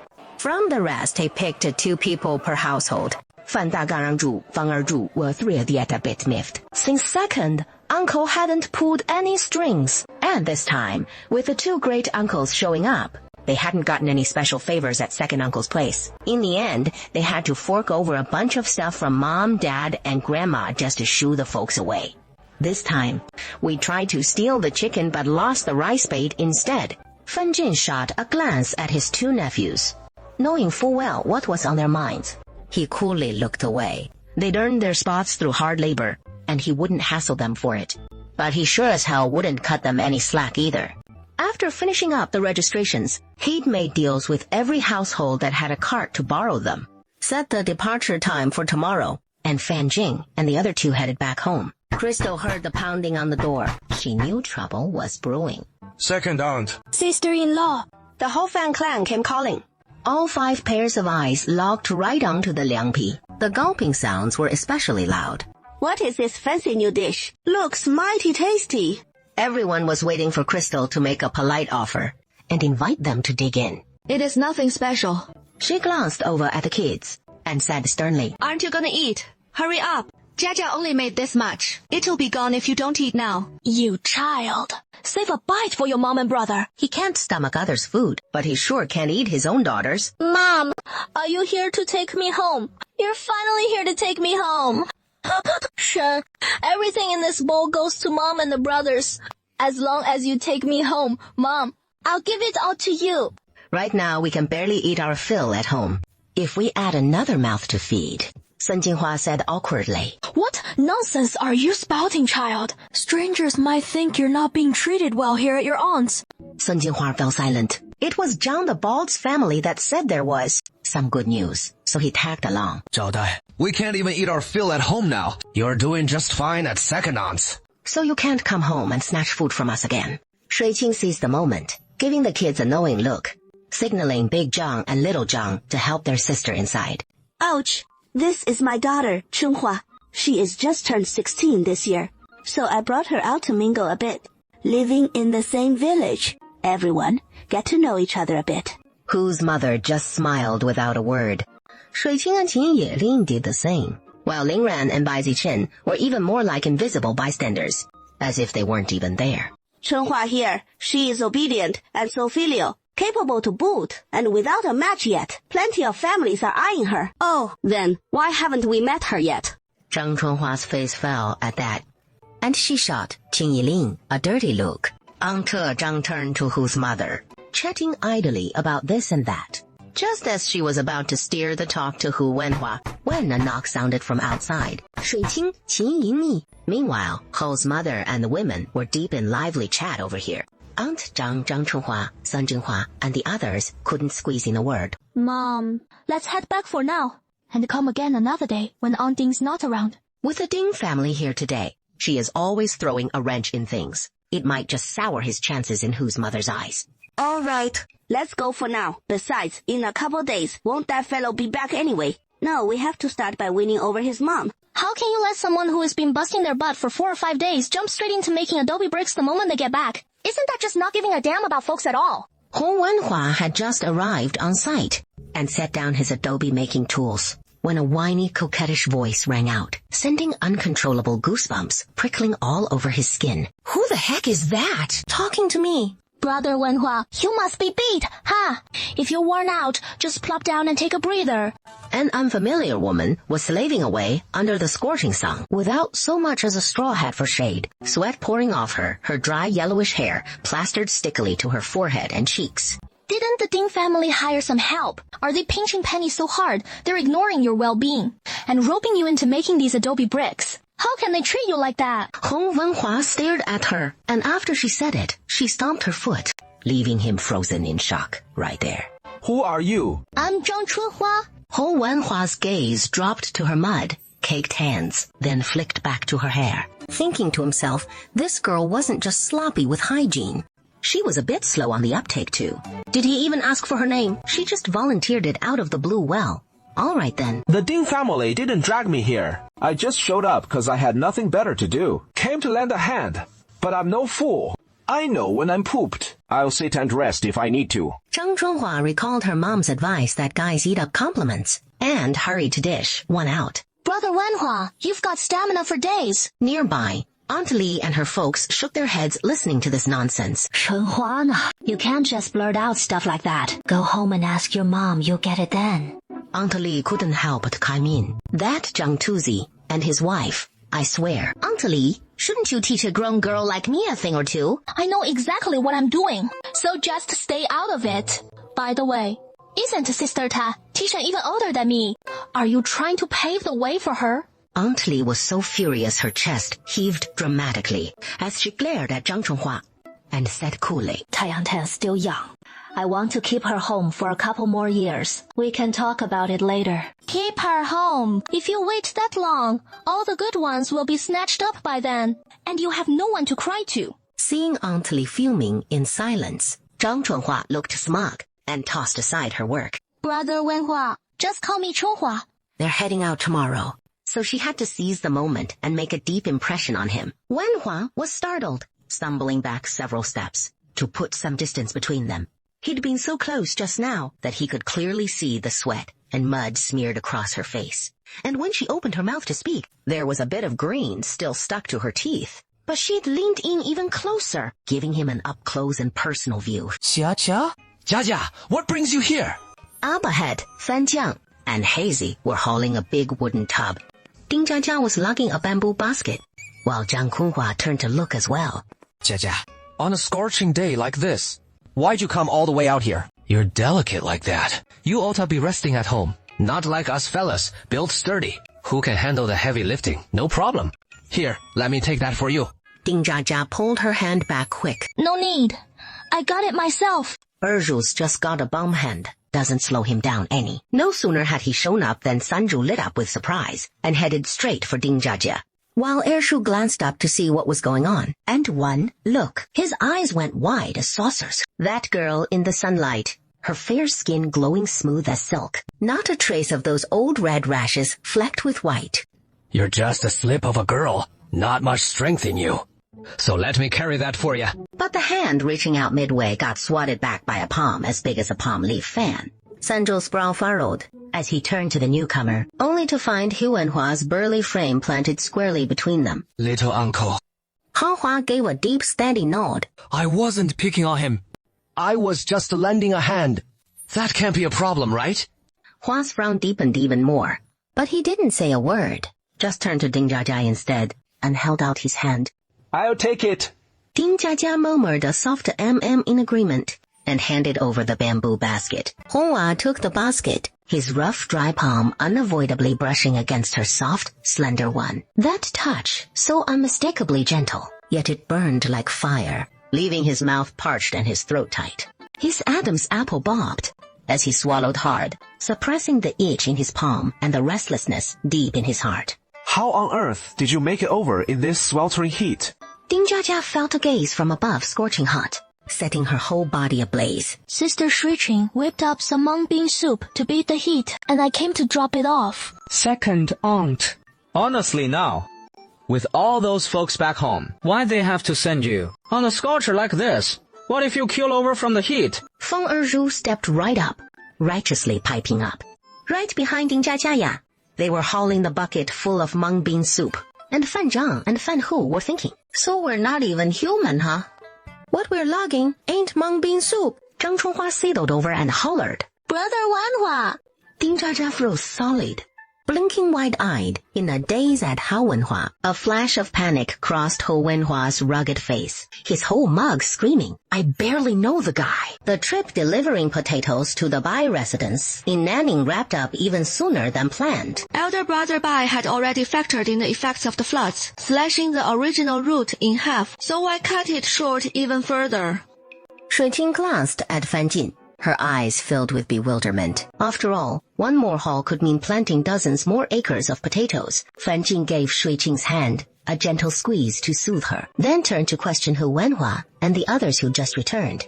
Did something happen to you all? Uncle Wenhua, tell me, did my father get hurt? No. We didn't run into any attacks. Everyone's all right. Bai Ziqin's heart finally settled, but then he pressed on. All right.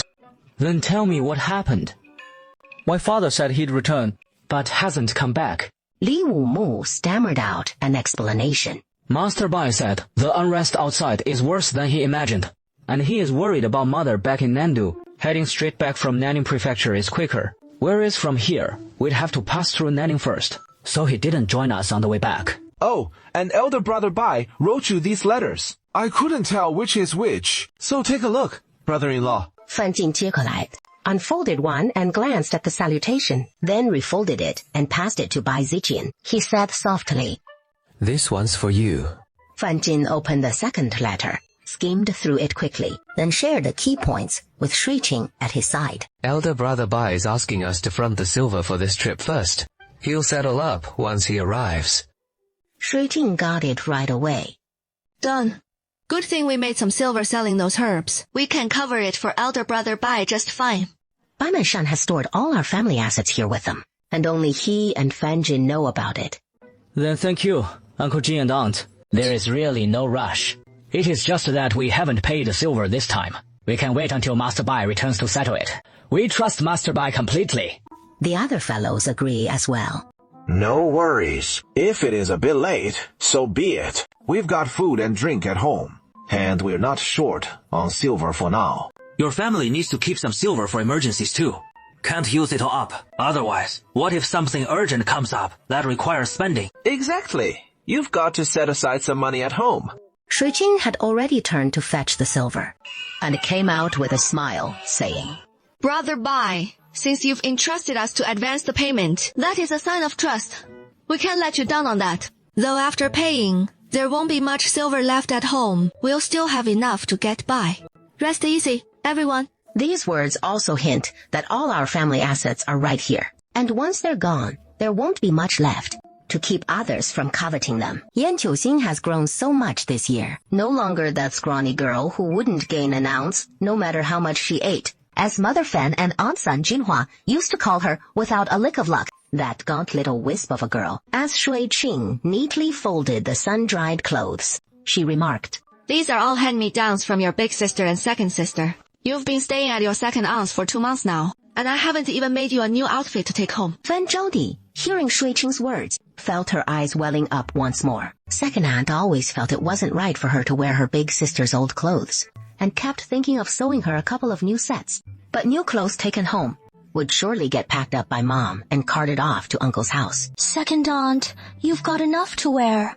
Anything more would just go to waste. Please, no need for anyone to see me off. No, really. Second aunt, I'll manage fine going home alone. No one from the family needs to come along. I can handle the shoulder basket on my own. If Mom and Dad see how kindly second aunt's family treats me, giving me clothes and walking me all the way home, making such a fuss over me, I'm afraid it'll bring endless trouble to second uncle and second aunt later on. Fan Jin and I will see her as far as the road at the foot of the hill. Poor Zhaodi going back this time. She'll likely face hard days again.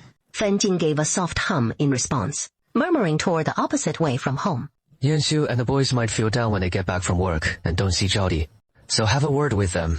Tell them to hold off on visiting her for now, in case Big Brother and his wife catch wind of it. It'd only make Zhaodi's life even tougher. All right. Fifth brother mentioned heading to the prefectural city tomorrow to sell rabbits, and Big Brother's tagging along too. Crystal turned in surprise to the tall, slender figure beside her and said, They don't raise rabbits at his place either. What for? It is not just the rabbits. There aren't many other things either.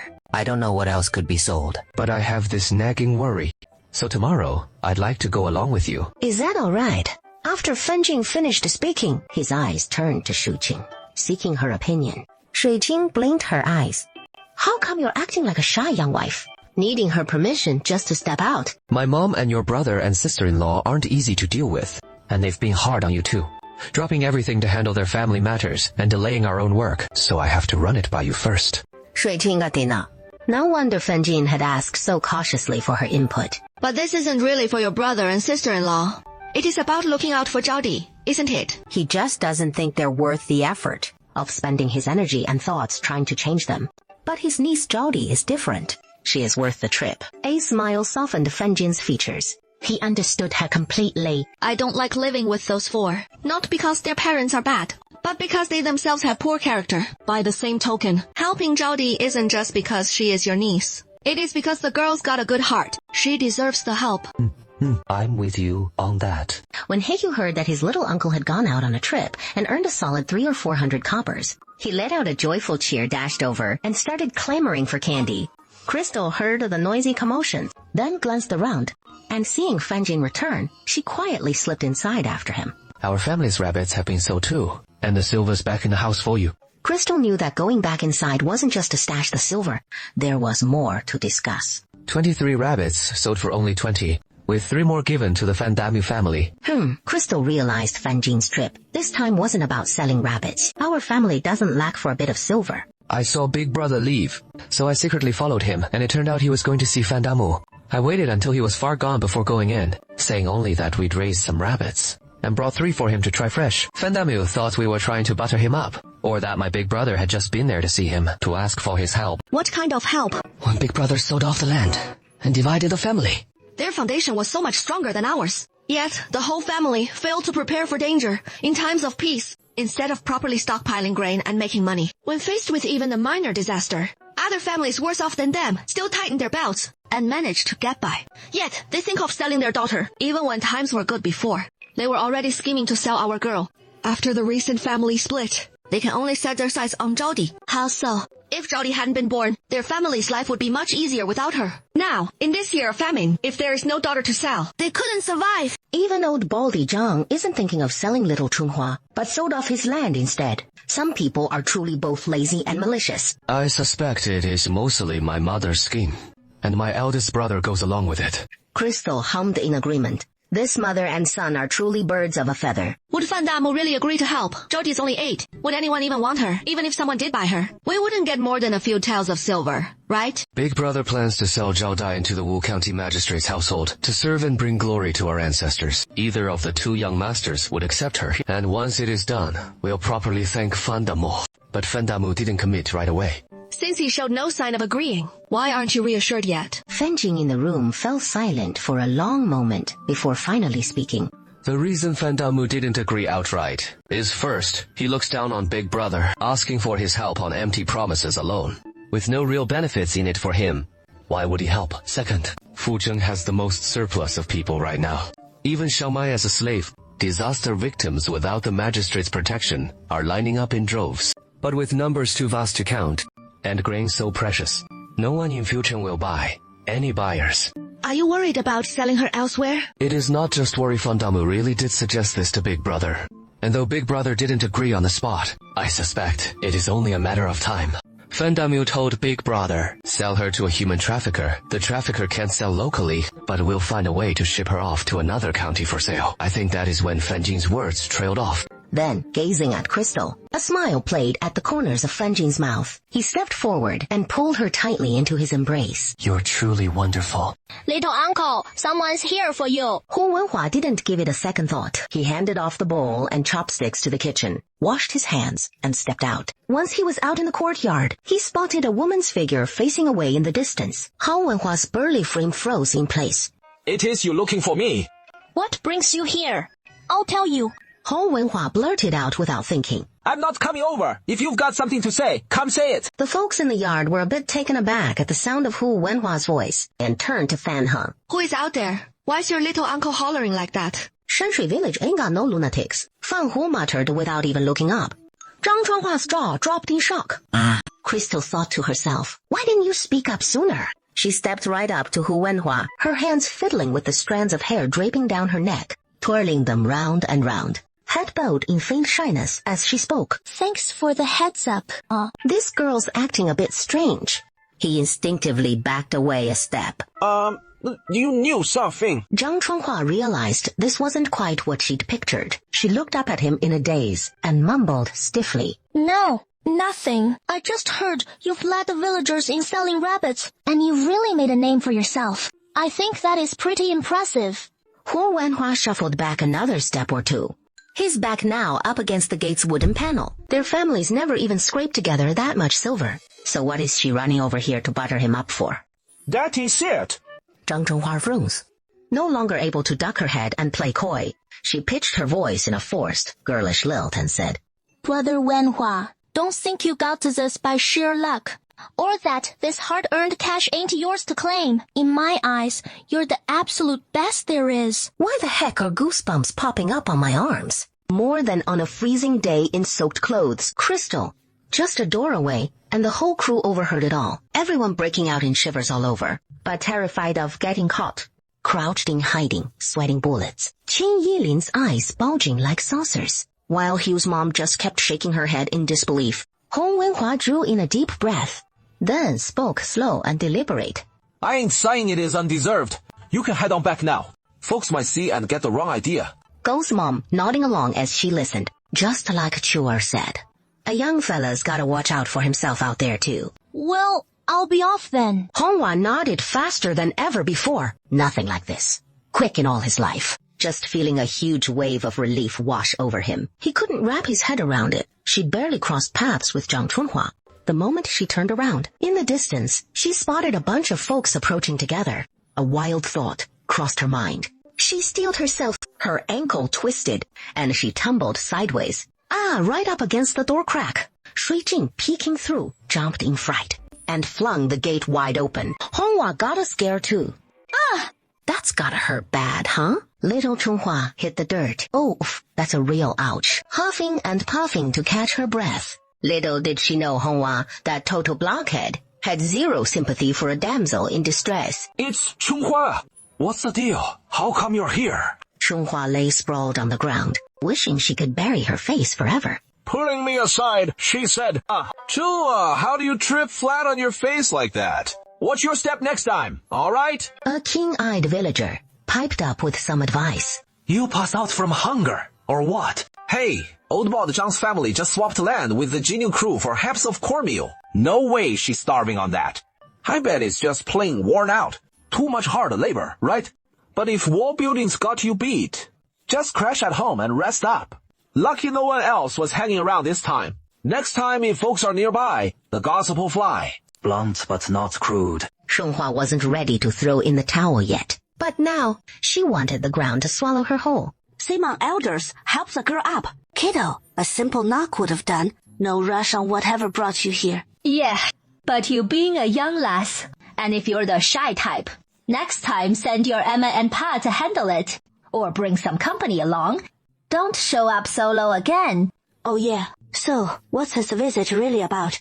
Shunhua's face flushed beet red. With all these eyes staring her down, she could only grit her teeth and speak up. No, I just figured I'd swing by and check things out. Nobody in the yard bought Sister Qing's line. Chunhua clutched her arm and limped off, until she was out of sight.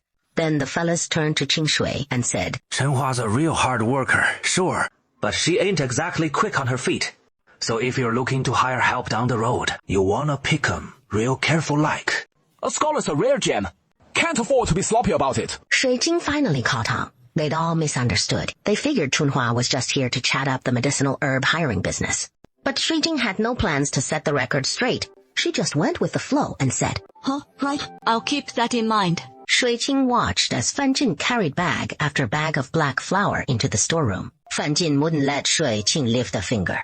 He hauled it all in by himself. Yes, this batch of black flour wasn't bought to feed his own family. It was prepared for his eldest brother. And it wasn't given for free. It was exchanged for Zhao Di from his eldest brother to stop him from selling Zhao Dai to human traffickers. Or Danny, Ernie, and the others. I've already given all the instructions. They get along so well with the village lady. She'll make sure the message gets through.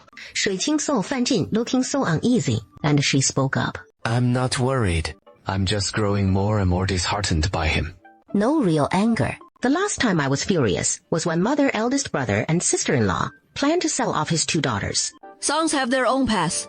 Daughters have their own ways. Whether it is Danny, Ernie, or Zhao Di, we'll teach them well. So one day your eldest brother and sister-in-law will regret it so bitterly their guts turn green. A deeper smile tugged at Fan Jin's lips. I just want them to learn to read, understand the world, gain the skills to stand on their own, and live a fulfilling life. Shui Qing nodded in deep agreement. As soon as Shui Qing opened the door, she saw Fan Sanzhu wiping away tears. She froze in shock. What is wrong? Second aunt, please, save KLD. My mother is going to sell him off. Shui Qing responded quickly. Her face tense with concern, she said. What happened? Let's go. Tell me on the way. A large crowd surged toward Fan Jin's house. Zhao Dai suddenly looked up and spotted the familiar figure, standing at the courtyard gate, waving to her. Zhao Dai had watched her parents' quarrels and fights for so long, but she hadn't shed a tear. But the moment Shui Qing appeared, she burst into loud sobs. Sun Jinghua, sitting on the ground, was thrown into disarray, realizing at that moment her own daughter was about to be torn from her forever. Fan Jin and Shui Qing turned toward the courtyard, wondering what was happening. Fan Sanzhu clutched his head and began murmuring his tale, starting with how dire things were at home, meals that never filled their bellies, legs weakened by constant hunger, days filled with grueling toil, the family on the brink of collapse, then his wife at home, heartbroken over their son, resorted to selling Zhao Di out of sheer desperation. What about the fields? Why not sell those instead? Then Sanju paused, stunned, then added that his mother refused to let them go. So what was Big Brother thinking, as the head of the household? What was he prepared to do? All eyes turned to Fan Qian. This caught Fan Qian completely off guard. How did the tide turn so suddenly? Mother Fan in the house could no longer stay seated. The more these people talk, the more outlandish it gets. How could anyone side with a son to drive Jin Yang to her death? She stormed out, yelling that the world had turned upside down. If anyone dares to sell my land, I'll go straight to the Yamen and seek justice from the upright magistrate. And if that fails, I'll bash my head against the stone lion in front of the Yamen gate and die. Then see what you all do. Do you want to push it that far? Sam snorted, glancing at his youngest son. And lifting his head, he declared, Second brother's family is better off these days.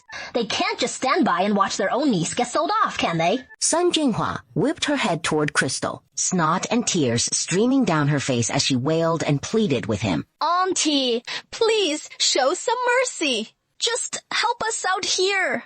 We don't want to sell her either. He sighed over his bowl of rice before the meal.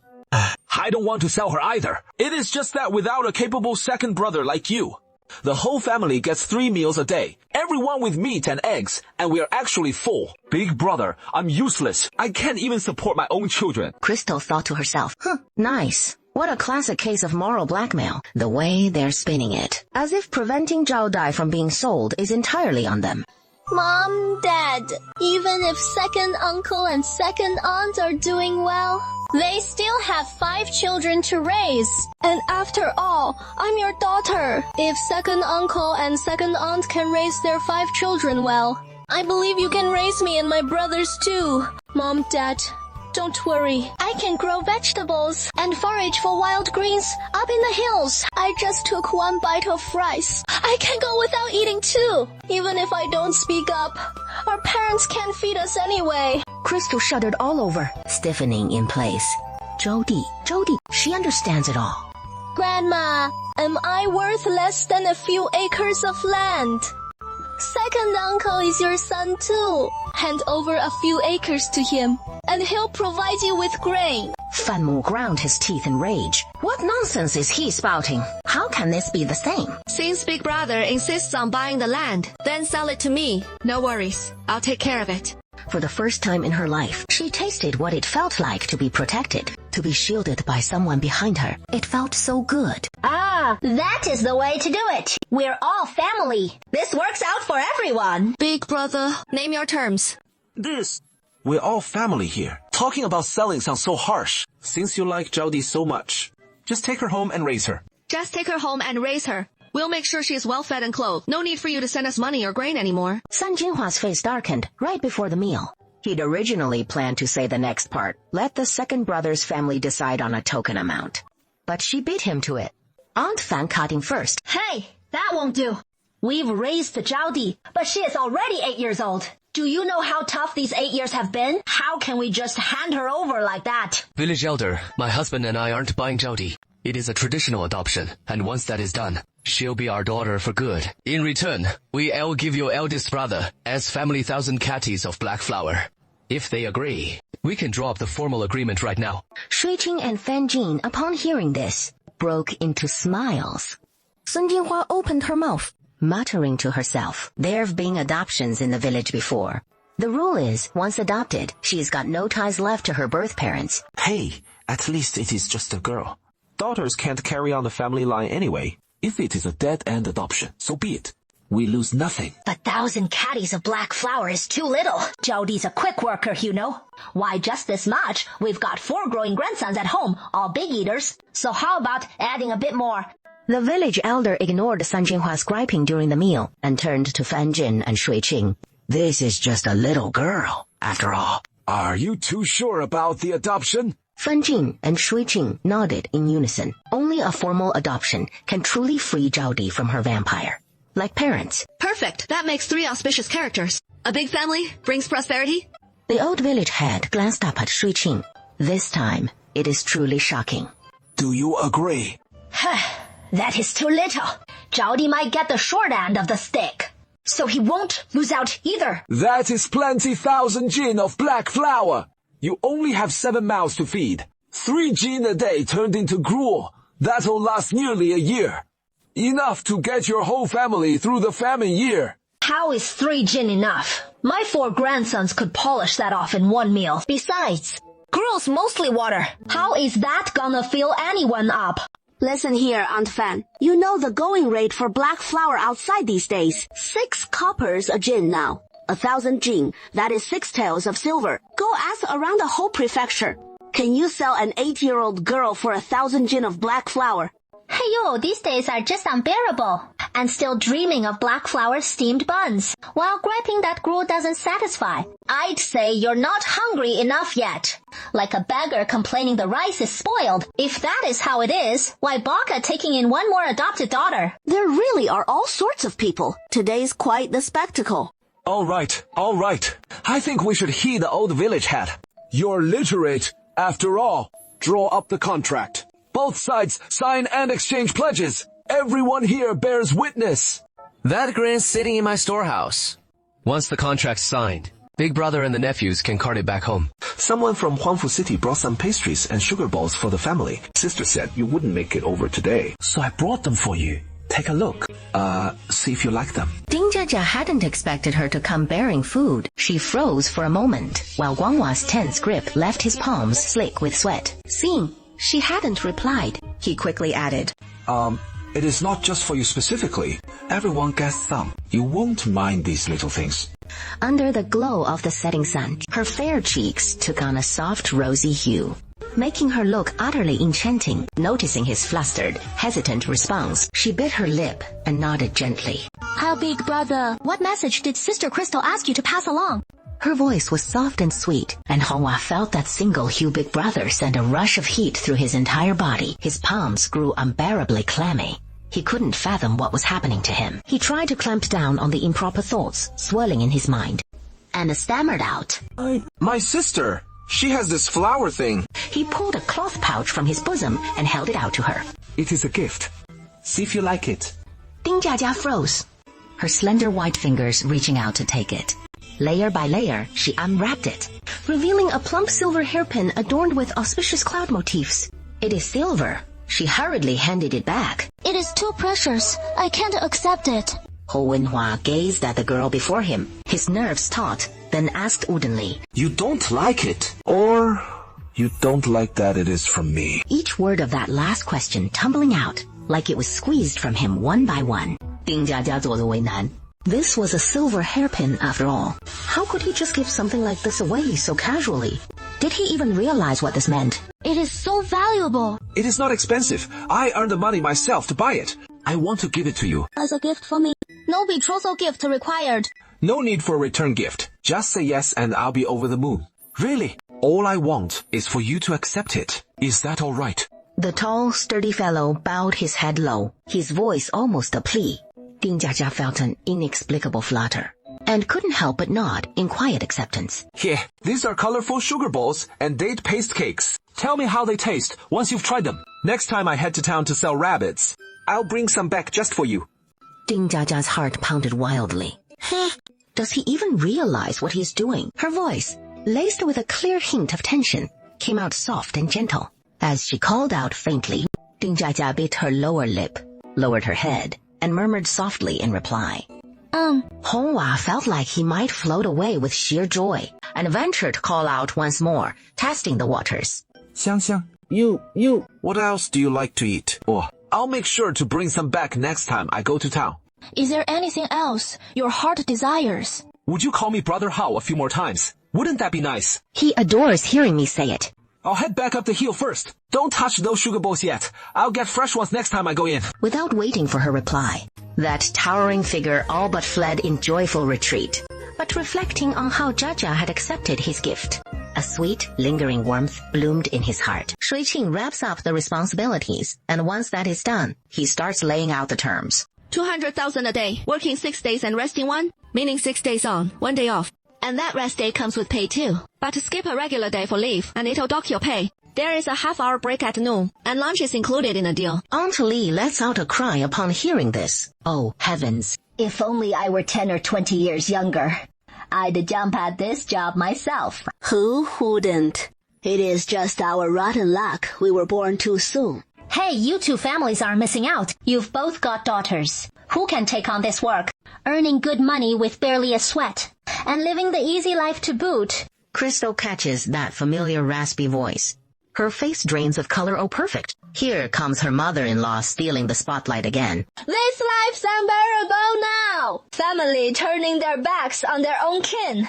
It is like we've raised a pair of ungrateful wolves. Me, your own flesh and blood mother. Better off dead than dragging on like this. Not a shred of respect left for me. What is the point of raising sons at all? Once there is a wife, the mother's forgotten. Qi Li means it from the heart. Gotta hand it to her. That old woman's throat's wrecked. Yet she bells it out like that. Wenhua, take Jiajia back home first.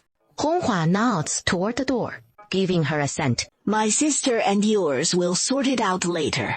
It is just a war of words. The fewer family on our side, the smoother it goes. Or even right turns wrong in a heartbeat. Fan Jing steps into the room, and there she is, his mother, wailing on the floor. Spotting him, she wipes her nose in a flash, tears streaming as she lunges forward. My boy! Oh, my son! You tell her. Isn't it that this vicious wife won't set up a worker spot for your eldest brother's whole family? That is your own flesh and blood, big brother, the eldest to you and your little brother. He has certainly heard the news. This gig's a breeze and pays top dollar, and they even throw in a meal to boot, right? I just think the eldest brother's family isn't a good fit. Fan Jin says it straight out. The wailing fan's mother freezes in shock. That is your own big brother. I've heard it straight from the village folks. This job's an absolute steal. So why hand it right over to these outsiders instead of your own big brother? Hey, are you out of your mind? Aunt Zhao, Aunt Zhang, and fifth aunt all can't help muttering. Who spilled that to you? Go home and grill him proper. Isn't this just asking for a mess? From here on, don't breathe a word to anyone Shui Qing didn't pick, or you'll kiss this job goodbye. The other women nod along too. Looks like no matter what we do from now on, we've got to keep our lips sealed tight, or who knows what endless fuss it'll kick up. And I don't know if we can even hang on to this job today. Quietly, watching his mother in silence, without a word. Your mother. I'm still living at your eldest brother's house, relying on your eldest brother's family to support me in my old age. You're not letting them live in peace. That is the same as not letting me live in peace. Right, Qingyang the unfilial wretch. You're a scholar, and you're sitting for the imperial exams. How can an unfilial person serve as an official? What you're saying is spot on. So I'm done with the imperial exams. From now on, I'll stay right here in the village, just teaching the village kids to read and write. That is no problem, as long as the villagers are willing to send their children to me for lessons. I couldn't care less about the imperial exams of this Shaxu dynasty. That is something etched into every scholar's very bones. It is like coming down with a deadly illness. You'd have to carry me into the exam hall. No way! You're going to anger your mother to death. But I'm not a child anymore. It has nothing to do with anyone else. Fine. Your parents and brothers are all toiling away at home, and you won't even speak up for them. Grandma, you're wrong. This is my real home now. My parents are here. I only have my blood sister and brother. No blood brother. Mom, this child was bought back from you for 1,000 units of grain, and you're not grateful. Isn't that the height of ingratitude? His birth parents and brother are suffering back home. What could she possibly understand about that? We can't let them sell her off again. You know, I misspoke. They definitely wanted to sell her, but now she is my daughter, so they can't sell her anymore. Shui-Jing watched the family's breezy, indifferent smile. Aren't you just the same? Poor Wanxia, she has got it rough too. I've never seen anyone so ungrateful. He didn't say a word to me. He just grabbed their son and tore into him. How majestic. Oh, right. The Fan family. Your little granddaughter's changed her name. These folks don't pull punches or hold back. They just say it straight. Let's go. The tirade's over. No use lingering here. Let's all head home and get back to work. I'm not leaving. Oh dear, I'll take Ernie and see the old lady home. To spare her the exhaustion, Danny and Ernie didn't hesitate a moment. They hoisted Fan's mother up and dragged her off. With the slightest tug, Fan's feet dangled off the ground. Her kicking feet never touched earth as they hauled my mother away. There is plenty more where that came from. I'm afraid our quiet days at home are over. Children. Kids, no need to fret. They've weathered far harsher and noisier storms before. They're no fragile blooms. And one day, they'll build their own little families. Who is to say they won't face the same? It is just more practice for them. They'll be all the wiser for it. Mother, I don't want to marry. I want to stay by you, father and mother's side forever. From the other side, Lin ran swiftly, glanced up at the girl, then bowed his head again. The burdens she has carried are 1,000,000 times more tangled than this. Her stepmother's ploys dwarf old lady Fans by leagues untold. It is no overstatement to call it a dragon's lair or tiger's den. She nearly lost her life to it. She really shouldn't pull him under too. The processing room is buzzing with unusual excitement right now. Everyone has gathered together in the courtyard. Shui-Qing Sang Li crowd of... She sat among them, mentally double-checking the figures, and seeing no discrepancies. She announced clearly, Today marks our first wage payout. When your name is called, come forward and collect your wages. No worries if you can't write. Just press your thumbprint next to your name after you get your pay. The mention of wages hit like cold water on a sizzling oil pan, instantly sparking a crackling burst of chatter. We're getting paid today, but the herbs haven't been sold yet. We've processed several batches of Chinese yams, but the etching requires 9 steamings and 9 sun-drying processes, and it'll take at least half a month more to finish concocting. The dried tangerine peels are the same. We haven't earned a single coin from this herb processing yet. Don't we need to sell the herbs first before handing out wages? Shui-Jing patiently let everyone discuss for a moment, then spoke up with a warm smile. No worries. This batch of herbs is quite substantial, and heading to Fucheng alone risks getting robbed by Liu Ming's crew. So we'll join the village men when they go sell their rabbits. As for the wages, it is best to pay them by the day. After all, I'm the boss. When we turn a profit, it is mine. And when we take a loss, naturally, I'll bear it. But the herbs aren't sold yet. I just don't feel secure about it. If we don't do a good job, what if the pharmacy refuses them? Then, Sister Shui-Qing, wouldn't you be out of pocket? Paying wages up front would mean a loss for you, right? Fan Xiang looked a bit worried too, while Li Tiantian asked outright. Besides, if the pharmacy already has plenty of stock, they might not take any more. Shui-Qing listened, her heart softening as she did. They're genuinely looking out for the herbal shop. Hey, you're underestimating Aunt Ding and me. Amid everyone's puzzled looks, she pressed on. I've inspected every batch of these processed herbs, all top quality. So rest easy. On top of that, Ding Shu and I, along with Ding Shui, have talked it over. If the shops in the prefectural city won't take them, we'll put together our own transport team, escort the herbs north to other prefectures, and sell them. They'll sell for sure. All right, now come collect your wages. After a full month's hard labor, it is time to get your pay. Hearing Shui Qing had already addressed their worries, smiles returned to their faces one by one. Count it right here in front of everyone. Or back home, if the amount doesn't match up, it'll be hard to sort out. 20 wen a day. 4 days off a month. And those count as paid days too. For anyone without extra leave, that is 600 wen a month. Less than a tael of silver. So it'll have to be in copper coins. No need. I trust you all. Won't be any mistakes. Shui Qing's girl can do more than just write. She is sharp with numbers too. How could she mess it up? No worries. Best to count the money face to face. It is fair for all of us. Don't be shy about it. Everyone counts theirs. If anything's off, we'll fix it right away. Many there knew Shui Qing's steadfast nature. When she spoke in earnest like this, it meant the matter was serious, beyond question. So the newly rich wage earners, having collected their pay, began counting their coppers. We're being tailed. Don't look back. Don't even think about it. The man who'd been spotted went pale. He itched to glance back, but checked himself right away, his heart pounding with nerves. Though tense and scared, the group kept its cool without a hitch. At the fork, just ahead, the leader swung right in. Where the hell are we headed? You ain't planning to take 'em head on, are ya? Yeah, that won't fly. We couldn't take those bastards. I say we hightail it back now. Once we're behind the village walls, how are they getting in? No way. We can't lead these wolves back to the village, or we'll just get marked again. Next time we step out, the village is just old folks, weaklings, the sick, and the lame. How we gonna fend off Fen Erzhu? Fen Sanzhu was thinking the same next time. He ain't coming along. Better to hunker down safe in the village. But Herring Li Wen lay it out. It hit him these lads gone. The village ain't safe either. No how. Plus, we've got a cartload of goods. They can't outpace us. Gotta roll the dice. He yanks a sack from the ice chest and barks out. Everyone, knife in your right hand, lime in your left. Wait for the opening. Hold it straight at their mugs. Got it. He scans the group. Everyone else gripped with blades, but he and Fenjin are barehanded. On impulse, he shoves a bulging lime bag at Fenjin. The pair primed to unleash hell in the chaos. With earth-shaking roars, over 30 thugs come rushing in. The brawny boys of Shanshui village whip out their long knives from under the flatbeds and wagons.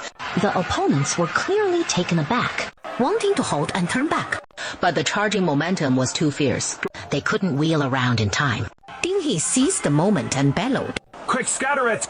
The burly villagers obeyed and hurled lime forward, aiming straight for their eyes. The front runners were all brandishing knives, but they hadn't anticipated this. Their eyes blinded by the powder, their vision a total blur, forcing them to slash and flail wildly. In that life-or-death scramble, Shanshui village's lads had no room for mercy, swinging their own blades with equal fury, plunging the scene into utter chaos. Once the dust settled, over 30 of them lay pinned with knives to their throats, sprawled helpless on the ground.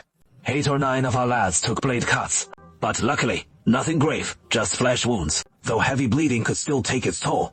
I've got hemostatic powder back home, though it is still a good trek back from here. And what about dealing with these bandits? Fenjin pondered for a moment and said mildly, Send a few swift-footed men into the city.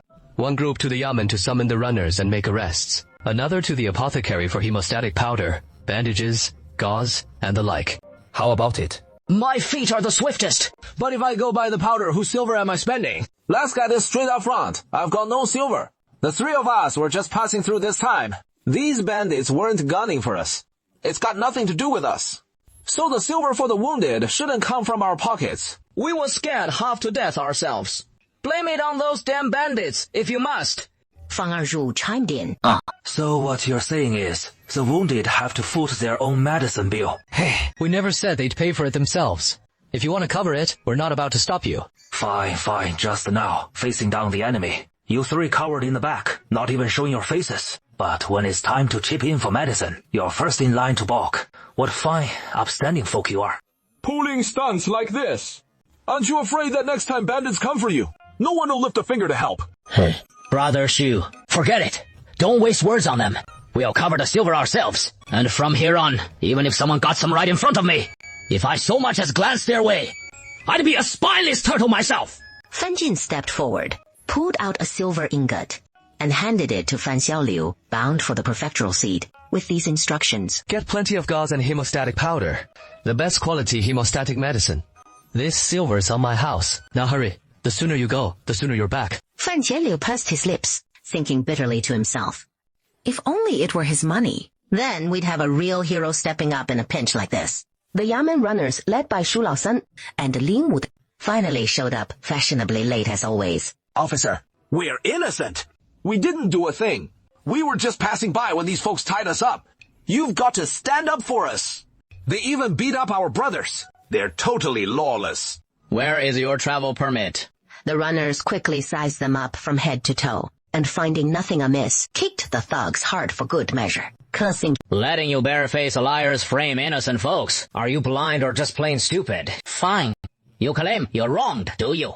Then show us your travel permit. No permit. That is all right too. Just tell us where you're from, your full name, and who can vouch for you. All the while, several wealthy families in the city were tearing their hair out over the endless robberies, utterly distraught, desperate for some kind of resolution. And wouldn't you know it, these very guys show up to solve their most pressing crisis. Perfect. Just a few days ago, several rich households in the prefectural city got robbed. And it turns out you lot are the ringleaders. Talk about wearing out iron shoes in fruitless searches. It all comes together without lifting a finger. Take him away. The moment Honghua stepped through the door, Hugh Mother learned of his injury. Tears streamed uncontrollably down her cheeks.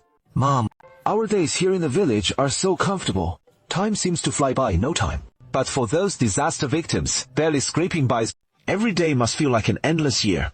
The kind-hearted among them may have perished long ago, while the ruthless survivors are all too common. Mom, please don't be so upset. If we weren't staying with my sister and brother-in-law, who knows how many more times I'd have gotten hurt by now. Hugh Mother knew this all too well, but understanding it intellectually was one thing. Seeing the blood seeping through the bandages on her son's back, it still tore her heart apart. CS, it is just a little cut. Nothing to worry about. You're swamped as it is. No need to go to the trouble of cooking just for me. My sister has a mountain of tasks every single day. And now she is managing that herbal medicine shop too. How could she possibly spare the time to fuss in the kitchen? The everyday midday meals are handled by rotating shifts among them. On ordinary days at home, it is the aunt who takes care of it. And sometimes when I step in, Yan Qiuxing, Hui Wanxia, and the others pitch in as helpers. So tell me, what on earth do I have to be so busy about? Give it a taste if you like it. If not, I'll whip up something else for you next time. You're injured, so while you're on your medicine, you need to keep up with nourishing foods too. When that knife came down on Honghua, he didn't even blink. He stayed silent through the endless wait for the bleeding to stop and the medicine to work, and trudged all the way home as if it were nothing out of the ordinary. Now, gazing at the chicken on the table, prepared just to his liking, his eyes began to swell with emotion, his nose starting to sting. Yes. Shui Jing waited patiently, holding her emotions in check. I thought to myself, as a grown man, you mustn't say anything too sentimental. The very next second, I heard him pleading. Sister, I think this would suit him well. How about giving it to Jiajia in your name? It'd be so much better if you gave it yourself. You could even confess your feelings to each other. It'd give you a perfect excuse to see her face to face. Wouldn't that be far better than having him pass along the message? Besides, you could always say, it is from me. He won't lose face. A hoarse voice drifted in softly. Crystal was taken aback. How could Wenhua be so certain that you'd sent it yourself? He nodded and recounted the whole story from beginning to end. Crystal listened in stunned silence. Let him sort it out carefully if he wasn't mistaken. There must be some misunderstanding between Wanghua and Jiajia. Is he badly hurt? Nothing serious. The pain's unavoidable, of course. But that boy's got a resilient spirit. He didn't even falter once. But if you're still worried... You could go pay him a visit. Don't we have that top-quality flesh-mending ointment at home? Take it along when you visit and see Jia while you're there. Bingy sprang to his feet, all traces of his earlier sorrow vanishing in an instant. What are you doing? He hasn't forgotten why he came back, that ugly mug of his and his craven, self-serving ways. Feng Erjuzi recalled the embarrassment etched on his face along the way. But he quickly pulled himself together. Uncle Ding has only this one daughter, and he cherishes her like his own life. As long as he wins over Ding Jia, she'll have no choice but to be his. What can Uncle Ding do? Uncle Ding, I'm here to see Jia. I brought her a gift. We don't need fancy things for Jia. Whatever she needs, her parents will provide. No need for you to bring anything. Jia, this time, I especially went to the prefectural city to pick out a hair ornament for you. Take a look. It is made of fine silk. Folks in the village just buy the cheap ones. Some even just a simple red hair ribbon. But I was the only one who splurged on the silk flower. It cost me a full 160,000 coppers. See if you like it. With every word from Feng Erjuzi, Uncle Ding's face darkened another shade. I already have one, and I think a simple one is perfectly fine. My parents could afford a velvet flower, but they just don't see the point. It is only making things more awkward. Dad, Mom, and Grandma are still waiting for him to come back with the good news. Jia, I risked everything to get this from Fuchain, and it is terribly expensive. All for this little hair flower. Wow, my whole family scrimped and scraped. Mom and Grandma went hungry more than once. Risking your life to the prefectural city, just for a hair ornament. If I may speak bluntly, you shouldn't have bought that hair flower, but figured out how to earn more silver for grain. Forget about good intentions. It has nothing to do with our family. Erju never imagined the clever schemes and phrasing his family had so shrewdly devised would all be flatly turned down by Ding Heli. Ding said, "It is always you doing the talking. She is plenty grown now. Time to hear what she wants. Who knows? Maybe she does want it." Ding Heli eyed the villagers peering in from outside, his face blacker than the bottom of a pot. I don't want it. W, come on. Don't be shy now. This here is the one and only silk flower in our village. It is just a silk flower. They keep harping on it. So what about my velvet flower, then?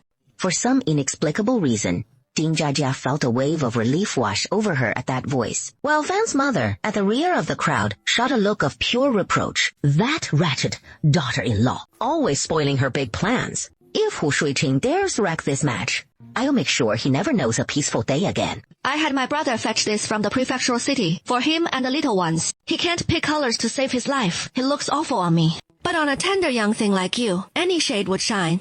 So I figured I'd bring it right to you. See if it catches your fancy. If you like it, keep it. If not, no fuss at all. Gifts are all about the giver's intent. So it really boils down to what the recipient wants. That final line was a sly dig at Fan Erju, leaving Fan Erju's face twisted in utter dismay. Shuiqing's spot on, though. I'm Erju, sure. But if the folks aren't keen on you, don't shove it down their throats. You can't just take gifts from anyone, you know. Whether it is proper or not, who knows? But if you're pinning this on me, who'd pick a silk flower over a velvet one anyway? He gritted his teeth, cast a fierce glare at second aunt, then spun on his heel and stormed away. Crystal has smoothly seen Ronghua off, and by the way resolved Jiajia's troublesome entanglement. She returned to the house in high spirits, and as soon as she stepped inside, she spotted Fan Jing and approached him. Here you go. This is the silver from selling the herbs. Count it. How much does it come to? 915 taels. Uncle Ding says the Chenpi hasn't aged long enough. It won't fetch much. If we're not pressed for silver right now, we can sell off just a small batch of the rest and store most of it away. Wait until the market picks up, and the price will climb even higher. Uncle Ding suggests holding back entirely. Keeping it all in reserve works too, though it is a touch riskier.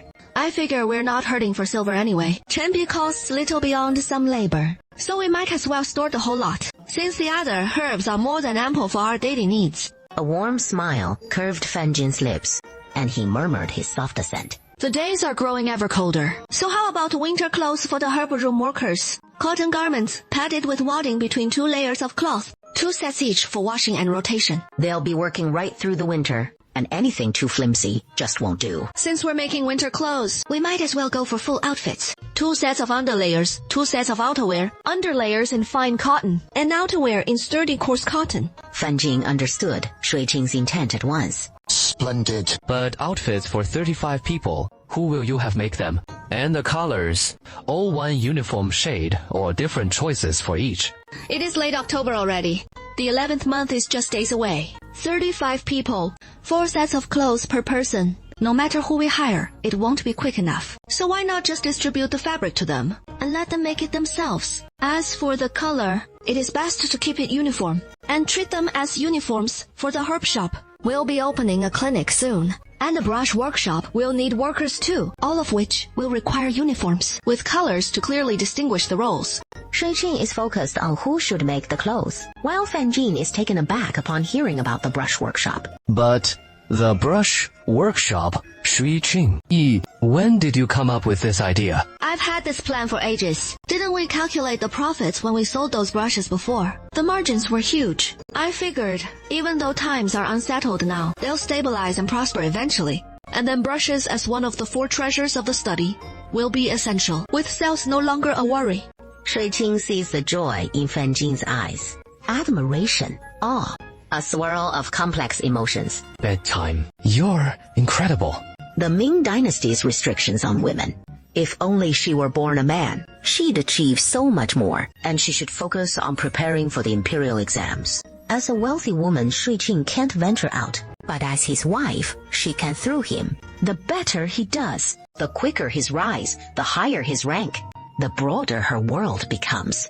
Crystal-eyed Aunt Wu, who had come to report, her brows furrowing slightly. Why didn't you tell me sooner? Aunt Wu was sweating bullets on her forehead and spoke with utmost caution. The past couple days, it was just your mother-in-law by herself. We figured she is family after all. And all alone like that, with our 30 or 40 folks at mealtime, if everyone skimps just a bit, it'd be plenty for her. I didn't see the need to bother you with it. But Sister Fan's been kicking up a fuss nonstop, cursing from dawn till dusk, and saying the nastiest things. Shui Qing's being swamped these days too, so they didn't want to drag him into this headache. Then she flat out demanded lunch, and after scarfing it down, she just smirked and held her tongue. But today, Big Sister Fan shows up with her eldest son and 4 grandsons in tow. Aunt Wu, yet you go yelling about overflowing granaries, sending the men to chase my big brother-in-law's whole family out. But as for my mother-in-law, don't touch her share. Let her have today's meal. Tomorrow's spring banquet will draw everyone anyway. And the day after, when folks head to the temple, just bolt the herbal shop's door shut, and don't let anyone in. Aunt Wu let out a little relieved at last. Crystal. That is a solid call. Good. We can't just shoo away your mother-in-law, but the rest of the family's fair game before chow time. Li Danier spotted Shui Qing and hurried over, panting hard. Ma'am, that family got run off before lunch, but they didn't lay a finger on your mother-in-law. She gobbled down lunch, then stormed off muttering curses, saying she'll be back tomorrow for more. And from now on, our herbal shop's footing the bill for her noontime feasts. She is here looking for you, ma'am. It just means folks are gone. No need to steer clear anymore. You can head home without a worry. Even the son-in-law's got his head ready for dealing with his mother-in-law. Crystal took it all in stride, not a flicker of unease. She didn't even furrow her brow. She chuckled and said, if she wants to hog it all, let her hog it. Even the herbal shop store won't budge without her hollering to open it. Got it. Starting the day after tomorrow, just keep that door bolted shut. No exceptions. Oh, and madam, the sister-in-law sent me back to tell you all. You're all invited to join tomorrow's spring banquet too. Lai Dani had been fretting over the lady having such a tough old mother-in-law. And here she comes again, right after things had quieted down a bit. No sooner had she arrived than she caught wind that they could join the village feast tomorrow, and asked, a bit hesitant, US too. But aren't we outsiders to Shanshui village, folks? Sister-in-law Giffen said it is the old village head's call. He checked with all the men and women up in the village, and everyone gave the nod. He made a point to say you're part of our Shanshui village family now. So make sure you're all there tomorrow. Not a single one missing. Today marks the first day of school at Shanshui Village Book Society and the inaugural spring banquet, a day of feasting in Shanshui Village. The children of our village finally have books to study. No need for me to spell it out. Everyone knows just how hard one this is. I hope you all redouble your efforts for your own families and for our village to thrive. I hope the children of our village cherish this precious opportunity that has come so hard, staying humble and steady, and studying with true diligence. Finally, let me say this one thing, that we enjoy these good days today. Keep it clear in your hearts. Who we owe the deepest gratitude to. Should anyone in the future bite the hand that feeds them, they won't be laid to rest in the village ancestral graves. Otherwise, I'll be the first to call them out from the underworld. The old village head finished speaking, stirring a deep resonance among the elders. Anyone who fails to live like a decent person and ends up down below, don't blame us old bones for speaking harshly. Shui Qing arrived late, just in time to catch the elder's words. It gave him quite the shock, for folks these days hold strong beliefs in spirits and the supernatural. Rest easy, old village head. We're no ungrateful lot. We're human after all. And if anyone dares forget, I'll be the first to hold them accountable. Fan Jin hadn't planned to speak up, but seeing Shui Qing caught off guard, he stepped in to ease the moment. We don't deserve such heavy words of grace. But you're right, old village head. Those who bite the hand that feeds them truly don't deserve a place in the ancestral graves, nor the offerings of incense from kin. You didn't name exactly who we should thank, and that is said perfectly well. If you'd spelled it out plain as day. He looks like he is being forced into it, or somehow resembling Xia and Tu, naturally unaware that the graces the old village head spoke of refers to his own family. But since it wasn't spelled out, it is the perfect opportunity to elaborate along those lines. Little Jean, Hu Shuiqia, you two come up and say a few words. In the village, there has never been a precedent for the wealthy speaking at big events, but no one raised any objections. You just figured Shui Qing going up to speak was only natural. Everyone, eat and drink your fill. In the future, I'll strive to open more workshops to create more jobs for the villagers so they can earn more silver and enjoy rice and wheat noodles at every meal with fatty pork every few days. All the way group will kick things off with a grand feast and thunderous applause. Li Changlin has returned, especially Shui Qing, who stumbled all the way back with his injuries. The group hurried over with quick steps. Shui Qi, you go in and check on the situation. What on earth is going on with the court, claiming the Prince of Yan has rebelled? How could it just suddenly rebel when everything seemed fine? Shui Qing thought to himself, this wasn't out of nowhere. It started last year with the reduction of the prince's powers. Some princes were exiled for their reductions. Others were imprisoned. And one prince even set himself ablaze in his own mansion to prove his innocence. The Prince of Yan's rebellion was only a matter of time. We've only just scraped by with over 30 years of hard-won peace. And now it is all going to fall apart again. In the room, Qin Yilin was already bandaging Li Changlin's wound, a long gash on the boy's left arm, with flesh and blood torn open. After Qin Yilin had cleaned the wound thoroughly, she applied the medicine, and finally let out a sigh of relief. Fortunately, Zhen Cheng had stocked up on plenty of hemostatic powder and flesh-mending salve last time. Thank goodness. And with winter upon us now, the wound won't fester so easily. Just apply it once a day. And rewrap the bandage. If you're really not sure how, never mind. I'll handle it myself for the next few days. The boy Changlin is only 12 or 13. And in the village, lads that age have no qualms about such things. Wang Gifen's tears streamed down, unchecked, as she bowed repeatedly to Qin Yilin, murmuring her thanks. In the house, Shui Qing, along with Li Dani and Ernier, handed over the eggs they brought to Wang Gifen. Just as Wang Gifen started to demur, Shui Qing gently coaxed her. Just take them. The lad's lost so much blood. He needs proper nourishment. And we've got eggs to spare at home. No trouble at all. Wang Gifen's tears streamed down her face, choking back sobs, unable to speak. Let's step outside first. It is too crowded in here. I can hardly breathe. The crowd quickly moved to the main hall, leaving only Li Wen and Wang Gifen to tend to him in the room. In the main hall, the old village had let out a heavy sigh. Alas! Who would have thought the King of Yan would finally rebel? How did young Changlin get hurt? We haven't been to Fiuchang lately, so we have no idea. Changlin said the news of the King of Yan's uprising had just broken a few days ago, when Fucheng descended into even greater chaos. The academy planned to close its doors and suspend classes, but before they could announce the academy's closure, it was raided by a gang of some 30 bandits. Luckily, those bandits weren't out to kill, just after food and money. Otherwise, young Changlin wouldn't be alive today. Weren't some bandits caught? How are there still more? Judging by how those Yamen runners handled it last time, I fear that is all they'll get. These are chaotic times. Bandits are endless. More and more folks turning to banditry, or even the woku. Jin Yilin sighed, sharing the concern.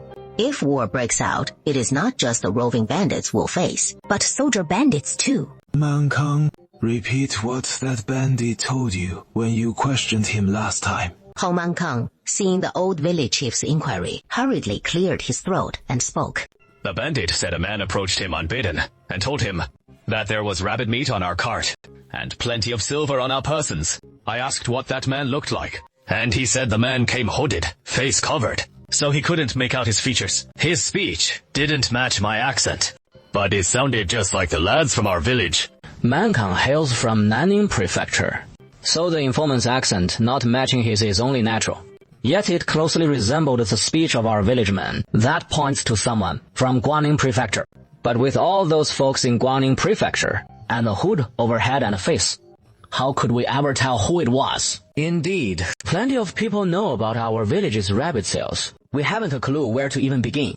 Recalling those old cases I've read about, a stranger tipping off the bandits wouldn't bother hiding their face, since no one would recognize them anyway.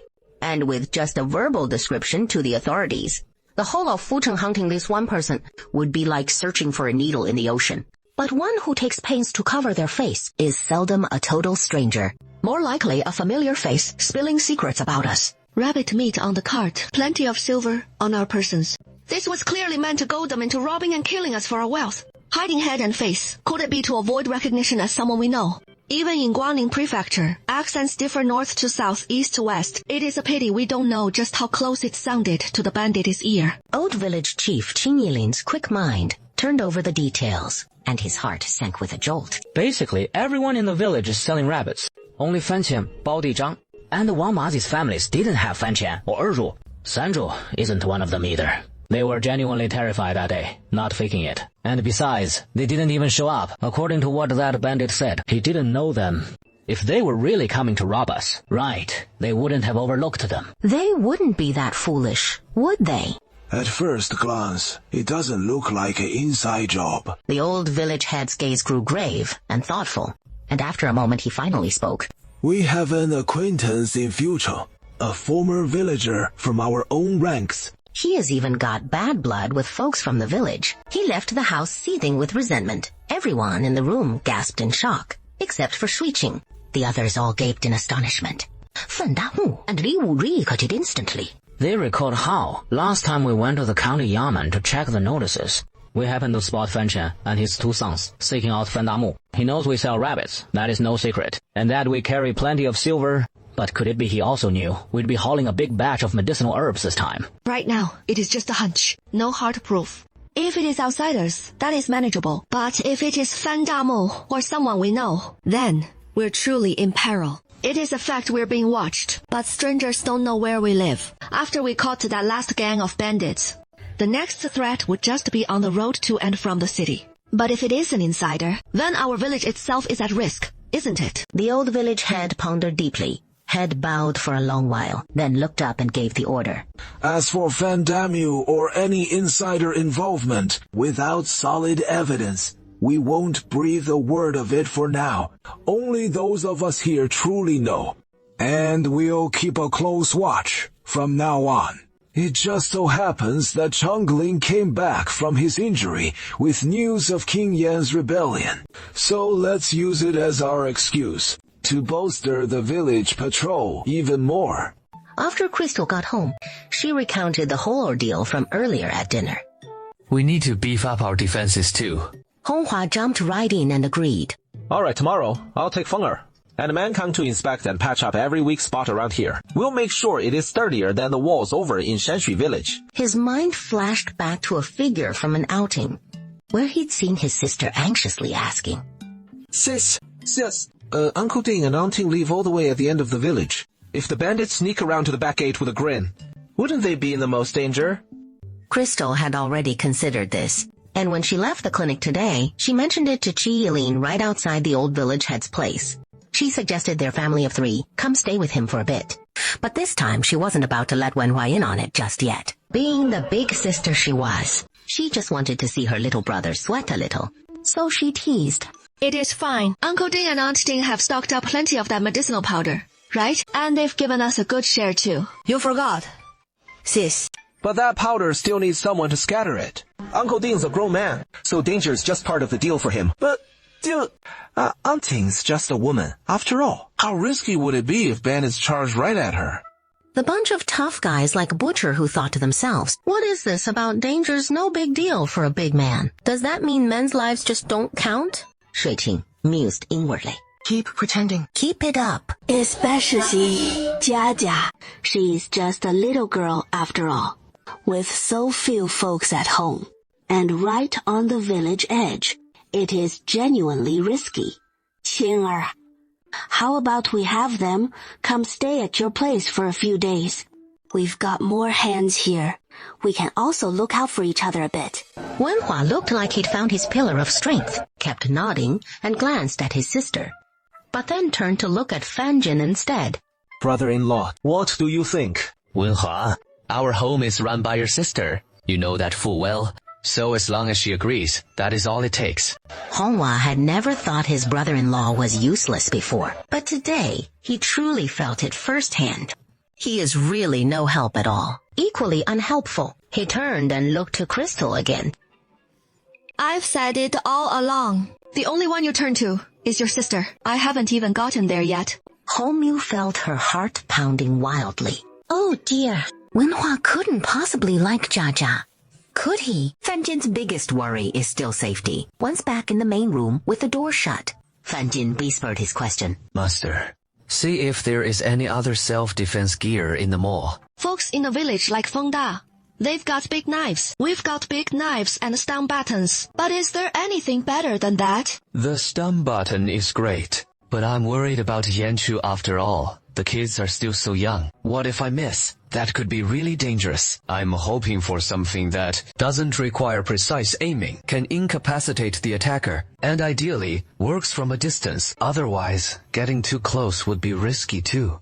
As Fanjin spoke, his voice trailed off. He felt like he was asking too much. Crystal seriously searched the online mall, trying several search terms, and finally pulled it up with pepper spray.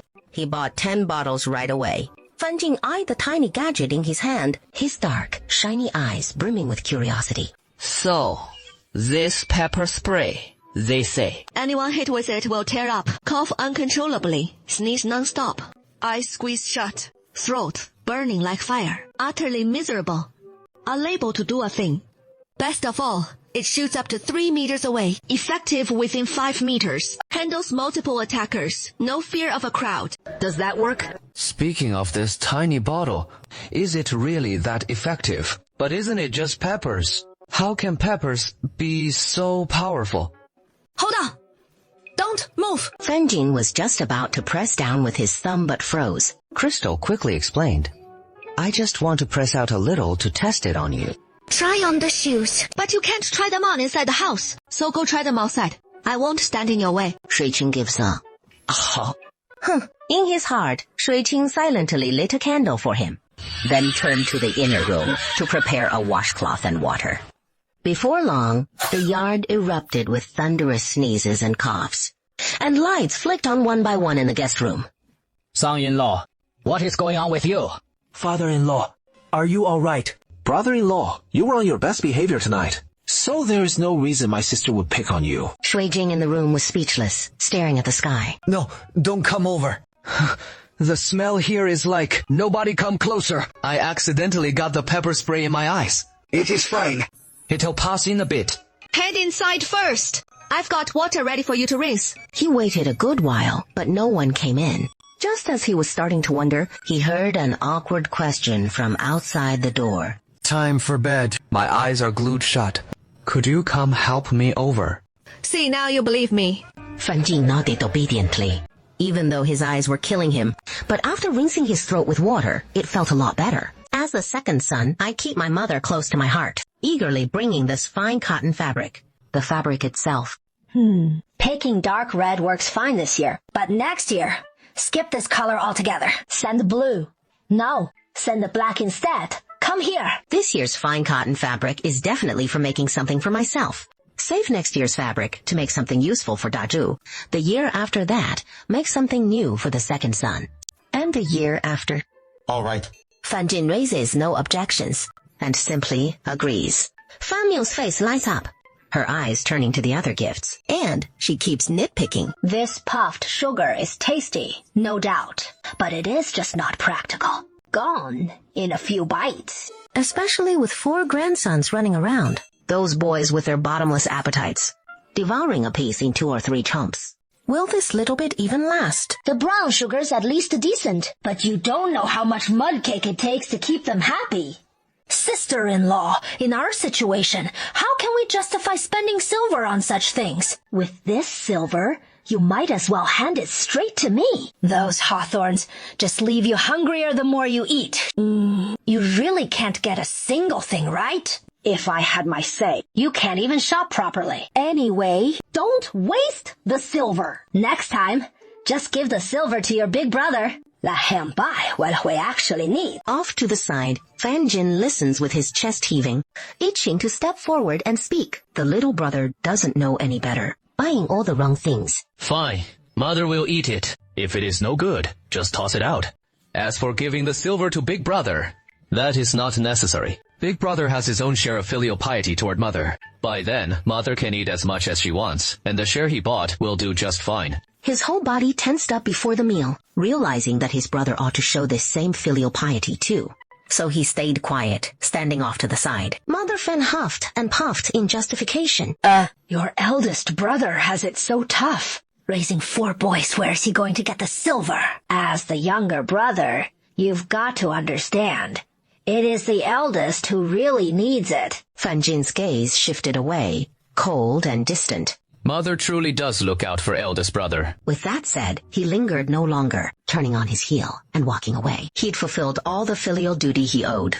What was the point in saying more? Mother Fan grumbled crossly. Mother, don't get upset. Second brother's always been like this, ungrateful to the core. It is nothing. Soon enough, Daju's 4 boys will make good, and they'll be the ones to honor you. Mother Fan thought of her 4 precious grandsons, and her temper finally eased a bit. What is all the fuss about? I'm just slipping back for a quick nap. And I'll head out at midnight to relieve the shift. Fan Xizhu swallowed hard. What is the big deal about me crashing here? It has been days now with nothing going down, so it can't be that something kicks off exactly tonight. Quit your yapping, and let me catch some real shut-eye. Fan Dazhu kicked off his shoes and peeled off his clothes, while flopping down onto the bed. It is brutally cold out there. No clue how those fellas up front are toughing it out. Boss, the watchmen on the wall haven't shown. Not for a good long while. So, do we charge or not? We've been hunkered down for days on end. And finally, we hit the jackpot, no one's on guard. So you tell me, do we go for it? What a pighead. Boss has a point. The chief made it clear. This village is dripping with wealth, and if we take it down, we'll have grain, silver, shelter, and meat. All of it. Once it is ours, we'll all feast through a fat year. In the pitch black, the gulps of saliva rang out loud and clear, over 100 eyes, glinting with raw greed. Crystal jolted awake, rolling over and sitting bolt upright, eyes wide. Staring dead ahead, Fan Jin rising with her, asked with concern. What is wrong? I don't know. Just got this uneasy feeling. It is nothing. You go back to sleep. I'll shake it off and join you soon. I've got the same jitters. Tonglo hadn't figured. It was probably nothing after all. Just that tonight was my big brother's and Daju's watch, and that had me worried. Crystal knew full well what was gnawing at Fan Jin.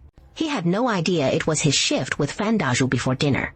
This whole family lacks any sense of responsibility. He pulled out the 4 Muye Shiyi viewing aids he'd bought earlier. The 2 of them hurried outside, first scouting out the high ground, each slipping on their viewing gear. They saw no one atop the tall sandbag embankment, when there should have been 2 guards on duty.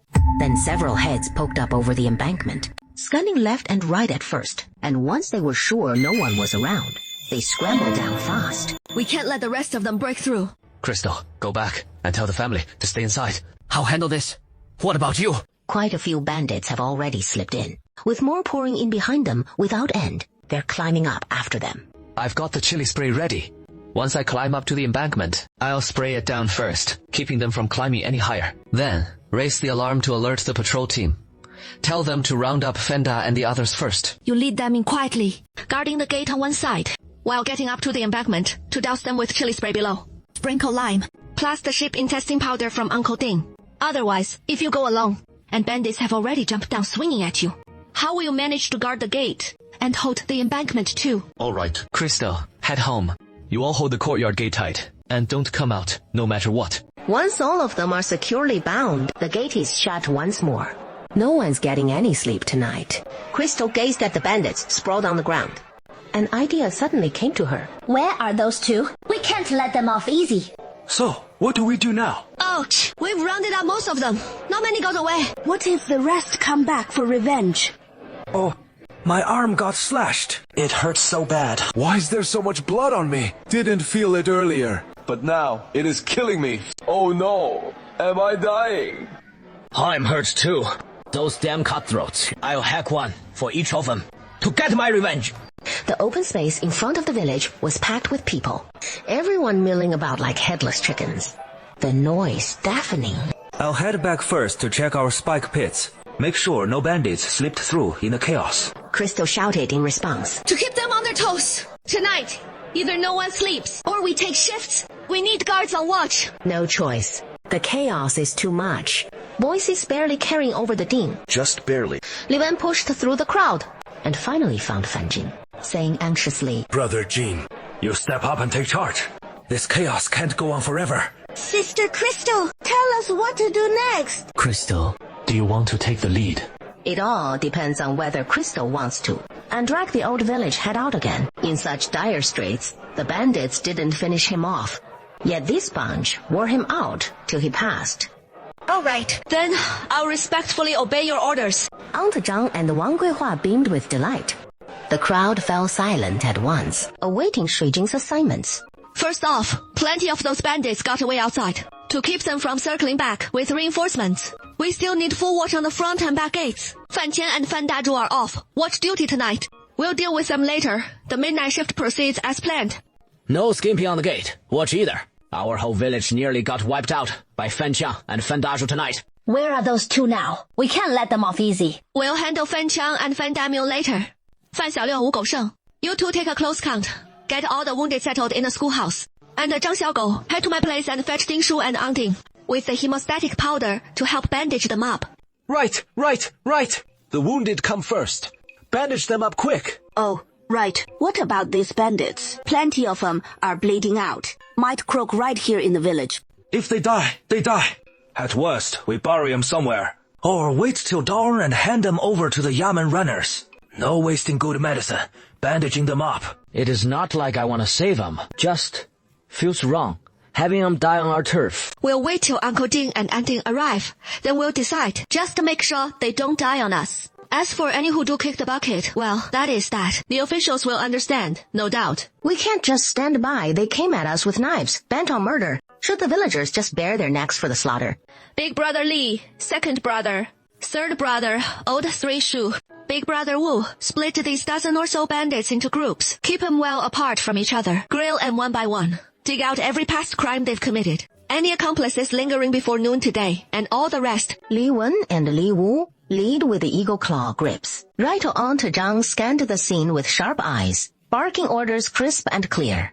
Methodical as can be, not a flicker of panic in her. Gotta hand it to her with chaos like this. Put us in her shoes. Our heads to be thicker than porridge by now. It is dragging on with all this hullabaloo outside. How come not a soul from that whole clan has poked their head out? Not just Fan Qian's lot. The Shao family's gone quiet. Same with the sons up front. What in blazes is going on? A chill dread crept into everyone's gut, and they hollered in a frenzy. Come on, find out and check our homes. 7 of them closed in on the main hall, a heavy reek of blood slamming into them. Fan sprawled in a puddle of gore. The rest bound hand and foot, just as he'd said before supper, eyes vacant. Sun Jinhua's gaze brimmed with raw terror. Frozen in abject horror. Fan Dazhu Erzu, Fan Zhu shuddering without cease. Fan Jin bolted straight over, scooping up Fan from the bloody mess. Li Wen and his crew rushed to the front room, cutting loose every last one, snatching up rags as they went. Fan lowered his head. finger jabbing toward the front room, eyes full of resentment. Oh, I'm terrified. I wouldn't dare. Fan Qian cradles his head in both hands, shaking it desperately. Fan Dazhu, grimacing through his broken leg, defended himself. It was those bandits who did this to me. Grandma and my dad had no part in it. How could we forget about you? Tonight, it all comes down to you and your father. If you two hadn't been absent, those bandits couldn't have gotten in so easily, could they? All of them pouring in at once. They faced down dozens of bandits, with just wounds, no deaths. If Fan Qian and Fan Dazhu hadn't slacked off and come back late, how the hell did those bandits get inside? Wasn't it always quiet before? And even if we'd been there, we might have been slaughtered by the bandits by now. Go ahead, try it. Just 2 more lives lost. That is all. Han. That is real good, huh? Hermes, it is just that the ones dying now, aren't you? Enough arguing. This hurts like hell. Hurry, Uncle Ding, come bandage me up. As soon as he mentions the wounds, except for Fan Xizhou, everyone else is wailing ao in agony, calling for Ding Healy and Qin Yilin to come apply medicine. This relative's not looking good. Uncle Zhao's gone, and the Zhao couple are barely hanging on. The young men and their wives in the Zhao family are all hurt. Grandma's son's gone. Lots of folks in the Song family are wounded, and both families are desperate for medicine. Auntie Ding says the hemostatic powder's running low, and the gauze isn't plentiful either. You'd better go slaughter something quick and see what we can do. Just moments ago, she was moaning in agony. The grieving Fan family was clamoring for Ding, Healy, and Qin Yilin to come bandage the wounds. But now, there is utter silence. So, should we send someone to Fucheng right now, or wait till dawn? I've got some hemostatic powder left at home, and plenty of gauze I stocked up before. I'll fetch it. I'll go with you to get it. No need. We can't spare anyone here. You wait here. I'll bring it over as soon as I find it. But Crystal wouldn't have it. She was set on heading to the market to buy some, taking sister-in-law Gaifei along. But that'd be inconvenient. She glanced at Fan Jin again and gave him a silent nod. Crystal didn't hesitate anymore. She turned and dashed back home. He could tell the old hag wasn't going to make it. And when he got home later, he'd bring the kids over too, so they could see their own grandma off on her final journey. After hearing the bandits had been caught, Fan Dazhu let out a heartbroken wail. I'll go after those bastards myself, those villains, and avenge my grandma. Yuan Mu's eyes widened. His lips trembled for what seemed like forever. But in the end, not a single word escaped him. And then, the hand pointing at his eldest son fell limply to his side. Grandma, don't leave us behind. The room filled with sobs in an instant. Grandma's gone. You won't even let out a proper cry. But she was our own flesh and blood grandma after all. If you weren't the eldest brother, would your grandma have passed in such agony? It is you who exposed grandma's hidden savings. Those bandits interrogated her. Instead of just slitting her throat on the spot, they tormented her slowly. Grandma endured endless suffering. All because of you. Grandma was always so devoted to you, the eldest grandson. Yet in the end, it was you who brought her such excruciating torment. Everyone else in the room stood frozen, jaws dropped, staring in utter disbelief at Fan Dazhu. Fan Dazhu, you're inhuman. Your grandma was kind to everyone. But for you, her precious eldest grandson, she spared no love. And yet in her dying moments, she suffered unimaginable torment. All because of the grandson she cherished most. What choice did I have? What about me? Wasn't I just thinking of the whole family? If I hadn't spoken up like that, to stall those cold-blooded killers, we wouldn't even be breathing now. Do my parents' and brothers' lives mean nothing? You just have to pin the blame for killing Grandma on me. Then, let me carry it alone. Aren't you scared? Grandma's spirit will come haunting you. Sun Jinha, who had been sitting so quietly just moments before, suddenly tore at her own hair in a frenzy, wailing in a raspy voice, her eyes vacant as if in a trance, before she suddenly collapsed to the floor, convulsing wildly. The whole room jumped in fright, as Wang Guifei muttered haltingly, "This is retribution. Aunt Fan, the guilty party is clear as day, and you've got the right one." Why isn't this wench at home, minding her brats? What good is she here?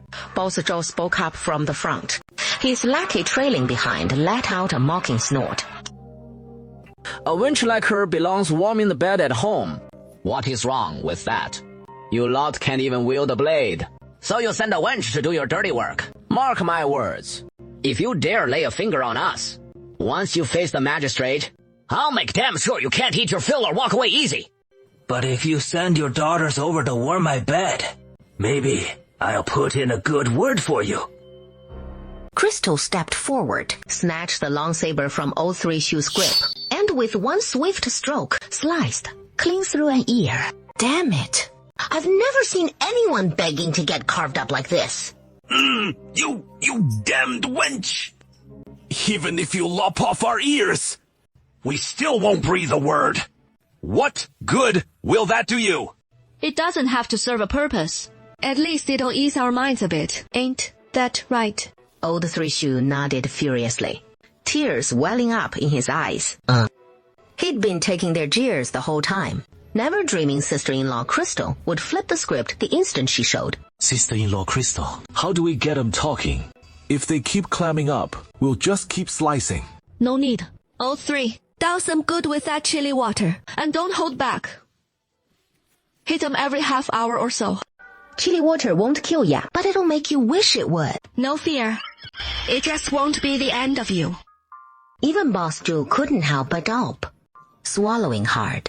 He knew exactly what that chili water felt like. It wouldn't kill, but it can make life a living hell. Do you still want to squeeze any more out of us? No worries. If you won't talk, see those pairs over there in the distance. The more miserably you scream later, the more those others will spill. Tell us everything you know. Hold nothing back. What talk? I'll talk. Okay. I'll tell you everything. Me too. Don't spray me. I'll say anything. Don't fight over it. One at a time. Why kill the elders? Maim the young and able-bodied, but spare the children. You explain. Can't say it, Xiao Yi. Because the elders are useless. Keeping them just wastes our rations. The young and the strong might fight back, so we break their limbs. Even if they heal, they'll limp and can't resist, but they can still labor. This way, once we take over your village, we get houses, food, silver, and forced laborers. The kids, the children. Li Wen, Li Wu, and the others all gasped in unison. We keep the children to sell elsewhere for silver. Crystal fixed the interrogating bandit with a steely gaze. Who is your backer? Actually, I don't need you to say it. I know your backer is Magistrate Wu. The man on the ground couldn't hide his shock. How does a village rich man know all this? Crystal knew she'd guessed right from their faces. Sure enough, it is Magistrate Wu. Who would have thought? He is the biggest fish in Guangling Prefecture. After inquiring around, I learned that Ding Ran and Bai Zichen have come to lend a hand as well. Auntie, everything's fine back home. We just figured we'd drop by and see if there's anything we can do to help. Did you seek us out because you need something? Come with me. There is something important I need to ask you about. Ling Ran keenly sensed something was amiss, pursed her lips and followed along. Last year when I visited my aunt's house, after the incident, I was fortunate to be rescued by sister-in-law Crystal. And once I got back, my father cut off all support to her family. I wonder if that is what pushed my uncle to take desperate measures. And if so, doesn't that mean I've brought harm to Auntie Crystal and all of Shanxi village? It has nothing to do with you. It is just insatiable greed. He was always meant to live a simple, hard life. But with the Baya family serving as his endless treasury, he got used to living large and lavishly. When the funds were pulled, he didn't think to cut back on expenses. Instead, he turned to crooked paths to scrape together more silver. And clinging to that extravagant life, well, that is on him alone. Crystal replied with unwavering conviction, knowing full well whose responsibility this mass is now. She's drawn a clear line, with no tangled webs or detours, just pinning it squarely where it belongs, not foisting it on anyone else. This has nothing to do with you, nor the Bai'ai family. It is all on Wu Xianlian. Whatever entanglements he has with that Guo fellow will unravel in due time. He has gotten no more than he deserves. We can hand these bandits over to Guangling Prefecture, or let County Magistrate Wu deal with them. And who knows how many more slipped away before this. Once dawn breaks and the city gates swing open, it won't be long before County Magistrate Wu gets wind of it. If we don't send them off, we'll surely offend Wu County's magistrate. So we need to escort this band of outlaws far from the village, and the quicker, the better. we still need to find an official powerful enough to override County Magistrate Wu. The three of them got it right away. Crystal is asking which suitable officials they can approach with gifts. The Guangdong Provincial Governor, a second-rank official. County Magistrate Wu means nothing in his eyes. If we can track him down, and if he is willing to step in, not to mention a single Wu County Magistrate, even 10 or 8 of them would be no trouble at all. One rank higher, and you're crushed to death, let alone someone so many levels above. I know his father once said, our provincial governor here, though not entirely upright and incorruptible, is still a hands-on official who takes silver to get real things done. Ziqian, do you know where we can find him? Where should we send the gifts? Probably Guangzhou, or maybe Keozhou, or Huizhou. The Keozhou governor's office is in Guangzhou, so the governor should be there too. We'll head to Guangzhou then. Oh, right. Guangdong Provincial Governor. What is his name? Lin Ran shook her head. Surname Lin. Given name, something like... Lindsay's deep voice suddenly cut in. That is right. It is Lin Si. I've heard my father mention him several times. No sooner had she spoken, realizing too late. Then they turned to Lin Ran, noting she shared the surname Ling. This first month, he is not holding court at the Guangzhou Yamen, but in Seishui, so we'd have to go there to find him. You know, if the Ling family gets wind of this, it'll force us right up to the Guangzhou border. I'll take the able-bodied man from the village along. In the past, I'd only sensed the refined air of a noble young master about Lin Ran, and figured his family background must be no ordinary one. But I never dreamed it was a great aristocratic house. Brother Lin, your family is truly formidable, having produced a high official of the second rank. Not a second-rank provincial governor, but a second-rank. Jia, the Vice Minister of War, a full second-rank official, who is held that rank since last year. Lin Ran, what is your relation to Lin Si? Such a sturdy golden thigh, you've got to cling to it tight. That is just what I'm thinking, hold on, for dear life. And it'll spare you a solid 30 years of toil. He is my father. The three of them blinked their eyes over and over. Is he really your blood father? The moment the words left his mouth, he wanted to slap himself silly. What a cursed loose tongue he has. No father worth his salt would claim a son out of nowhere. It is just that my mother passed away too soon. And in less than 3 months, father took as his bride his childhood sweetheart, leaving me with a half-brother, barely a year my junior. This time the three of them were frozen solid in place. Lost for words, they stood in stunned silence for ages. Is your father in league with your stepmother to do you harm? Does your father even know? Or is he part of the scheme? Lin Ran fell silent for a long moment, then looked up and replied. He had no hand in it, but I can't gamble on whether he'll shoot her once he learns the truth. You can't head to Sihui. Sketch out a route there for me, and go over every detail with the village folk. That way, they should be able to track it down too. Auntie, truth be told, I was meant to leave at the start of the year, but I couldn't bring myself to abandon this warmth, reluctant to part. But now, I truly must go.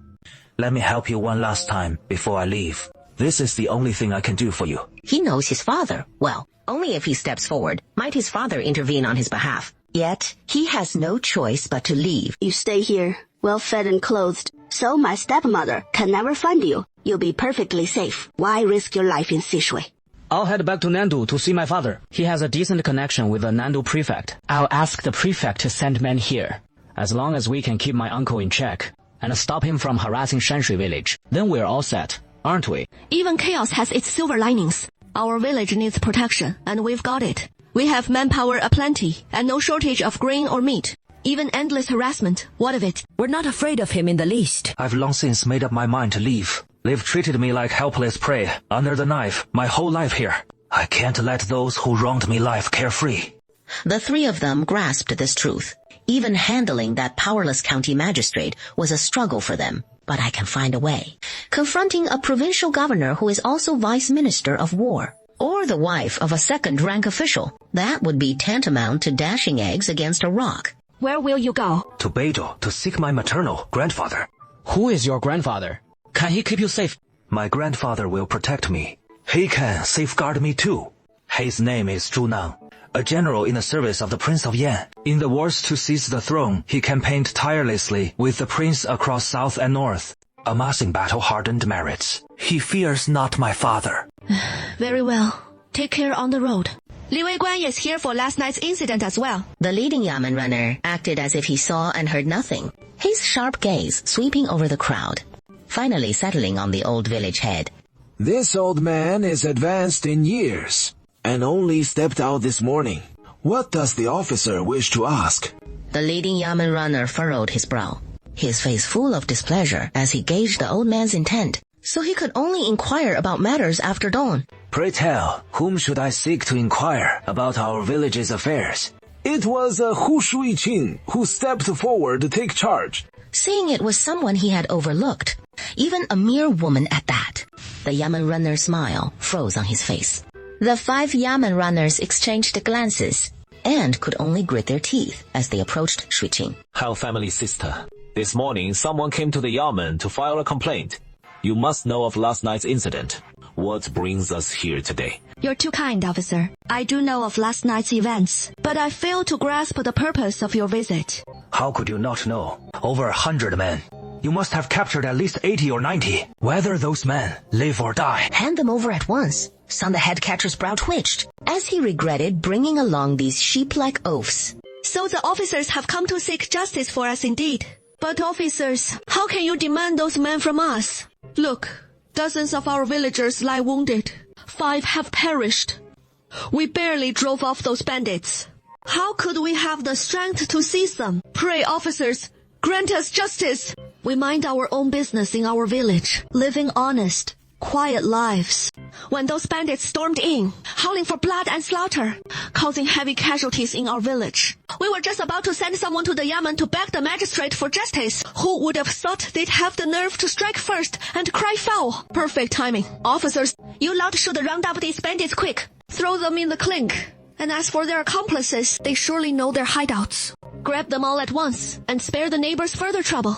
The Yamen runner who spoke froze, at a loss for words for a long moment. We got word from the refugees, first thing this morning, saying they were starving half to death, and only begged your village for scraps. But not only did you refuse them, you hurled lime and poison at them, then swung knives and held dozens of them by force. Pity the poor refugees. It is a hard lot, fate's cruel hand, right? So why not just hand them over to us? Rest assured, we'll see to it without fail. We'll punish them severely, no mercy. We'll give the refugees the justice they deserve. You're right, officers. But there is one thing off. It was they who drew the blades. Step into these homes and see for yourselves. The dead haven't even been buried yet. As for their lot, we did well just to chase them off. How could we have captured those refugees in the morning, as you claim? You've nabbed dozens of them. So many lives lost. The Yamen can't just look away. So if you're hard on them, better cough them up now. Spare us another trip out here. He cast one last glance around the village, reluctantly waving them off as he turned back. He'd figured it for the simplest job imaginable, never dreaming it'd end in empty hands. Open the door! Open the door! Open the door! We're from the Guanyin Prefecture Yamen, here on official business. Those who refuse to open the door will be treated as bandits, bringing disaster upon their wives and children. Kill without mercy! With no sign of movement from inside, Constable Sung's forehead broke out in a cold sweat. Since they refuse to see reason, let's proceed as planned. Make sure everyone inside knows. We didn't come here unprepared. Constable Sung, give them a taste of our resolve. Let those inside see what we're made of. Ha! Not opening up. Once we breach the walls, they'll regret it bitterly. Prepare! The men swiftly donned black cloth masks, while others hauled up long wooden ladders from the side. Dozens of ladders were propped against the embankment and walls, with men below gripping them tightly to prevent any easy climb. Oh, what do we do? These fiends look murderous. 像是闷这儿的. They're out for our blood. Sergeant, line it up quick. Don't hold back. If they come at us, we'll be dead or wounded. That is when our endless barrage of stones rained down from above, smashing the clamorous heads, blood streaming down, their legs trembling uncontrollably. Who'd dare look up now? Fall back! In fact, before Constable Sung could even give the order, the men below were already retreating. County Magistrate Wu's face darkened like the bottom of a scorched wok. The clerk wiped the sweat from his brow and whispered, "My lord." It is fine. We're just holding the main force here. The forces at the other walls must have breached them by now. Soon we'll launch that inside, outside pincer attack, and we'll still come out on top. However, Crystal on the watchtower observed for a moment. Yes, the enemy won't launch an attack for a short while. Titch, that gadget of yours is way too effective. All these guys got taken down flat. Good thing I had that weapon you gave me. Crystal thought to herself, of course, it is effective. That is an electric stun baton. One zap, and they spin out cold. How many of your people came over? Tong. I circled the whole place. Roughly estimating, there were 70 or 80 of them. Yan Qiuxing, Da Jiang, Da Hu, and I spotted wherever things were looking shaky, and rushed in to reinforce this. You have no idea how dicey it got. Will, if your gadget hadn't kicked in so fast. There were a few times I feared we wouldn't make it in time. The key is everyone's safe and sound. What about those bandits? Hong Hua replied. My brother and Fan Xiaoliu slipped out the back door and tied them all up, tucked away separately in the corners on either side of the back door. They're keeping watch, doling out just one bowl of plain porridge each per day. Barely keeping them alive. No salt added. Hong Hua grinned widely. Alright, I'll go fill in Gai Fei's this. Master, why don't we head to the Ling Patrol Mansion and request reinforcements? The Ling Patrol Mansion, also serving as Vice Minister of War, has authority at his command, and the troops ready to deploy. Dealing with a mere backwater like Shanshui Village would be as easy as crushing an ant. Though the Ling Patrol Mansion isn't exactly incorruptible, it does get results. I've always been beneath his notice. What say you? Wouldn't that just invite humiliation? Master, consider this. Isn't the head of the Ling Patrol Mansion known for getting things done? Now, you're risking everything for those innocent missing refugees. Personally leading the search, only to face relentless obstruction from the villagers, even armed confrontations. So now, you're compelled to seek his aid, with the Prince of Yan in open rebellion. The court in chaos, all to protect the refugees, and your tireless labors for Guaning Prefecture. In the eyes of the Ling Patrol Mansion, isn't that the height of practical action? I'll draft the letter. You arrange a messenger. Fan Jin approaches quietly and sits beside Shui Qing. He reports softly. No unusual activity around our home so far. Father, Mother is watching over her at home, so rest easy. Shui Qing amazing in acknowledgement. Get some rest while you can. Don't worry, I've got the night vision device. If anyone out there makes a move, I'll alert everyone. Shui Qing has borne the heaviest burden these past days. But his experience ensures our safety, with so many guarding the dam. If the enemy truly acts, they'll spot it for sure. You head back and get some proper rest first. Fan Jin, sensing the undercurrent, probes keenly. Are you worried things might escalate beyond today? Shui Qing amazed in acknowledgement. Look at the men Wu Xianling brought. They've lost more than half today. But they haven't retreated. They must have another trick up their sleeve. Wen Hua said that at dusk, he saw someone riding back. Not even worth a horse. I wonder how things are with Lin Ran, and we still haven't found his father. I don't know if his father would even help Fan Jing. I just feel so useless. If only I'd passed the imperial exams and become an official early on, Shui Qing wouldn't have to worry about all this. Shui Qing looked at him and nodded in approval. All these days, you've worked so hard, handling things inside while he is out there managing the rest. The newcomers in our home, and everyone in the village too. No, everything visible is all thanks to Fan Jin, holding it together single-handedly. His efforts may not be visible, but that doesn't mean they aren't there. Take Yanqiu and go back to rest early. The household still relies on you to watch over it. As long as you keep the home in order, I can stay here with peace of mind. Deep down, he is still selfish, prioritizing the safety of our own family above all. So our home, the stronghold, can't afford any trouble. Fan Jin blinked, sensing something off about those words, but unable to pinpoint it.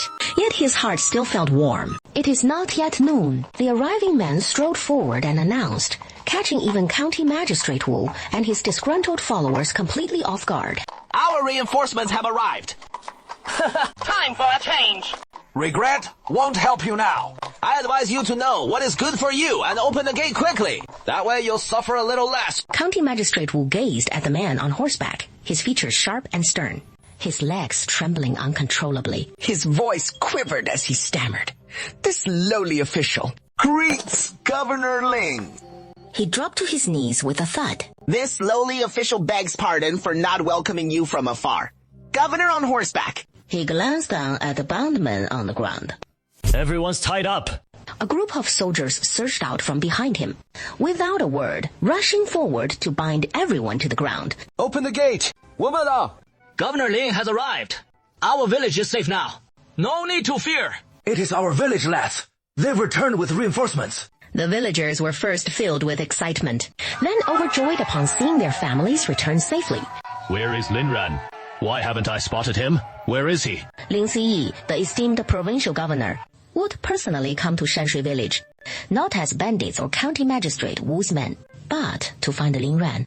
Lin Ran has gone to find his maternal grandfather. He won't be back anytime soon. Lin Ziyi's tall, slender frame swayed, his face etched with disbelief. Others may not know about Lin Ran's maternal grandfather, but he does. That man was a fierce general under the Prince of Yan, guilty of treason and rebellion, one of his most trusted lieutenants, a notorious traitor. But now, times have changed. Won't his future career in officialdom be thrown into utter chaos because of this? He suddenly decided to go find his maternal grandfather, but going to find his maternal grandfather is a good thing too. His parents are both gone, and his maternal grandfather might be his closest kin left. Lin Ziyi's gaze fixed on the villager speaking. What do you mean his parents are gone? Isn't he still alive and well? That poor child, his father, the clan can't be relied on. Otherwise, why would he have to leave his hometown? Lin Ziyi's lips were tightly pursed. It is just that the villagers are all concerned about Renner and didn't say anything bad about him. May I ask if you are Hu Shuiqing? Are you Shui Qing? He replied with poise and grace. May we speak further? You are Lin Ran's father? Then why not go take a look at the house where he lived? Let's go. Standing still before the screening gate, He felt a bit dazed. entering the courtyard, he saw the grand main hall, the left and right ear rooms, the east and west wing rooms, the storeroom plus 5 spacious inverted rooms, scattered here and there, big and small, altogether over a dozen or 20 rooms. 2 carriages pulled up. Servants immediately extended the carriage steps, laying out the footrests. Madam, take it slow. This old servant will support you. These folks don't look like they're up to any good. Sister, you and Lin Xunfu were childhood sweethearts. Lin Xunfu is several years my senior. So perhaps I'm not the elder sister here. You're Hu Jinshui. No need for pretense. It is refreshing. At least it won't make my hair stand on end. Lady Lin's visit this time is to discuss a match. Sang Rong forced a smile and said, I've heard from those close to the master that it was you who saved the Lin family's eldest son. As his mother, how could I not come thank you myself? You're too kind, Lady Lin. Back then, we just wanted to drag someone home to work, give them a meal or two. It wasn't some heartfelt rescue. Just a stroke of luck, that is all. She won't buy this as genuine gratitude. Lin Ran is the eldest young master of the Ling estate. After all, it simply won't do for him to linger here year-round. So if you'd kindly call him out, his mother will take her back home. Shui Qing flashed a brilliant smile. Half joking, half serious. He is not here with me.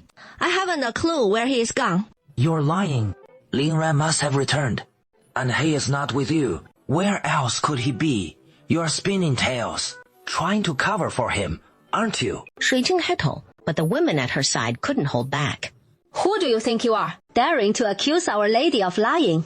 If Lady Shui Qing says he is not here, then he is not. What gives you the right to call her a liar? Where is Lin Ran? And what business is that of ours? Sang Ru watched as her own son was pointed at and berated, trembling with rage. You're utterly rude. Is this how you treat your guests? Yet, you force me to lecture you like children. This scarcely feels like a proper visit, and even less like repaying a debt of gratitude. It is more like you're here to arrest fugitives. You can't treat me like Lin Ran, applying the same harsh tactics you used on her to me now. What nonsense is this? My mother was ever so kind to Lin Ran, offering the finest foods and drinks, the richest silks, and assigning the loveliest maids and servants to attend her first. Madam Lin is so very generous, isn't she? Those beautiful maids and servants, my own mother wouldn't deign to give to me. Yet Lin Ran showed no gratitude whatsoever. She spurned mother's every kindness, refusing one after another, but then throwing tantrums to boot, enraging father, and sneaking out of the estate. Who can you blame for such a lost cause? Lin Ran is no lost cause. Yan Qiu stepped forward. standing boldly before Shuiqing. Lin Ran is no lost cause. Ling Qiang gazed at the young girl before him, momentarily speechless. Mother, I want her. You arrange it with her mother, and once she comes of age, make her my concubine. What on earth are you saying? No matter. Mother, you first settle the betrothal with her parents, agreeing she'll enter our household after my own wedding. They're bound to agree. In time, when you oversee the Lin household's concubines, you'll need to select them with utmost discernment. How could you choose a mere country girl? For the first time, Ling Qiang felt suffocated by his mother's iron grip on everything, unable even to choose his own concubine. Mother, what do they want here? Supposedly to offer thanks. Actually, what I really want is to find out where Lin Ran is. Lin Ran is the eldest young master of the Lin mansion. And as his mother, I have every right to take her back. So please, as an outsider, don't stand in my way. If I refuse to let you, then don't blame me for getting unpleasant. Sang Rou waved to the servant behind her. The servant stepped forward, drawing his saber with a sharp clatter. A dozen burly men brandished their sabers, making for quite the intimidating sight at first glance. Who is it? Who dares to bully us like this? Sister Shuiqing, shall we see if we agree to this? With a great clamor, the young lads grabbed their hoes and planks and charged ahead. Mother, if you agree, wouldn't that be a joyous occasion, considering his daughter will be mine in the future? This woman won't lay a hand on us either. So let's... Besides, once she is mine, our two families will share the same honor and disgrace. How could he possibly still protect Lin Ran? Sang Rou snapped back to reality. That is right. As long as we make them realize the Lin family will belong to his son in the future, and not to Lin Ran, these ignorant folks won't immediately switch sides. Think about it. Wei, Hu Jishui, I have something to say to you. You call this a huge blessing for your family. Shuiqing didn't even raise an eyebrow. A dog's mouth can't spit out ivory. He didn't believe a word of good fortune could come from Sang Rao's mouth. My son has taken a fancy to your daughter. He is 16 this year, and doesn't have a proper wife yet. But rest assured, in 2 years, once he earns his scholarly title, he'll surely secure a fine match for a principal wife. By then, your daughter will be of marriageable age. And after my son's grand wedding, we'll promptly elevate your daughter into the household. Not as some mere bed warmer maid or lowly concubine, but directly as a noble concubine. A deathly silence blanketed the scene, so quiet that the sound of swallowing could be heard clearly. A bed warmer maid, no less. Lowly concubine. Lowly concubine. The big households sure know how to draw those fine distinctions. Damn it! I can't beat you to death! You bastard! How dare you insult people! Yeah, brothers, beat them to death. Those bastards are way too much. Beat 'em! Beat 'em till their teeth are scattered all over the ground! How dare they insult the girls from our village? The young men's necks bulged with throbbing veins. Their faces flushed beet red. They hoisted their rakes high and swung them fiercely at the servants across the way. With savage fury. Why don't you go beat the concubine yourself? You want us to inspect her. Even for a lowly concubine, she wouldn't spit in the dirt and see what kind of trash you are. I ain't sparing you today. I'll make you see why the flowers are so red, raking you down with my claws. She really dug in her claws, and Sang Rou let out a howl of pain. Ling Qiang fared even worse. No need to mention it. His screams rang out the loudest, as he seized the moment to bellow at Yanqiu. Look, you gotta have a crew of your own folks. So when trouble hits, those bastards are truly outnumbered. If we don't beat and curse them out tonight, we'll just do enrage later on. But after we've cussed, thrashed, and torn into them, every time we think back on it, it'll feel so damn satisfying. Mother, you gotta stop this. No rush, no rush. Aunt Li, Aunt Zhang and the others are laying into M with real gusto. Let them vent their spleen a little more. Holding it in ain't healthy. In fact, the fire in my gut ain't fully quenched yet. What gives him the right to take a shine to Yanqiu, treating Yanqiu like some piece of merchandise to pick and choose at his whim? Master, you finally arrived. Hurry and save Softy from these country bumpkins. They want our lives. 住手! Come back, quick! Master, I thought Ling Gran had been saved by him, so I came especially to apologize and have Ling Gran return with us along the way. Who could have thought this crude fellow would deceive us? The lady even lied, claiming she had no idea where he was. Lin Ci's brows furrowed deeply, as he pressed them with questions one after another. How did you know Ling Gran was saved by him? And how on earth did you track him down? These days, he has been tied up handling matters with County Magistrate Wu and the disaster victims of Guaning Prefecture. He hasn't come home once. And his master is right here. We didn't lie. Why search the place? What right do you have to rummage through our home? I learned it from the master himself. I am a proper second-rank madam. What is so wrong with searching a farmer's courtyard? Father, those folks are nothing but a pack of troublemaking rabble. And these servants of ours are utterly worthless. I was so furious, I got beaten. And they failed to protect us. All of you go rot. A bunch of useless trash. Who can't even safeguard your master? What is the point of keeping you around? Master. Today's fiasco isn't the servant's fault. It was the madam and second young master who spoke so imprudently, provoking the other side, which is why they lashed out and beat us without mercy. The maid, kneeling on the ground, steeled her resolve and laid out everything that had happened in the household, point by point. Lingxi's frown deepened with every word, his face growing darker by the moment. When she got to how the second young master had taken a fancy to Shui Qing's daughter and wanted to take her as a concubine, Lingxi abruptly turned his gaze on the two of them. His gaze grew colder, inch by inch. Is that why you got beaten? Come here. Master, the other side is just a lowly village family. Qiang'er is the son of a second-rank official. After all, the future head of the Ling household. So it is he who would be reaching above his station. Scholars, farmers, artisans, merchants. You are no nobler than a farmer. In fact, even less so. You became my principal wife. So why can't a farmer's daughter be Qiang'er's principal wife? Today, after all these years of knowing the master, he mocked his origins for the first time. Shui Qing saw Lingzi leave first, then saw Madam Sang smooth her hair, and Ling Qiang supporting each other. As they leaned on one another, following behind Lin Ziyi, he couldn't fathom what act they were performing. Thank you for saving my son's life. Meanwhile, Shui Qing was truly taken aback, never expecting Lin Sei to come express thanks, only to run right into his wife and son. Your wife has come over. This isn't at your instigation, is it? And the gifts you've brought. Let me be clear from the outset. If this is about taking my daughter as a concubine for your son, that is absolutely out of the question. I won't accept it. I knew they were coming, but I didn't tell him about this matter. I'll investigate this thoroughly when I get back. These thank you gifts have nothing to do with the two of them. As for taking a concubine, or even marriage alliances, I haven't considered them at all. I only wish to express my sincere gratitude with tangible gold and silver. I harbor no other intentions. Even in repaying this favor, it would be for Ling Ran alone, and certainly not for Lin Qiang, much less as a concubine. That is reassuring. In the days that followed, the men toiled in the fields. The women prepared dry provisions at home.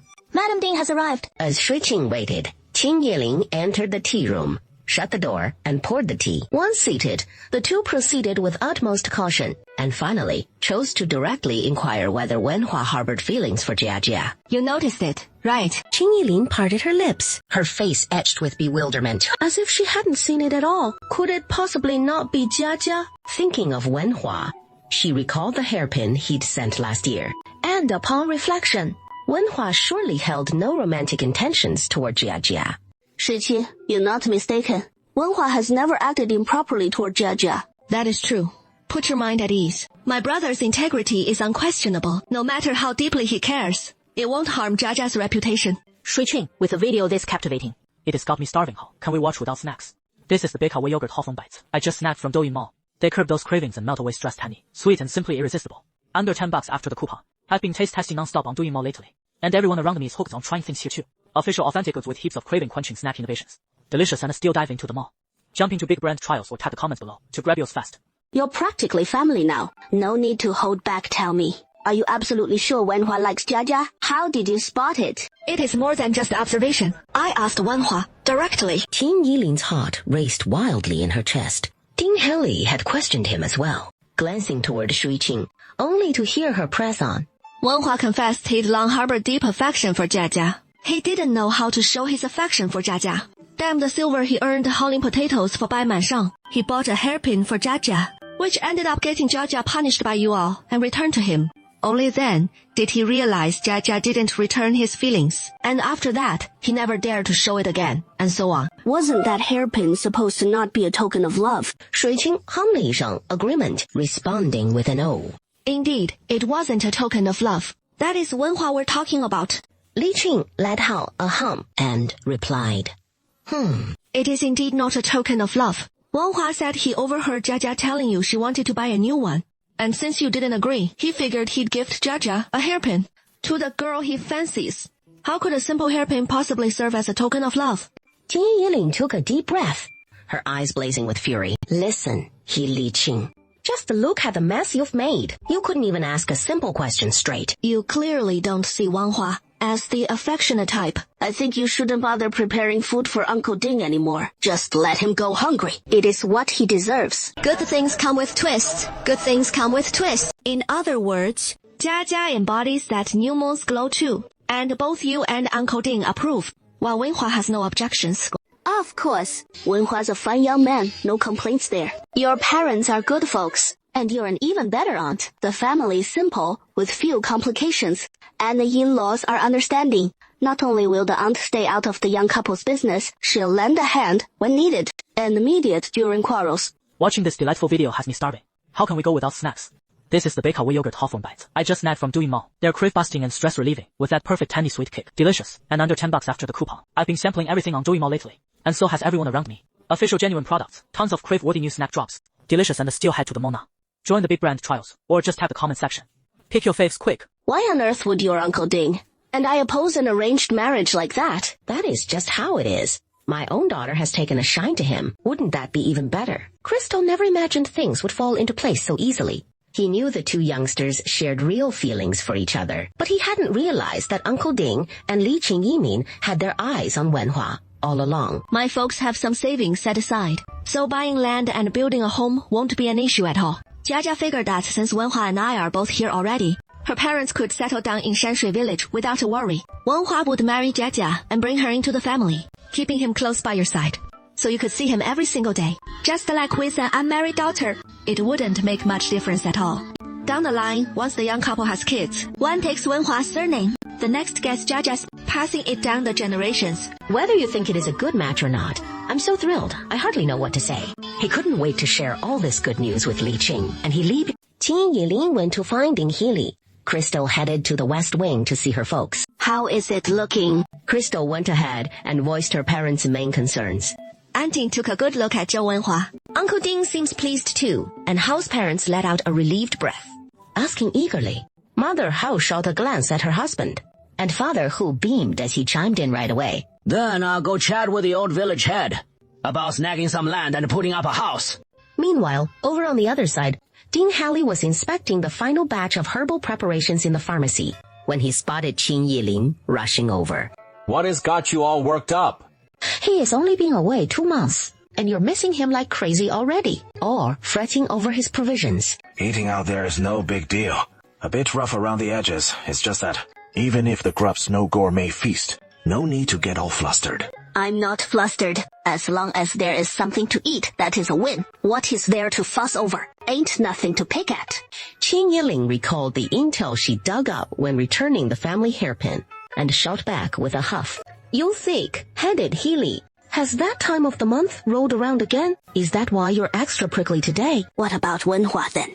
Back when I returned our Jiajia's hairpin, how come you went prying around like that? Who fed you that line about his feelings for our Jiajia? Not being romantic. Did I get it all wrong? Qin Yilin stayed silent, just letting out a cold snort.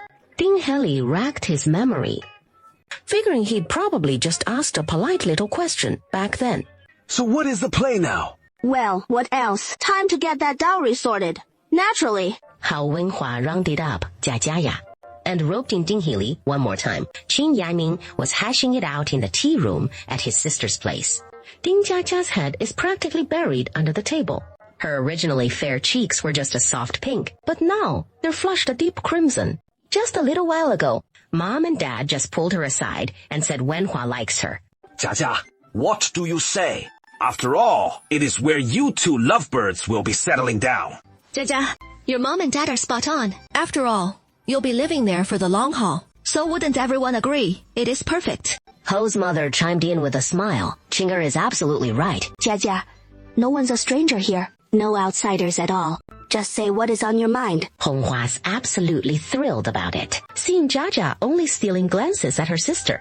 She really wishes she could swap places with her. Ding Jia thought for a moment and said, It is just a tad farther from Crystal Street. No big deal. How far can it be in the same village? A little walk's just good for keeping fit. Anything else on your mind? Your dad and I are right in the middle. Whether you're off to that spot or Shuiqing's place, it is all nearby. No need to fret over us. And like Shuiqing said, it is all one village. How far could it be? You just focus on whether it'll feel cozy to live in. So what is left to fuss over? I say that is the ticket. The whole family's here hashing out the ins and outs. And we all reckon that is the best choice. Honghua sprang up quick as a flash and bolted back to the village head's house, determined to nail down all these details before heading out this time, so the families can start welcoming their new daughters-in-law without delay. After a short while, Fan Zhang, panting and out of breath, arrived before the two of them, propping himself on his knees, gasping for air. Hurry! Mother, come quick! Uncle Bai, you too! Big River, who is here? As Crystal spoke, she hurried outside. Yes, it is brother, Lin. Lin Ran, but he only left for the northern capital just before the new year, and it hasn't even been 2 months yet. How could he be back so soon? Auntie, I'm home. Crystal paused, her eyes instantly welling up with tears. It is good. You're back. Come home first. Auntie will welcome you warmly. Your little brothers and sisters have missed you terribly. They'll be overjoyed to see you, beside themselves with happiness. Lin Ran let out a soft hum, his sharp gaze shifting to the figure behind his aunt, and he respectfully called out, Uncle Bai! What a fateful encounter. First, let's head inside and talk. Lin Ran, this journey isn't just a family visit. I've come this time with very little time to spare. I must head back tomorrow. I'll depart tomorrow. Why the rush? Bai Ziqian asked hurriedly. Can't you stay a few more days? Even just 2 or 3 days would be nice. Li Hongyu chimed in eagerly. Fan Jing and Bai Maishan looked over as well. This time I do need to take something back with me. But what is it? Something of Auntie Crystal's or from a forbidden book? Potatoes. My maternal grandfather serves under the King of Yan. And now the King of Yan stands against the Jin Emperor. The northern capital urgently needs provisions. In passing, my grandfather and I discussed potato yields. So he sent me to bring people here to transport potatoes back for planting. The northern climate is harsh. The round trip alone takes 4 months to get back north, and he must rush it back without delay. Do you even know how to plant them? Plus, Yuvi only brought 50 men and 51 horses, so the potato seeds you can haul are limited. Will that be enough? Now Beidou and the Jin Emperor have clashed several times. The situation is dire. If it weren't for that, grain would be absolutely vital. Even these 50 men. I'm just 1 horse myself, grandfather. There is no way he could spare more for me. Brother Lin, take me with you. I know how to grow potatoes. I've got it down pat. Well, the village has only tried 1 season, but I've done 2 full seasons. And my potatoes have the highest yield. Brother Lin, I appreciate your kindness, but Beidou is so far away. With different food and weather, you might not adjust well once you're there. And it is plenty dangerous too. Brother Lin, you're only a few years older than me, and you're a southerner born and bred too. If you can make it there, so can I. Brother Lin, tell me, couldn't I earn a military merit just by farming well? Father Fan just listened quietly from the side, not saying much, letting the younger generation decide for themselves. But Fan Jiang couldn't wait any longer, glancing at his father, then at his mother, before pleading at last. Mother, please, let me go with Brother Lin. The northern climate is nothing like ours here. And if you go and find you can't handle it, what if you can't adapt and have to come back? Don't worry, Mother. I'm not heading out for fun. And besides, I might lose myself along the way. But I won't let those potato seeds go to waste. Lin Ran looked at them both in surprise. Disbelief filled his eyes. Brother Lin, Baijialong has plenty of potatoes. And we've got the manpower. So we can ship them up to the northern capital right after. He wants to take the gamble too, roll the dice, and make the Bai family the emperor's favorite suppliers, never to be bullied again. Ziqian's words are exactly what I was about to say. Last year in Baizhongma, we planted 300 mule of potatoes. Going by Shanshui village's yield, we're looking at a few 100,000 jin at least. As for getting them there in bulk, I've got a plan. Care to hear it? Lin Ran froze at the words. Too stunned to hold back, he blurted out, Uncle Bai, please, speak your mind. East of Nandu, there is a seaport dock that handles merchant caravans' goods all the time. I do business with their fleet. As long as the silver flows, it is no issue. But to be on the safe side, have the men and horses you brought take Shuiqing's potatoes overland, while Baizhuang's folks go by river route. 2 routes at once. What do you say? It is only early March now. If things go smoothly, these potatoes can make it by mid-next month. Bai replied, do you even realize what you're proposing. If those bandits get crushed, they'll settle scores in the fall, and the Bai family will be history. The court turned a blind eye to the floods. Those bandits and the officials they're in bed with nearly wiped out the Bai family already. Ling Ren, Uncle Bai is no greenhorn kid. He knows full well what he is doing, and he knows the stakes. If we lose, we sell off everything, round up the family, and keep heading south. Worst comes to worst, we bolt to Siam. The opportunity is staring us in the face. Whether we seize it or not is up to us. Crystal thought to herself, this Bai Manshang has already mapped out his escape route. He knows that the Lord in the North Capital will be the ultimate victor. That is why he dares to back Ling Ran's plan with the general. All right, let's dig them up together. This potato harvest is a bumper one. I supplied the seeds. Most households get just 6 shares of the harvest. So across the village, only my family, as potatoes, could max out at 50 horses. Barely a drop in the bucket. The rest we'd rush to Baijiazhuang overnight. Then from Baijiazhuang ship, it straight to the Nandu docks. From Shanshui village to Baijiazhuang, a fast horse gets there in a day. Crystal's family's potatoes could make it in 2 or 3 trips. And the final batch hauled overland by horse to the North Capital.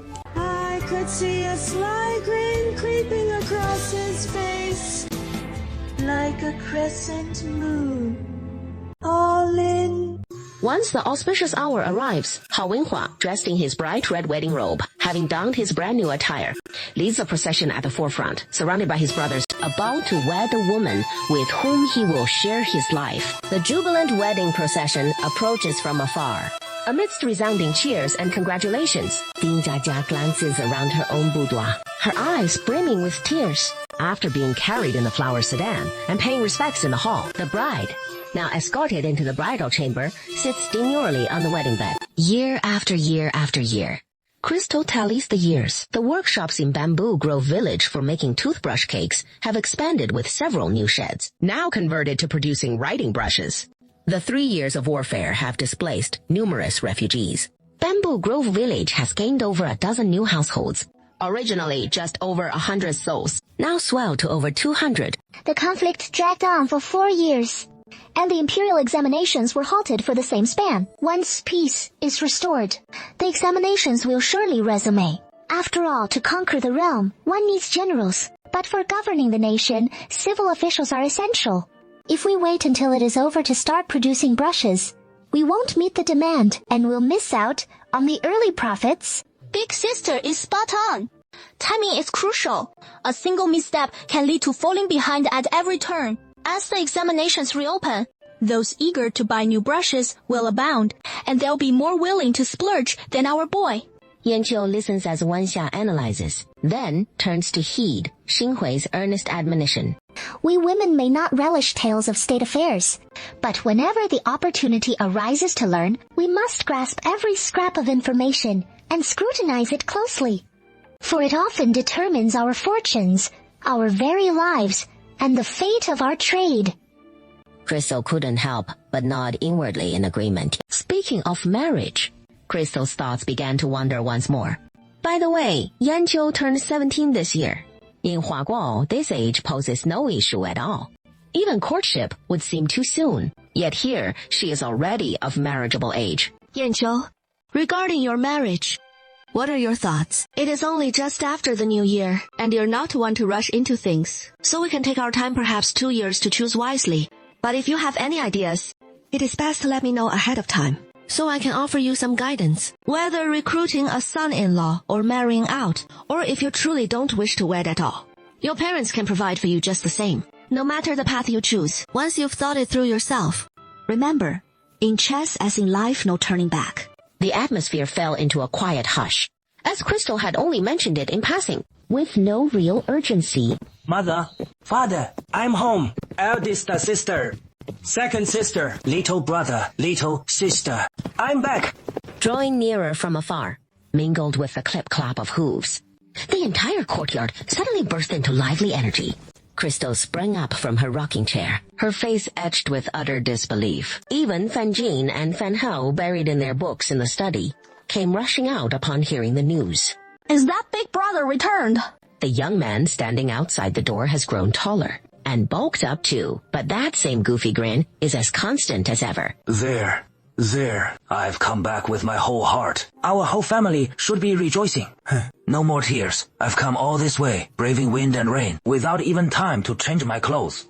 A filthy traveler like me can't very well wipe your tears. 水清 and Yanqiu had 1,000 words on the tip of their tongues, but they swallowed them all down and simply urged, come inside. I'll heat some water for you to have a proper soak. Little brother, what would you like to eat? I'll make it for you. Big brother, I'll go freshen up your bed. Hey! Me too, mother. Big sis, what have you all been up to at home? Oh, we were just talking about potential husbands for big sis. Fan Jiangwu was at a loss for words. Lin Ran, who had been waiting outside the courtyard gate and only entered after Fan Zhang caught up on old times, was equally speechless. Shui Qing and the others were startled at the sight of Lin Ran, even more stunned than when they'd seen Fan Zhang moments before. Of all times, what brings you here? Can you even be here? Now that you're with us, what about your grandfather? Big brother, missing a day in the fields is no big deal. But for you, brother Lin, can you really just come and go as you please? When Lin Ran had left, he was down and out. Now he looks every inch the refined young noble. His gaze swept over the group, finally settling on the gentle and lovely figure. His brows furrowed ever so slightly. Talking about husbands. Big sis, when did we talk about husbands? Or is there already someone in mind? Have you taken a liking to anyone? If not, don't settle for less. No, Mother only brought it up in passing, saying I've reached that age. We can start thinking about your marriage ahead of time. Let me decide for myself. It is supposedly for big sister's ears, but really, it is also meant to ease Lin Ran's mind. In that brief moment, Lin Ran was already flooded with dozens of thoughts. That is a relief. Eldest sister, no rush. You're still plenty young. Look at brother Lin. He is already 21, and he hasn't even found a girl who catches his eye. He is the one who ought to be fretting. Everyone's eyes turned to Lin Ran. Brother Lin, you are already 21. Brother Lin, you really don't have a girl who catches your fancy. Qing Hui asked blankly. That just doesn't add up. Brother Lin, you're so handsome. How could no girl take notice? Is it that no one's arranging matches for you? The others gazed at Shui Qing with pleading eyes, begging her. Auntie, shouldn't we put Brother Lin's marriage at the top of the list? He is already 21. Lin Ran, if you need the elders to help arrange a suitable match for you, as long as you don't mind, Auntie can step in. Mom, Dad, you have no idea. Grandpa's awfully anxious. He has brought it up to me time and again, even suggesting brother Lin's sons help scout out some girls for him. Brother Lin's got the looks, fine family, sterling character, a fierce warrior, on the battlefield to boot. Even the King of Yan wants to play matchmaker for him. The girls I know are few and far between. None of them could match your looks or standing. If there is someone you fancy or who suits you, just give Auntie a heads up. Auntie will give her blessing. I hope Auntie will approve when the time comes. Auntie, I have a few questions I'd like to ask you privately. May I? When the war first broke out and the outcome was uncertain, I didn't think much of it at the time. But as things progressed, he grew ever more grateful for your timely reminder and wanted to seek your advice on the path ahead. We can step outside to discuss it. This time, the eldest has earned great merit. And when rewards are bestowed, according to contributions, he is likely to be at the forefront. Being at the forefront is just like planting potatoes. Compared to charging into the fray, I'd say, it is far from comparable. Grandfather mentioned the King of Yan inquired personally several times over. A faint smile graced Shui Qing's face. Indeed. Auntie, do you know? The King of Yan has 3 sons in total, all legitimate heirs throughout the entire campaign.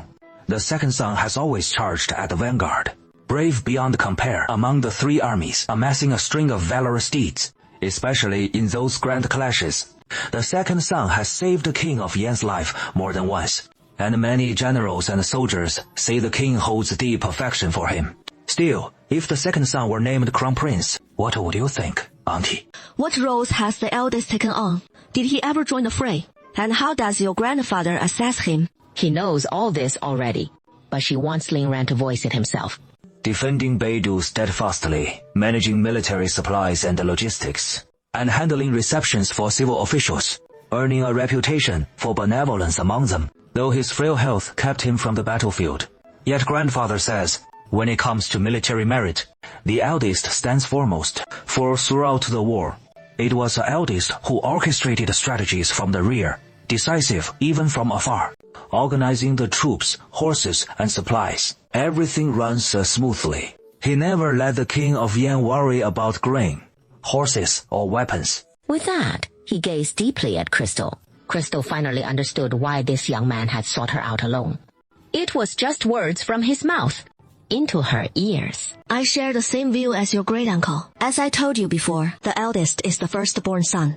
Since ancient times, the debate between primogeniture and merit has always raged. But most favor the eldest. After all, true wisdom isn't always apparent. It can be feigned, but birth order is undeniable. The throne isn't like a farm inheritance, where sons bicker over land. If merit were the sole criterion, it would only incite all the sons to vie for attention, leading to fratricide. Thus, throughout history, it is rarely altered. Moreover, during wartime, heroic generals are essential. But to govern a nation requires sage, civil officials. If you were the king of Yan, how would you choose? Ling Ran's already knew the answer in his heart. At the same time, he pondered the peace that would follow when generals would no longer be needed. But civil officials, perhaps he should change his own path. Regarding the urgent matter you mentioned, Aunt, I have one more private matter I'd like to ask of you. Crystal waved her hand indifferently. Go ahead and speak. I wish to ask for your niece's hand in marriage. Crystal suddenly felt this had been brought up too soon. You should know how your Uncle Jin and I conduct ourselves. Though your family background is fine, but if we had to choose between Ziqian and you, I would surely choose Ziqian. I understand. These past 4 years, I've risked my life without a second thought, all for the sake of earning military honors, and earn them I have. I've already spoken with my maternal grandfather about it. Once the rewards are bestowed, I seek nothing else but to establish my own household, and from then on sever all ties with the Lin family, worlds apart as we may be. My beloved need bow to no one's rules. The moment she crosses my threshold, she'll be the undisputed lady of the house. Crystal breathed a sigh of relief, disagreed, feeling that at least this young man wouldn't repay kindness with ingratitude. He has a plan in mind, and asked hesitantly, So you're not doing this out of gratitude, are you? No, Auntie, rest assured. The hardships I've endured myself need not be passed down to the next generation. My affection is simply affection, nothing more to it. If it were truly out of gratitude, he could simply offer gold, silver, and jewels. Why pledge himself in marriage? Never mind. If it is about setting up your own household, Ling Ran would still be an excellent choice. After all, you know him inside and out. His character and abilities are both outstanding. But today, I've already spoken with Yancho, and I won't force the matter of his marriage. It all depends on his own wishes. If he doesn't wish to, Uncle Ji and I can support him for as long as needed. But if he does want to marry, I'll arrange some suitable candidates for him, and he can choose for himself. He hasn't given me his answer yet today, so I'll check with him again in a few days to see what he decides. Then it must be fate. Ling Ran's deep eyes shone like stars in the night sky, as he bowed deeply and solemnly to Crystal, then said, Thank you, Auntie. The Lin family originally had quite a fine collection of books, but when I left, I didn't have time to take them along.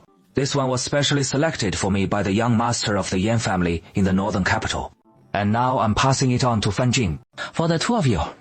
Taking the book from Ling Ran's hands and quickly flipping through its pages. The more she read, the more shocked her expression grew, especially for Fan Jin, who clutched the book so tightly, unwilling to let it go, too engrossed to utter a word. Books are precious, but your health matters just as much. Over these next few months, you two should study diligently.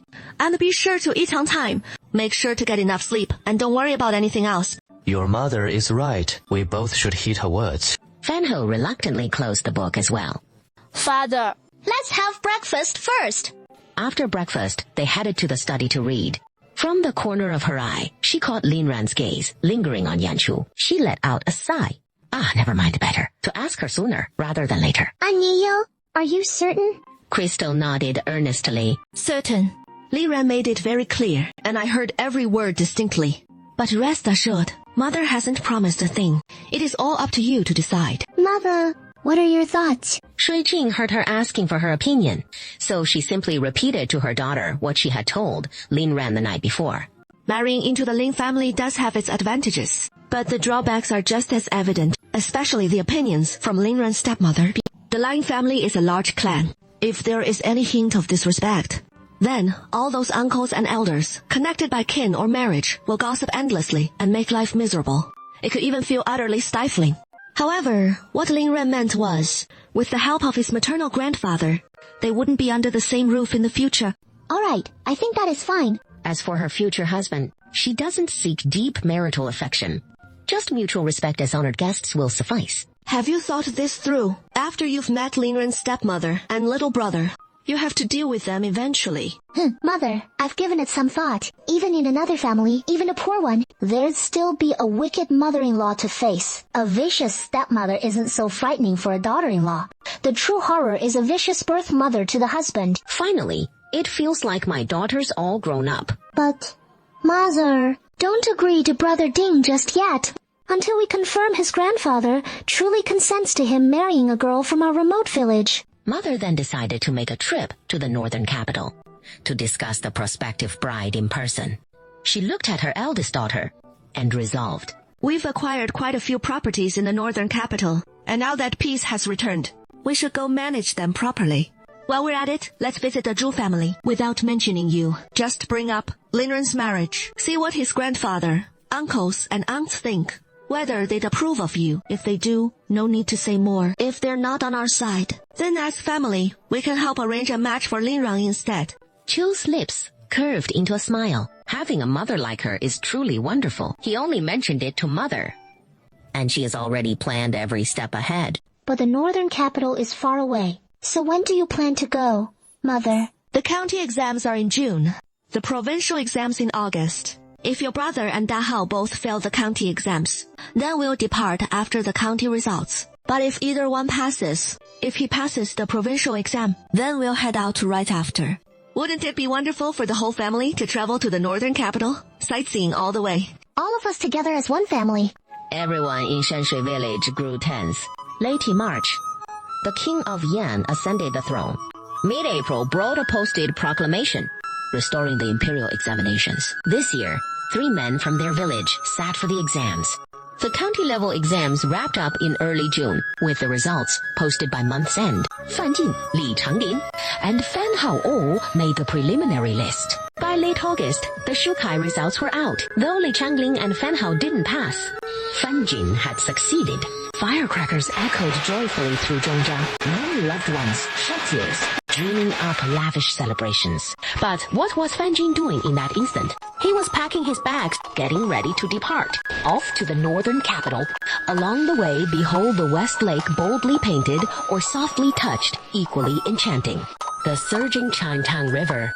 The ancient walls of Jinling, taking in all the glorious rivers and mountains of our homeland.